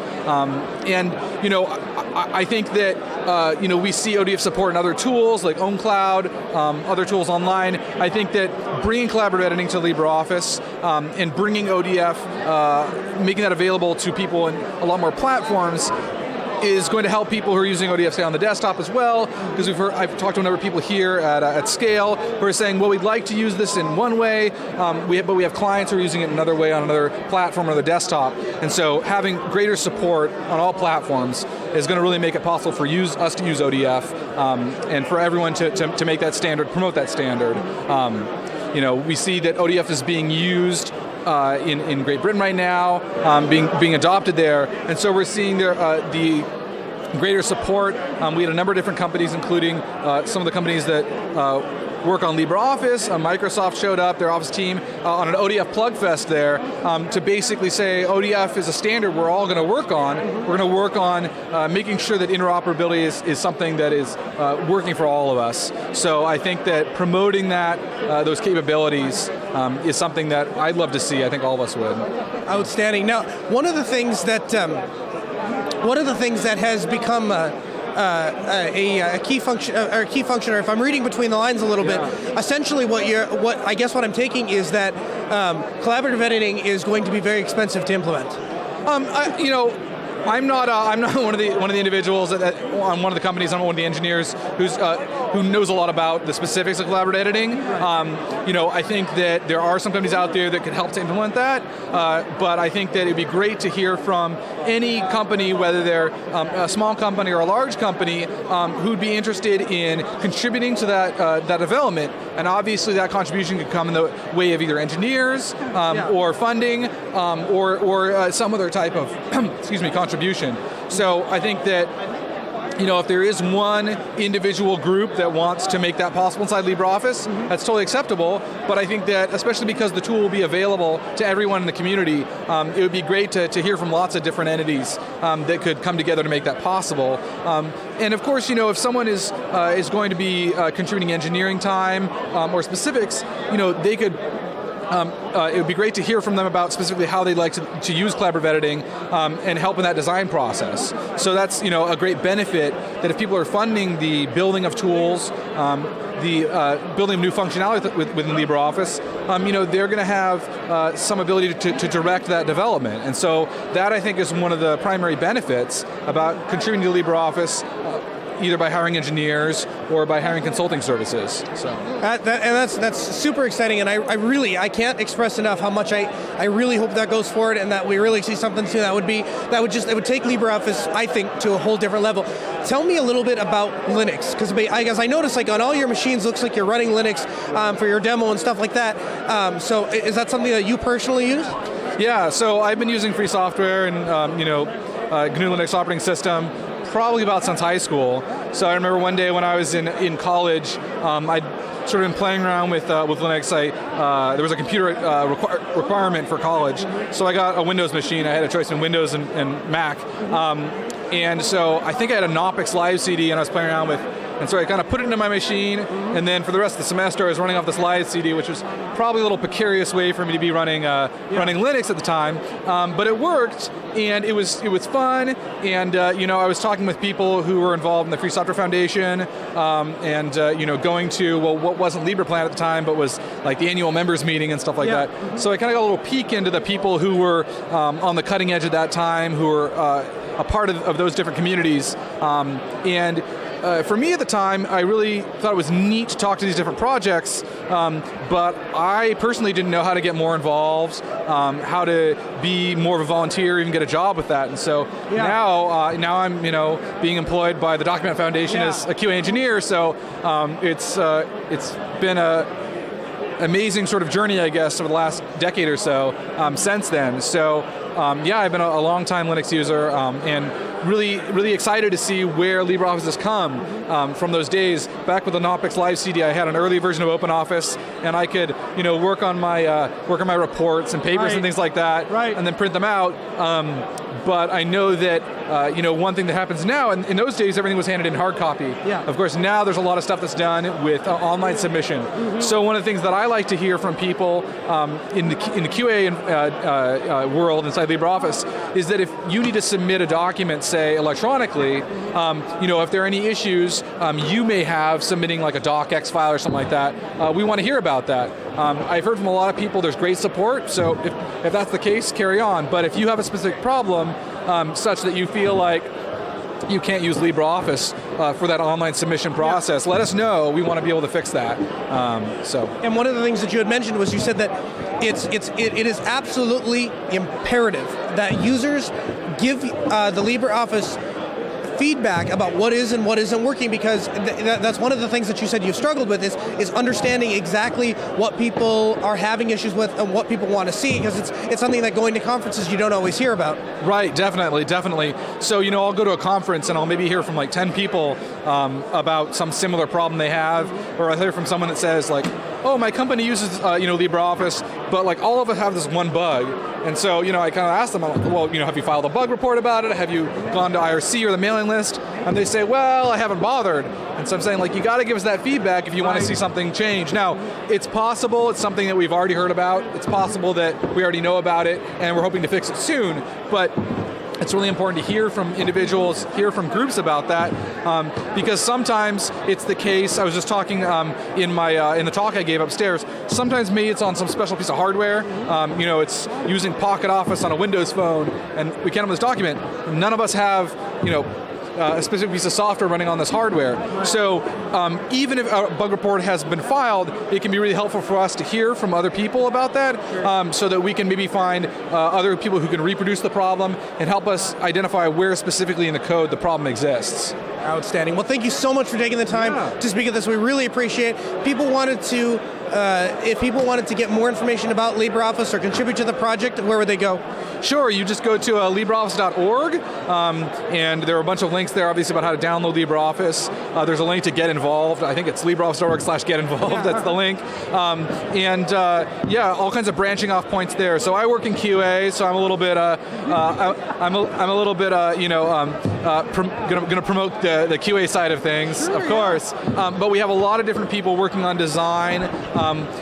I'm often designing T-shirts for different events, and I'm not a graphic artist, so if someone wants to show up and show off their skills, love to have your input, and your artwork can be shown on T-shirts all over around the world. So there are a lot of different ways in which people can contribute to the project, can get involved in a small way or in a big way.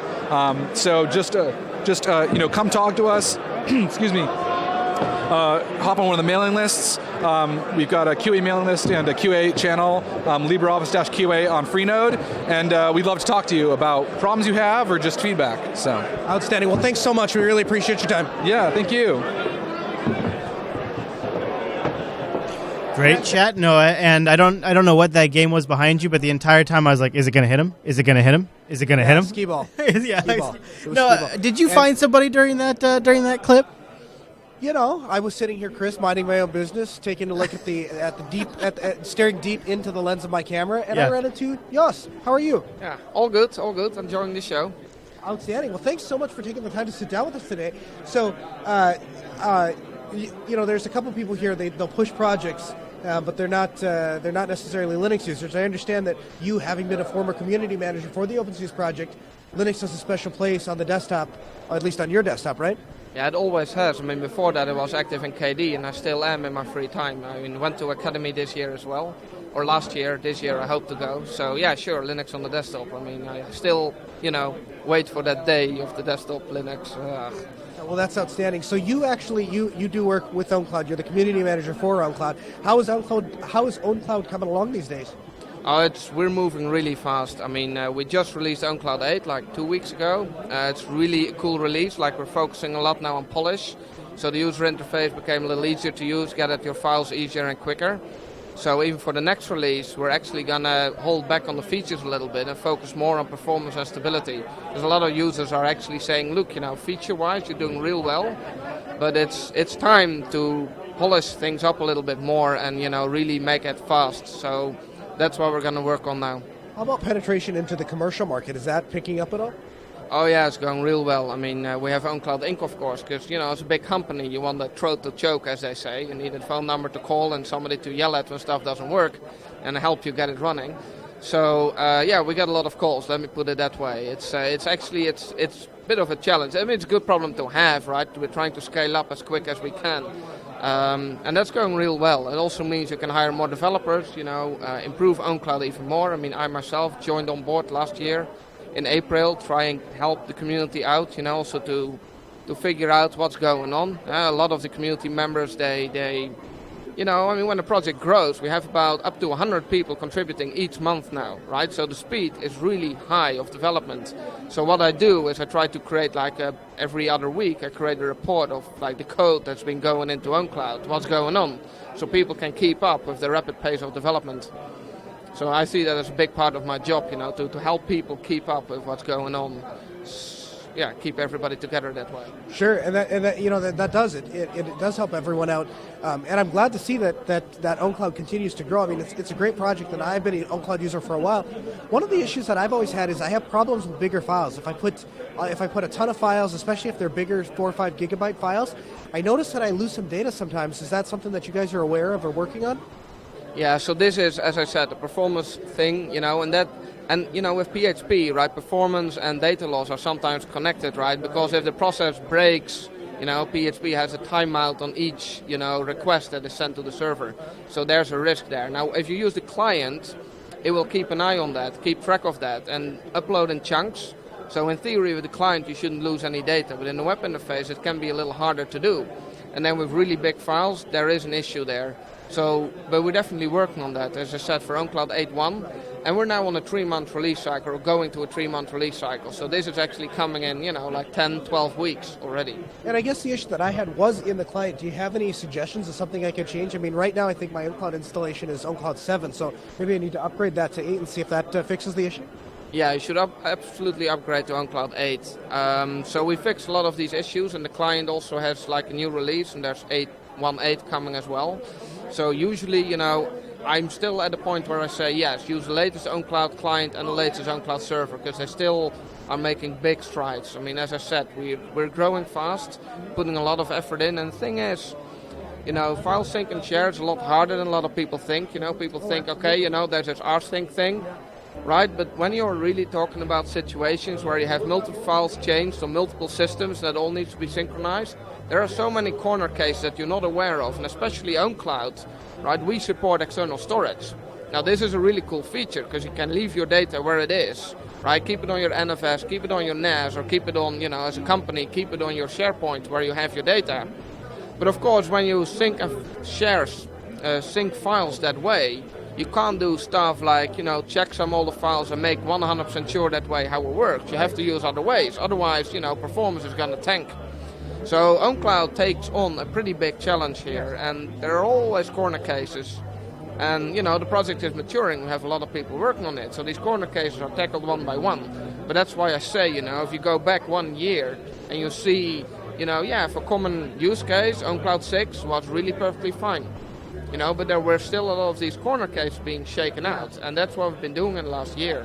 And I think OwnCloud 6 was where I really had the biggest amount of issues. And that's kind of where I kind of put my foot down and said, I'll have to let this bake a little bit. But I'm super excited because OwnCloud really filled a problem that I had. I wanted an open source solution, and it was nice because I changed laptops practically faster than my wife changes shoes. So I'll open my laptop up, and the nice thing about OwnCloud was I'd get a brand new install, I'd log into my OwnCloud, and a couple hours later, boom, all my data was there. And that was... It was absolutely fantastic, and it's something I'd really like to get back into. So I'll get OwnCloud 8 back up, and I'd love to see how that works out. As far as I had a couple issues where I had crashed my server, and that was entirely my fault, nothing to do with OwnCloud. How would you recommend if I have a bunch of data that's already on the server that if I have to reinstall OwnCloud, that I put that data back on there? Yeah, I will mount that folder as an external storage, because then you get the benefit that you can still get at your files directly. Yeah, so OwnCloud doesn't assume it owns all the files in an external storage. Of course, that means it will have to regularly re-index it, so it creates a little bit of load on your server, but it does mean that you can easily back up the data, and you're sure that you can access it no matter what. Even if your OwnCloud is down for a bit, you can still get at your files. And get it, for example, run an FTP server and point it at the same folder. You can still get at the data in other ways. But so, let's say the server crashes. I SSH in, I tarball out my directory full of my stuff, and then if I reinstall OwnCloud, can I just untar that back into my OwnCloud folder? Will that work? Yeah. So I wouldn't do that in the data folder. Yeah, you would put it in another folder and then just mount that folder in OwnCloud as an external storage. That's really how I would do it. Yeah. Okay, sounds good. So, and you would do that. You would mount that folder and put it back in OwnCloud on the client or on the server. Sorry, come back to? I'm sorry. Maybe I'm not understanding what you're saying. I would take this folder with my data and I would mount that on the client. I would do this, or I would do this on the server. No. So this is server side. So what you do is in the admin settings, there you have the external storage support, and then you can add there this folder on your server, as and hook it into OwnCloud, and it'll just show up as another folder in your OwnCloud data directory, right, in your root basically of your documents, and it will be just like a folder. Like, let's say you call this movies, and then you mount the folder /media/movies. Let's say it's an extra hard drive that you have hooked in there. You mount it in there, and then you call the folder movies in OwnCloud, and then you can put a folder wherever you want, right? You can put it as a subfolder somewhere else. OwnCloud supports that just fine. right? It'll be entirely transparent to you as a user, but the data is actually somewhere else. Heck, it can even be on another server, and you mount it as an FTP in OwnCloud, and again, it'll just be a folder. You won't notice that it's actually not on the same system, right? OwnCloud really acts as like a layer across your data storage to make it available very easy, quickly, you know, with all the sharing. But it doesn't have to be owned by OwnCloud itself. And I think this is one of the great advantages you have, because this is unique to OwnCloud. No other cloud technology, open source or closed source, can give you this. Now, would you recommend only doing that in the instance that I had a problem with OwnCloud, or is that just the way, like, if you're setting up an OwnCloud instance, store your data outside of OwnCloud? Actually, I think it makes a lot of sense to use the external storage. I mean, you don't have to, of course, if you have a moderate number of files. I think it's fine. But for example, at home, I have, you know, movies and music. And this I actually have on another drive, as on the drive where I have my OwnCloud data store, because, you know, that drive is only so big. So I use the basic OwnCloud data store, but that only has like my documents on it, and it's actually only a couple of 100 megabytes, maybe a couple of gigabytes at most. But the big chunk of data I've actually mounted as external storage, so I can still get to it via NFS or via other ways and change the files directly if I want to. You don't have to have that all go via OwnCloud. I guess, and not to drag this out too far, but if I guess more to my point, is there any, if I don't have a need to access it outside of OwnCloud, like because I have a dedicated server just for OwnCloud, so if I think the drive is 4 terabytes or something that's in there. So the chances that I would exceed that on my cloud data or whatever are fairly slim. If that's the case, is there any disadvantage to keeping it in the OwnCloud folder on the server? Oh no, I think then it's fine. I mean, if you have no real reason to do this, I mean, you can always add more storage, you know, like, I don't know, via USB port perhaps even, and then mount that as an extra external storage to grow your storage. Sure. And it'll all be seamless. But yeah, if you don't really need to get at your data underneath, then you're all good. Outstanding. Is there anything else that you'd like to add before we wrap it up? Yeah, there's a little cool stuff, especially if you are here at the conference. So at 3 o'clock today, 3 p.m., I'll give a talk about OwnCloud, right? Starting with like the security and the privacy reasons why people would want to run something like OwnCloud, and I'll go into OwnCloud itself. But there's something nice there as well. So Frank Karlicek last Friday gave a talk at MIT. About the federation technology that we're working on. So federation is like there where basically individual clouds can act as one. So the big, well, kind of a downside that you have if you run OwnCloud and, you know, your family has an OwnCloud and other people have an OwnCloud is, of course, you all would either have to give each other accounts or work with anonymous links, right? It would be nice if you could essentially hook these all together. Right. Now, we've been working on this technology because actually 2 big German universities, each having about 250,000 students, are already using this. They connected their clouds to create basically a 500,000 student OwnCloud deployment, which is the biggest private cloud actually in the world. So that's pretty cool. Now, we're taking this technology to the next level. So in OwnCloud 7, what you could do is you could send a private link to someone, and then they could essentially mount that as external storage in their own cloud. Now in OwnCloud 8, we already made the next step, and instead of having to send somebody a shared public link, you can actually just, in the share dialog of OwnCloud, you just say, like, you know, their username at their OwnCloud server, and then your cloud will connect to their cloud, and ping, the other person gets a pop-up that says, you know, dude, you got a share from, you know, guy at that cloud. There you go, add it to your cloud. Man. So that's the next level. But what we're looking at now, what we've been talking about also at MIT, like Frank had a long conversation with Tim Berners-Lee, you know, that guy who did his World Wide Web thingy back in the day. So Tim is doing research in the area of federation and APIs, building like technologies to connect clouds this way. And we're doing this in real life, right? Like based on use cases that we actually have. Yeah. So this is a really great connection that's going on there. So at 3 o'clock, Frank will actually get on stage and talk about this as well. And, you know, what came out of these conversations and where we're taking this technology. And it's pretty cool. I mean, I can throw a word out here, distributed hash table. What we want is we want to build some kind of global distributed phone book of OwnCloud users that everybody then has access to. Because the thing is, you still need to know, it's just like with email, you need to know somebody's name and clone cloud server to be able to get files to them. And it would be nice if you have a global address book where everybody is in and that you can find each other quite easily. But you don't want central servers, right? Like with Skype, you have an address book, but you have also a central server where you need to look for people. We don't want that. We want this fully federated. So there's pretty interesting stuff that we're looking into now. And by the way, if anyone knows about this stuff and is interested in developing distributed hash tables, hey, please get in contact with us, because this is cutting-edge technology, and we really love people interested in this to help us, bring this to a next level. That sounds amazing. Now, you don't have to be part of this address book if you didn't want to. If you wanted just a private. Oh yeah, it all needs to be as choosable as possible. So in OwnCloud, what you currently have is like you have your personal settings where you choose an avatar and you set your username, password, and maybe someday you can add your address, phone number, and stuff. But for each of these items separately, you should be able. At the moment, actually, we're thinking about having this entirely separate. So you would actually not have a choice where you say, okay, I want my name in the address book, but have the option to give an entirely different name if you want to. Right? Really keep this separate, because privacy is, I think, really paramount in this. So the ability for people to choose their own nickname in this address book, I think is pretty important. Yeah. That's outstanding. Well, thank you so much for taking time to be here. We really appreciate it. Yeah. My pleasure. Tell Thank you Josh very it was much great for to see him. having me. Chris says it was great to see you. Likewise. I haven't seen you in a while, Chris. And, dude, we really need to hook up at some point in real life. Yeah. So Tell him to come to Linux Fest Northwest, and beer is on me.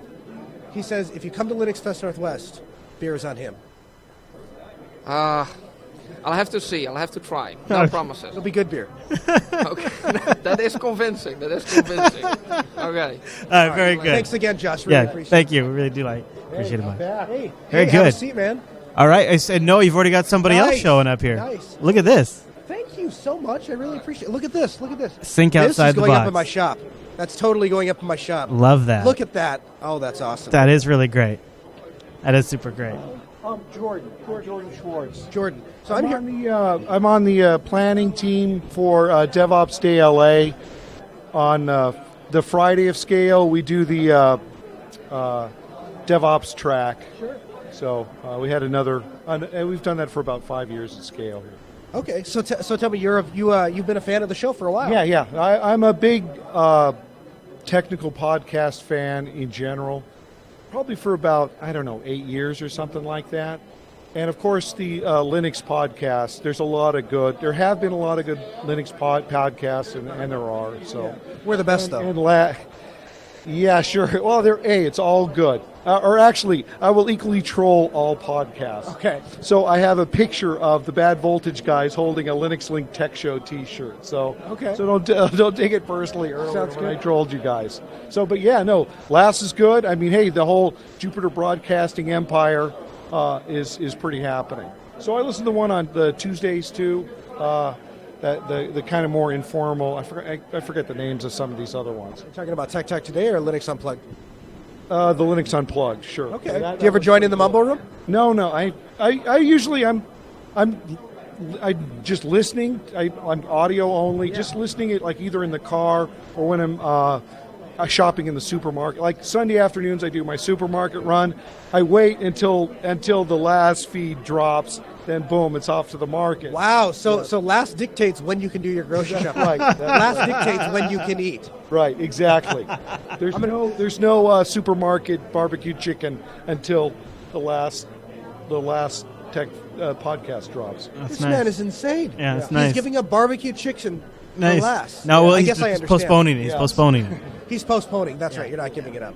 So what is DevOps Day, and what is off? I got some door prizes for you guys to give away. Oh, well, thank you so much. It's credits at DigitalOcean. DigitalOcean. Hey, look at this. Hey, DigitalOcean. $15. Get that crap off the screen. $15. What the? That's 3 months of DigitalOcean dropping. Oh. So for your interview guests. Yeah. Well, we certainly appreciate that. They certainly appreciate that. Can I snag one of those for myself? Oh, sure. I might have to do that. I might have to give one to Chris too. Yeah, that's right. There you go. If you need more, right? I'm sure you need more of those droplets. Right. Yeah, I can't get enough of the droplets. DigitalOcean is amazing. Yes. DigitalOcean is powering this live broadcast right now. Did you know that? I could believe it. Yeah, it is, and it's running on Linux. That I know. Yeah, it's amazing. Noah, ask him So, what. yeah, good Ask stuff. him about what off is. If you could have done it all on System 76 laptops, you would. Fortunately, DigitalOcean's out there to scale. I see. It's a punk I'm sorry, band. Chris, I missed that. What did you say? Never mind. The chat room has solved it. We were trying to figure out what his shirt was. Noah, it is a punk band. Yeah. It is a punk band. Noah, I The have. chat room was asking about your shirt. Yeah. Yes. Noah, ask. Do you have any other questions for our guest? Because I have an interview with the Cody project here. Pettibone artwork, and the thing says, "I wish every boy was like my surfer boyfriend." Nice. There you go. Yeah. Smoking a Yeah. cigarette with a surfer. That is, Yeah. that's an awesome T-shirt. Well, thank you so much for stopping by. We really appreciate it. Keep up the good shows. I'll see you guys around. Tell 'em thank I you. assume you guys. Hey, Chris, you got to come down to Scale next year. Next year. Right? It's a pretty cheap flight. Yeah, he wanted to be here this year, but unfortunately things didn't quite work out. But it's on the list. Yeah. Well, it sounded like you're plotting some sort of RV thing. So I thought I heard some chats about an RV. Just There load always that is. up and drive down. There always is. He's thinking about it. So anyway, thank you so much for stopping That's by. true. We really appreciate having you. All right. And, everybody go to DevOps Day LA next year at Scale. It's on the Friday. DevOps Day next year. Tell him thank you, Noah. Very good. All right, Noah, while you reset, I'll play the interview with the Cody project because I'm pretty curious about this one. I order online all the time. Let's go ahead and throw that anywhere. Now, oh, we're doing it? we're doing it. Thanks, guys. Oh, you want a sticker? All right, this is cool. All right, you are Nathan? Yes. I'm Noah. Nice to meet you. Nice to meet you, too. I can't see.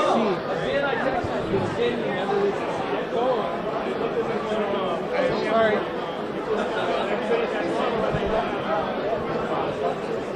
Okay. Making our way around the floor at Scale 2015, and I came across Nathan from the Cody project. Some of you may know it as XBMC, one of my all-time absolute favorite media center players. I think it tops Plex, I think it tops the Western Digital TV Live, and as I'm learning, it's available on a wide variety of devices. How are you doing today, Nathan? I'm doing great. How are you? So, I'll get right into it. One of the biggest complaints that I hear about Cody, or one of the biggest concerns I have, I found out today, because I was actually one of them, is actually somewhat unfounded, and that is that it doesn't natively run on a lot. There's no device I can buy, or there's no device I can just plug into my TV. I'm essentially going to have to build this, this Frankenstein box to get it to work. And now I'm finding out that, in fact, that's not even the case. You have plenty of devices that will work right out of the box. I can use it right with XBMC. Is that correct? Yep, that's absolutely right. The most obvious one these days, especially now that they've released the update, is the Raspberry Pi 2, which is all you do, you install it on a little SD card, you plug it in, and then you plug it into the TV, and you're done. The craziest thing about the Raspberry Pi with Cody on it is that it has something called HDMI CEC support. So you plug it into your TV through the HDMI port, and you don't even need another remote control. The remote control from your TV controls Cody. Now, speaking of remote controls, I do a lot of home theater installations, and one of the big things is when somebody's spending $50,000, $60,000, $70,000, $80,000 on their home theater, they don't want a drawer full of remotes. They want one remote to control them all. Yeah. And so traditionally what we've done is we have deployed, like the URC, they're programmed universal remote controls. They go all through RF, but what they rely on is having IR blasters stuck on everything. Now, many of the newer devices like the Amazon Fire TV and even the Raspberry Pi have no ability to have no IR. And up until now, the only options I'd ever seen are these big clunky boxes that hang off of the box. Right. But I understand that you guys have something here today that solves that issue. Are we talking about the Flirk? We are talking about the Flirk. Yes, the Flirk is pretty cool. The Flirk is just this little IR dongle. And the way it works is you plug it into your computer, and you set it up to work with whatever remote control you want it to work with, and then it just works all the time. You can unplug it from your computer and plug it into literally any other device you have, and it will work with that remote. I guess I should follow up. as you're working with these home media centers that use $1,000 devices, a lot of times those companies come with a Harmony remote. And the Flirk actually has a Harmony profile set up to begin with, so you don't even have to. I mean, you don't even have to teach it anything. It's already got that built in. That's outstanding. Now, how do I go about setting up that Flirk? Is that something that requires me to? What does the configuration utility look like? It's actually just, if you go to flirk.tv, you download it, and there are a couple different options you can use. There's kind of the basic one, which is just up, down, left, right, OK, and back. But then there's, and it exists on Macs and Windows. There might also be a Linux version. You can set it to XBMC. They haven't updated the Kodi yet, or a variety of other applications, and it'll provide you with a whole list of buttons. And so you click the button, then you click which remote button you want it to do its thing, and it'll just learn it right there. And you think that utility might be available for Linux? I'm pretty sure it is. Okay. And if it's not, there's actually an add-on that's in development. I think it's actually available right now that works with Kodi and the Flirk. I've never used it, but I understand it works pretty well. No kidding. That's outstanding. Yeah. Now, the other thing I've noticed is there seems to be a common trend here, which is that any device that runs Android is basically a ready-to-go XBMC box, or I'm sorry, is a ready-to-go Kodi box. Yeah, absolutely. It's literally any device. A lot of them you can just plug in a thumb drive with the Kodi APK. Some of them don't have any kind of way to do that. For example, the Amazon Fire TV Stick. Right. And in those situations, all you have to do is download an app called ADB Fire, or there are a couple different versions of it. And then you enable developer tools on the stick, which is just in the settings. And then you essentially just install the app, click OK, this is where my stick is, and it'll install it right away. That is truly remarkable, yeah. I can tell you with almost definitive certainty that that information right there is going to enable us, because of course, being a great XBMC or a great Kodi user, we have do the same thing. Yeah, we go back and forth there. Is we have a Jupiter Broadcasting app. Or add-on rather, channel add-on, whatever you call them, but we have that for XBMC, and so that actually will enable, because the Fire TV, we do not have an XBMC, or we do not have a Jupiter Broadcasting app. So that right there is going to enable us to put the Jupiter Broadcasting content inside of Jupiter Broadcasting Studios, which right now isn't exactly possible. So that is outstanding to hear. Now, I also noticed too, just because everyone likes talking in toys, would you mind if I grab the shield? Sure, no, go ahead. So I noticed that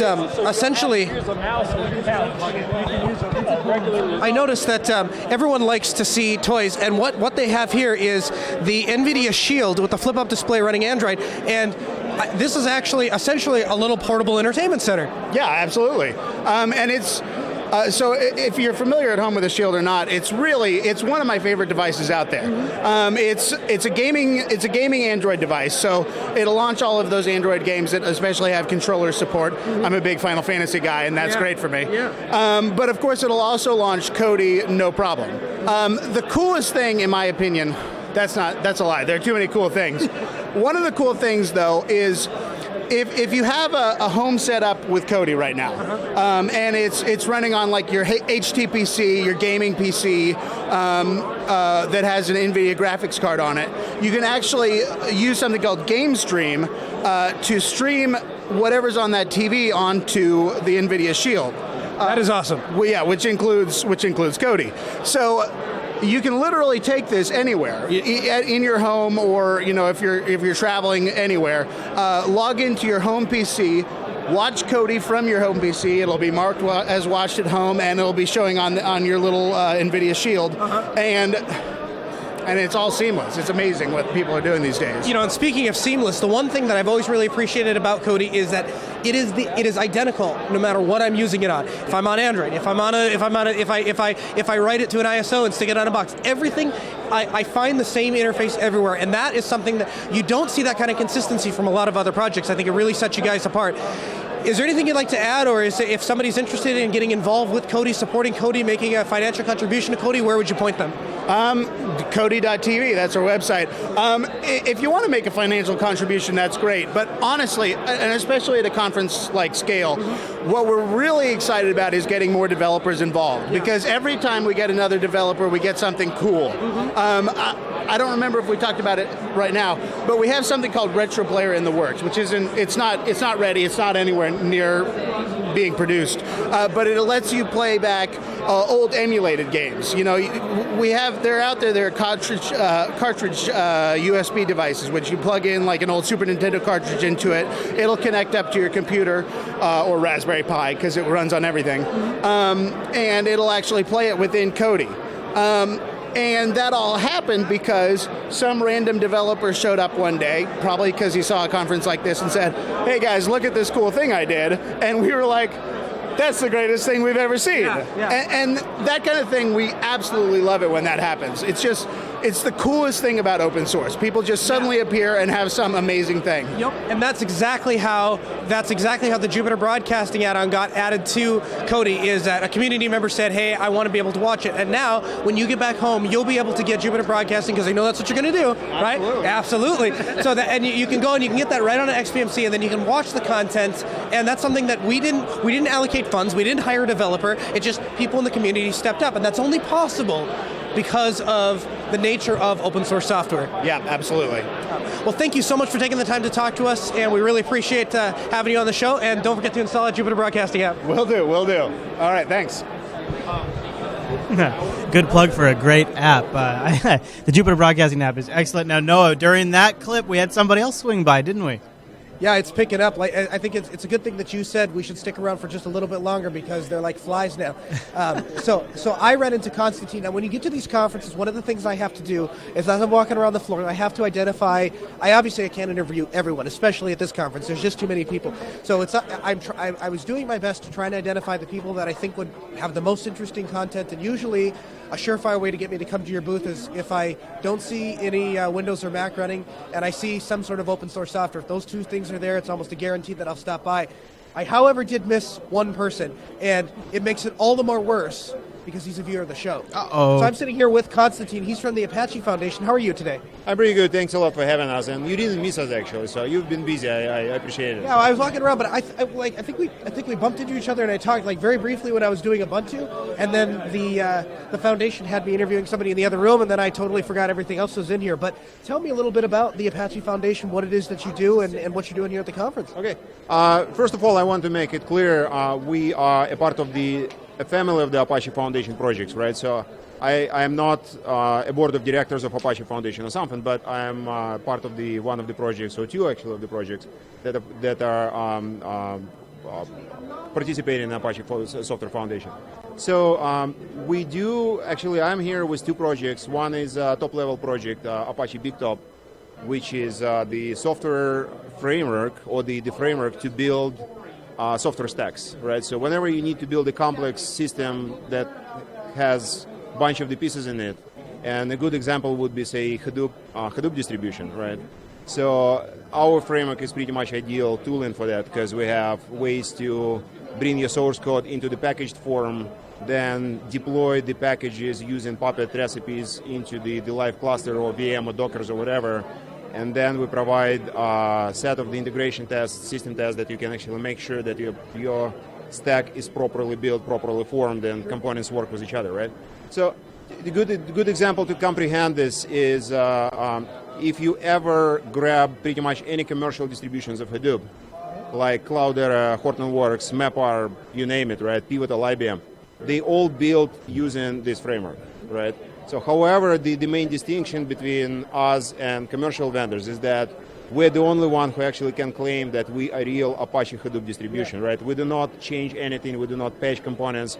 It's as Mother Nature kind of intended to be, right? So, whenever the Apache Foundation project has a release, we build that release into the deliverable form, right? So that's what we do, part of us. The second project I'm here for, and I'm sort of like proud to tell that we recently adopted that in Apache BigTop stack, is Apache Ignite incubating. So they became the part of the incubation process for Apache Software Foundation a few months ago. and it doesn't reflect on the maturity of the code or something. They just recent addition to the family, right? So that's why we call it incubating. So that project is about the data memory fabric, right? So if you think about this, the way they do this is you can have your persistent data in any format, right? So NoSQL base, RDBMS database, HDFS, local disks, whatever. So they cache the data across multiple nodes using off-heap memory, right? Java off-heap memory. And then they provide a set of the services and a set of the sort of adapters that you can actually work with the data in memory using, say, SQL of any kind, or in-memory MapReduce, or whatever you pretty much want to do, like C++ APIs or Java APIs or whatever it is. And they fully ACID transactional OLTP system, right? So and they have a history of about 8 years actually doing this, and just recently they become the part of the Apache. So very mature code, very actually performant code. They recently, I think it's amazing. They recently actually did 1 billion transactions on the hardware that cost them like $25,000, right? I mean, just think about this. It's just incredible. 1 billion was B, right? Yeah. It's enormous, actually. So, and what actually makes me excited is you come to the conference like that, and you see all these essentially open source free projects that can do so many amazing stuff. Like you and I, we just chatted a minute before. Yeah. Your whole broadcasting system is actually built on open source, right? There is not a piece of the commercial software in there, right? Except probably for firmware in your camera, so which might be actually open source too, some sort of Linux or whatever. But yeah, that's amazing. I mean, like how many people actually contributing their time, their talents into this, and the results are actually incredible. So it's truly like an open source revolution. I love it actually. Yeah, you notice, I'm sure you probably attend a lot of these conferences, so you see a lot of people showing up with, Apple laptops. You see a lot of people showing up with Windows. I noticed you had a ThinkPad decked out with stickers, so I'm going to go ahead and guess that Windows is not on the other side of it. No, there is no Windows. There is Ubuntu on it. Oh, okay. So that's your preferred distribution. So, and that's awesome. That's one of those things. Like it's funny because you met my criteria for a surefire interview, and I just missed it. So I apologize, but I'm really glad you had a chance to stop over. We really appreciate you taking time to talk with us. Thanks a lot for having me again and giving me a chance to actually talk about the Apache projects a little bit. Thank you a lot, and thanks a lot for doing a great job actually. Yeah. Thank you so much. We really appreciate it. Bye. That was a good chat. Thanks, Noah. It's fun to be able to grab people. Like, you're like a ninja. Oh, yeah. Like, people walk by and you're like, wait, stop, come talk to us. Yeah. It seems like quite a few people know the show, too. That's really cool. Yeah, like I said, and it's organic. It's not people that have come here because of Jupiter Broadcasting. They just are here. Like, everyone seems to just organically know about Jupiter Broadcasting. I love it. You'd think with a conference this big, with this much attendance, that I would have to explain it, but honestly, I'm not. The only thing I'm giving out cards for at this point is so people have an email contact. Yeah. But other than that, it's been great. I've got an interview you did here with Disney. Should I roll that? Yeah. All right, let's roll. Take a look at Disney. I'm curious what Disney has to say at the Scale conference. So here we go. And you'd also be surprised how many people, when I go to do an interview, they're totally fluid until the camera turns on, and then all of a sudden they're like, "I was just say what you said before." It's not hard. Yeah, maybe I should put them in my hand. It might be easier. Yeah, okay. There you go. You know what that's called? That is, there's a name for that. It's a coping mechanism to deal with stress. If you touch things, or some people will squeeze their hands. All right, we'll get to work. We'll do something serious. Okay. Well, you guys are never serious. It's all about being fun and entertained. Okay, we're here at Scale 2015, SCALE13x. We're walking around, and I expect to see a lot of Linux when I go to these Linux conventions. Sometimes the Linux isn't quite as obvious as you might think it is, and that is exactly what I found out when I came across Disney. Who doesn't love Disney? So I'm here to talk a little bit what exactly Disney does with Linux, how you guys use Linux, and for anyone that thinks that Disney is all about cartoons and animations, all of that stuff is actually powered by Linux.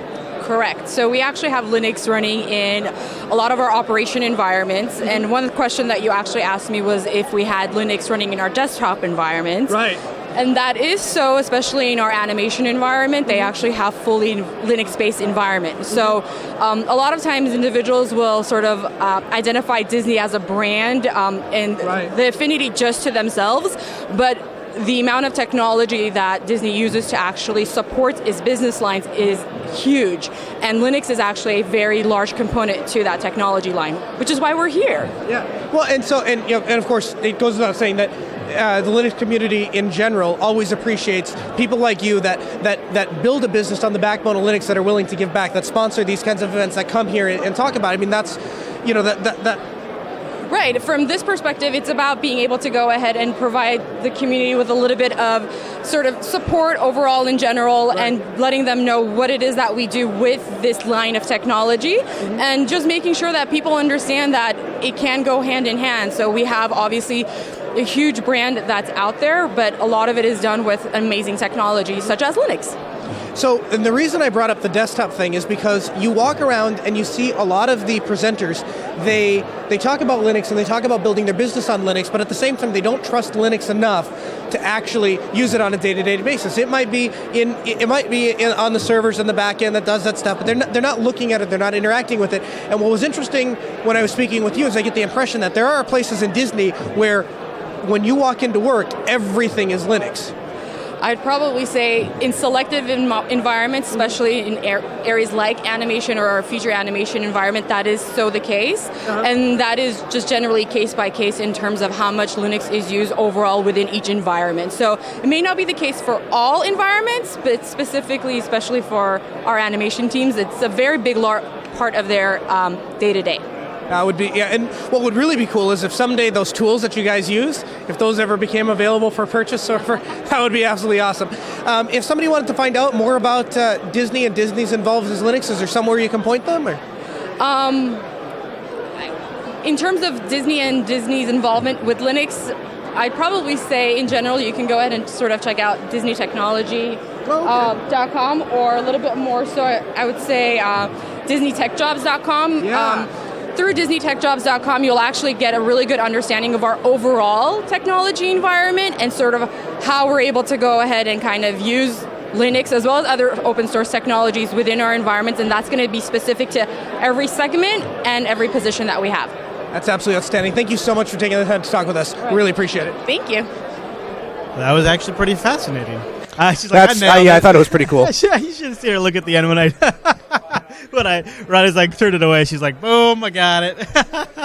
So there's a couple of things. So first off, it turns out streaming live streams, especially interviews that we've pre-recorded, can be a little dicey. So the first people that came up to me were the Firefox people, and she comes up to me and she goes, "I thought you said this would be edited," and I'm like, "Yeah, I did, because that's what I thought." But then it wasn't, because we had to fill in. Wait, did we play? Oh, was there a part that they thought was going to be cut out?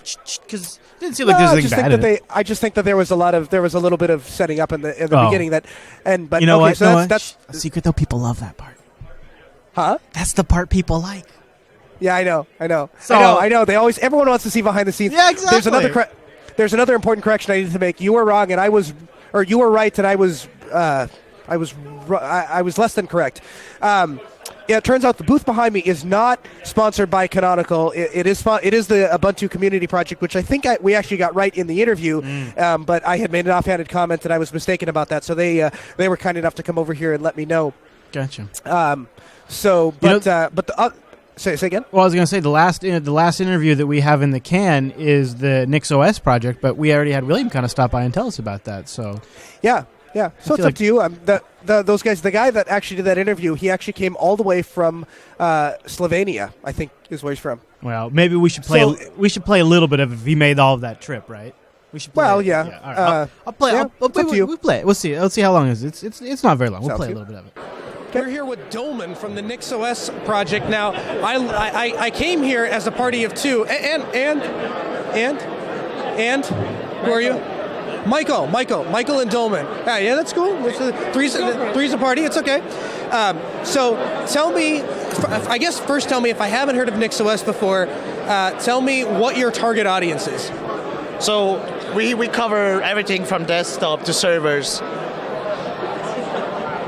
Oh, man, no, this is my favorite interview yet. This is, okay. All right, so somebody just walked into the camera, and somebody also creeped into the shot when you're doing the interview. Yes. This is so far my favorite. Okay, all right. Continuing on. Back to the clip. Sorry, guys.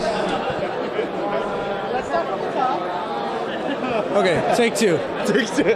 All right. This is why you watch this version right here. Everyone is tripping. Okay, well. Yeah, well, they'll live. All right. That is hilarious. Okay. Take two. Making my way around Scale 2015, and we came across NixOS. Now, NixOS is the preferred distribution by my conference buddy William, and I'm here with Dolman, and he's here to tell me a little bit about what NixOS target audience is. All right, so we cover from desktops to servers. The distribution is used from all kinds of sorts. You could deploy it to a cloud. You could use it as your desktop machine. GNOME, KDE, Xface, whatever your favorite desktop is. You can use it just as a window manager and so on. Outstanding. Now, if I may ask, where did the name NixOS come from?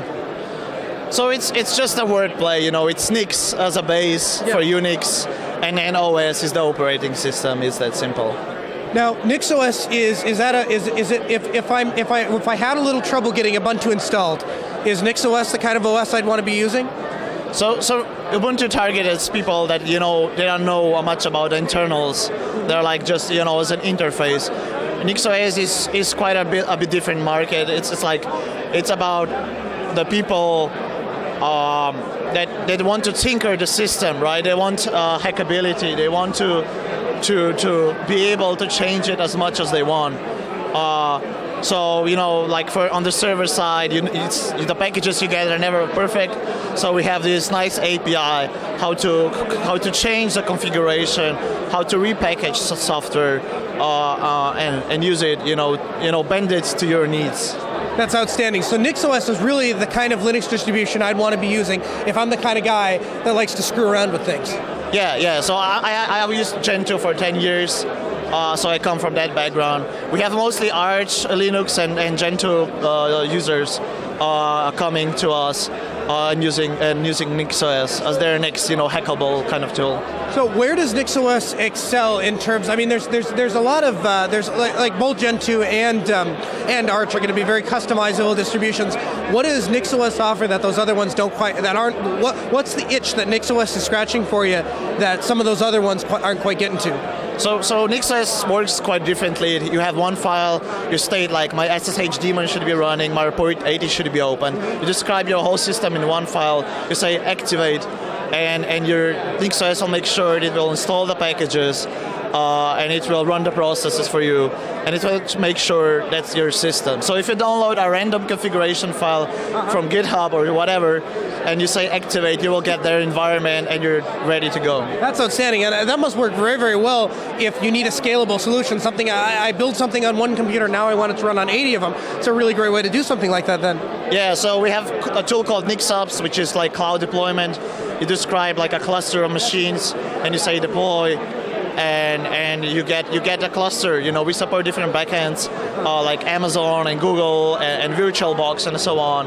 But more could be added, for deployment of NixOS. Outstanding. If somebody wanted to get more information about NixOS, where would they go? So we have like nixos.org is the main entry point.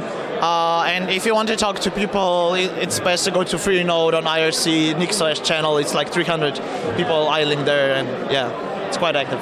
Outstanding. Well, thank you so much for taking the time to talk with us. We really appreciate it. And again, we heard it from William, and I hear from them. It's a pretty interesting distribution. Yeah, it really is. It's one of those we'll have to take a closer look at one of these days. I'm sure you'll switch soon. No, probably not. It's really probably not my cup of tea. I mean, I like it, and I love the fact that the people that use NixOS are like obsessed with it, kind of like Arch users. They're like rabid almost. Yeah. But I don't think it's going to be my particular cup of tea. But the interesting thing about that interview was I was getting so upset. I mean, there's this gigantic camera. I mean, this camera is not small. I mean, I can't really show you the camera. Right. You've seen it. It's big. And then it's on this gigantic tripod. And then there are cables that are draped off of it. Right. And then we're all staring at it. And this guy, Not to mention it has LED lights on it and an LCD screen on it. Right. And I had people standing on each side of it from the NixOS project to kind of block people off. This guy, weaves in between the people and then walks right into the camera and then gives me this look why would you place that down right in the floor where I'm walking? So I actually got to a point where you can kind of see in the interview, I start arm-barring people. Like, as they come up, I'm like, no, stay back. Yeah. And I started pushing people back, and then, yeah, I don't know. Well, Noah, that it seems is that's the interviews we have in the can here at the studio. We've been going now. We've been recording. The live stream has been going for over 5 hours. The video recording has been going for over 4 hours. So that's probably a good mark to end it there. Any final closing thoughts on Scale? Good conference, it sounds like. Noah gives it 2 thumbs up. Double thumbs up, 2 one thumbs up, two solid thumbs up, and I know that I probably overstate this. I probably get a little more excited about this than I really should, but it was an absolute blast being able to do all of this on Linux. I have an Arch laptop. I have a Linux compatible capture card. I'm sure Linux is on the camera, but I don't really know and I don't care. It's an appliance, but all of this stuff is getting sent to an XMPP server on a DigitalOcean droplet, and then that's coming back down to your mate box before it's getting captured out. So I mean, all of that Linux to make a Linux event and to be able to do that. And the guy comes and he goes, well, you must be running some sort of Windows on here to do this. And I'm like, no, it's Jitsi. It's an XMPP Linux. And he goes, no way. And I had to close the window and say, yeah, look, see.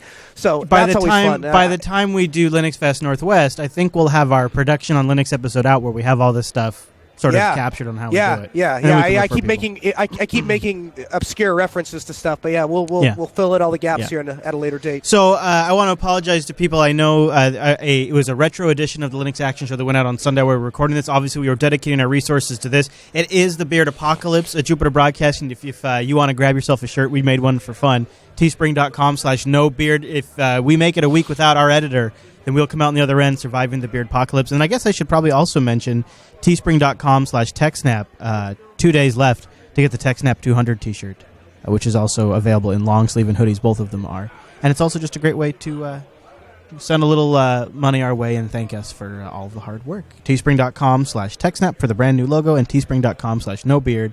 You can get a hoodie or t-shirt and all that kind of stuff. And no, it sounds like you have a cold. You're going to need a hoodie. You're going to need to, well, especially when you get home. Do you have like a vitamin regime you're going to follow? What's your plan? No, I'm going to... Here's the thing. Right now, the 2 things I'm short on are food and sleep. So as soon as I wrap up here, I'm going to try and see if I can arm twist some people into some interviews. And if they do, they do. If they don't, they don't. But after that, I'm going to pack my stuff up. I'm going to head to the hotel, and I'm going to eat, and then sleep. Good. Do you have any more clips to send my way, or did we get them all in this batch? Oh, no, I got tons more. I got a whole... That's only day 1. Right, before, so I've got a whole okay, all right. Oh, yeah, right. Day 2, yeah.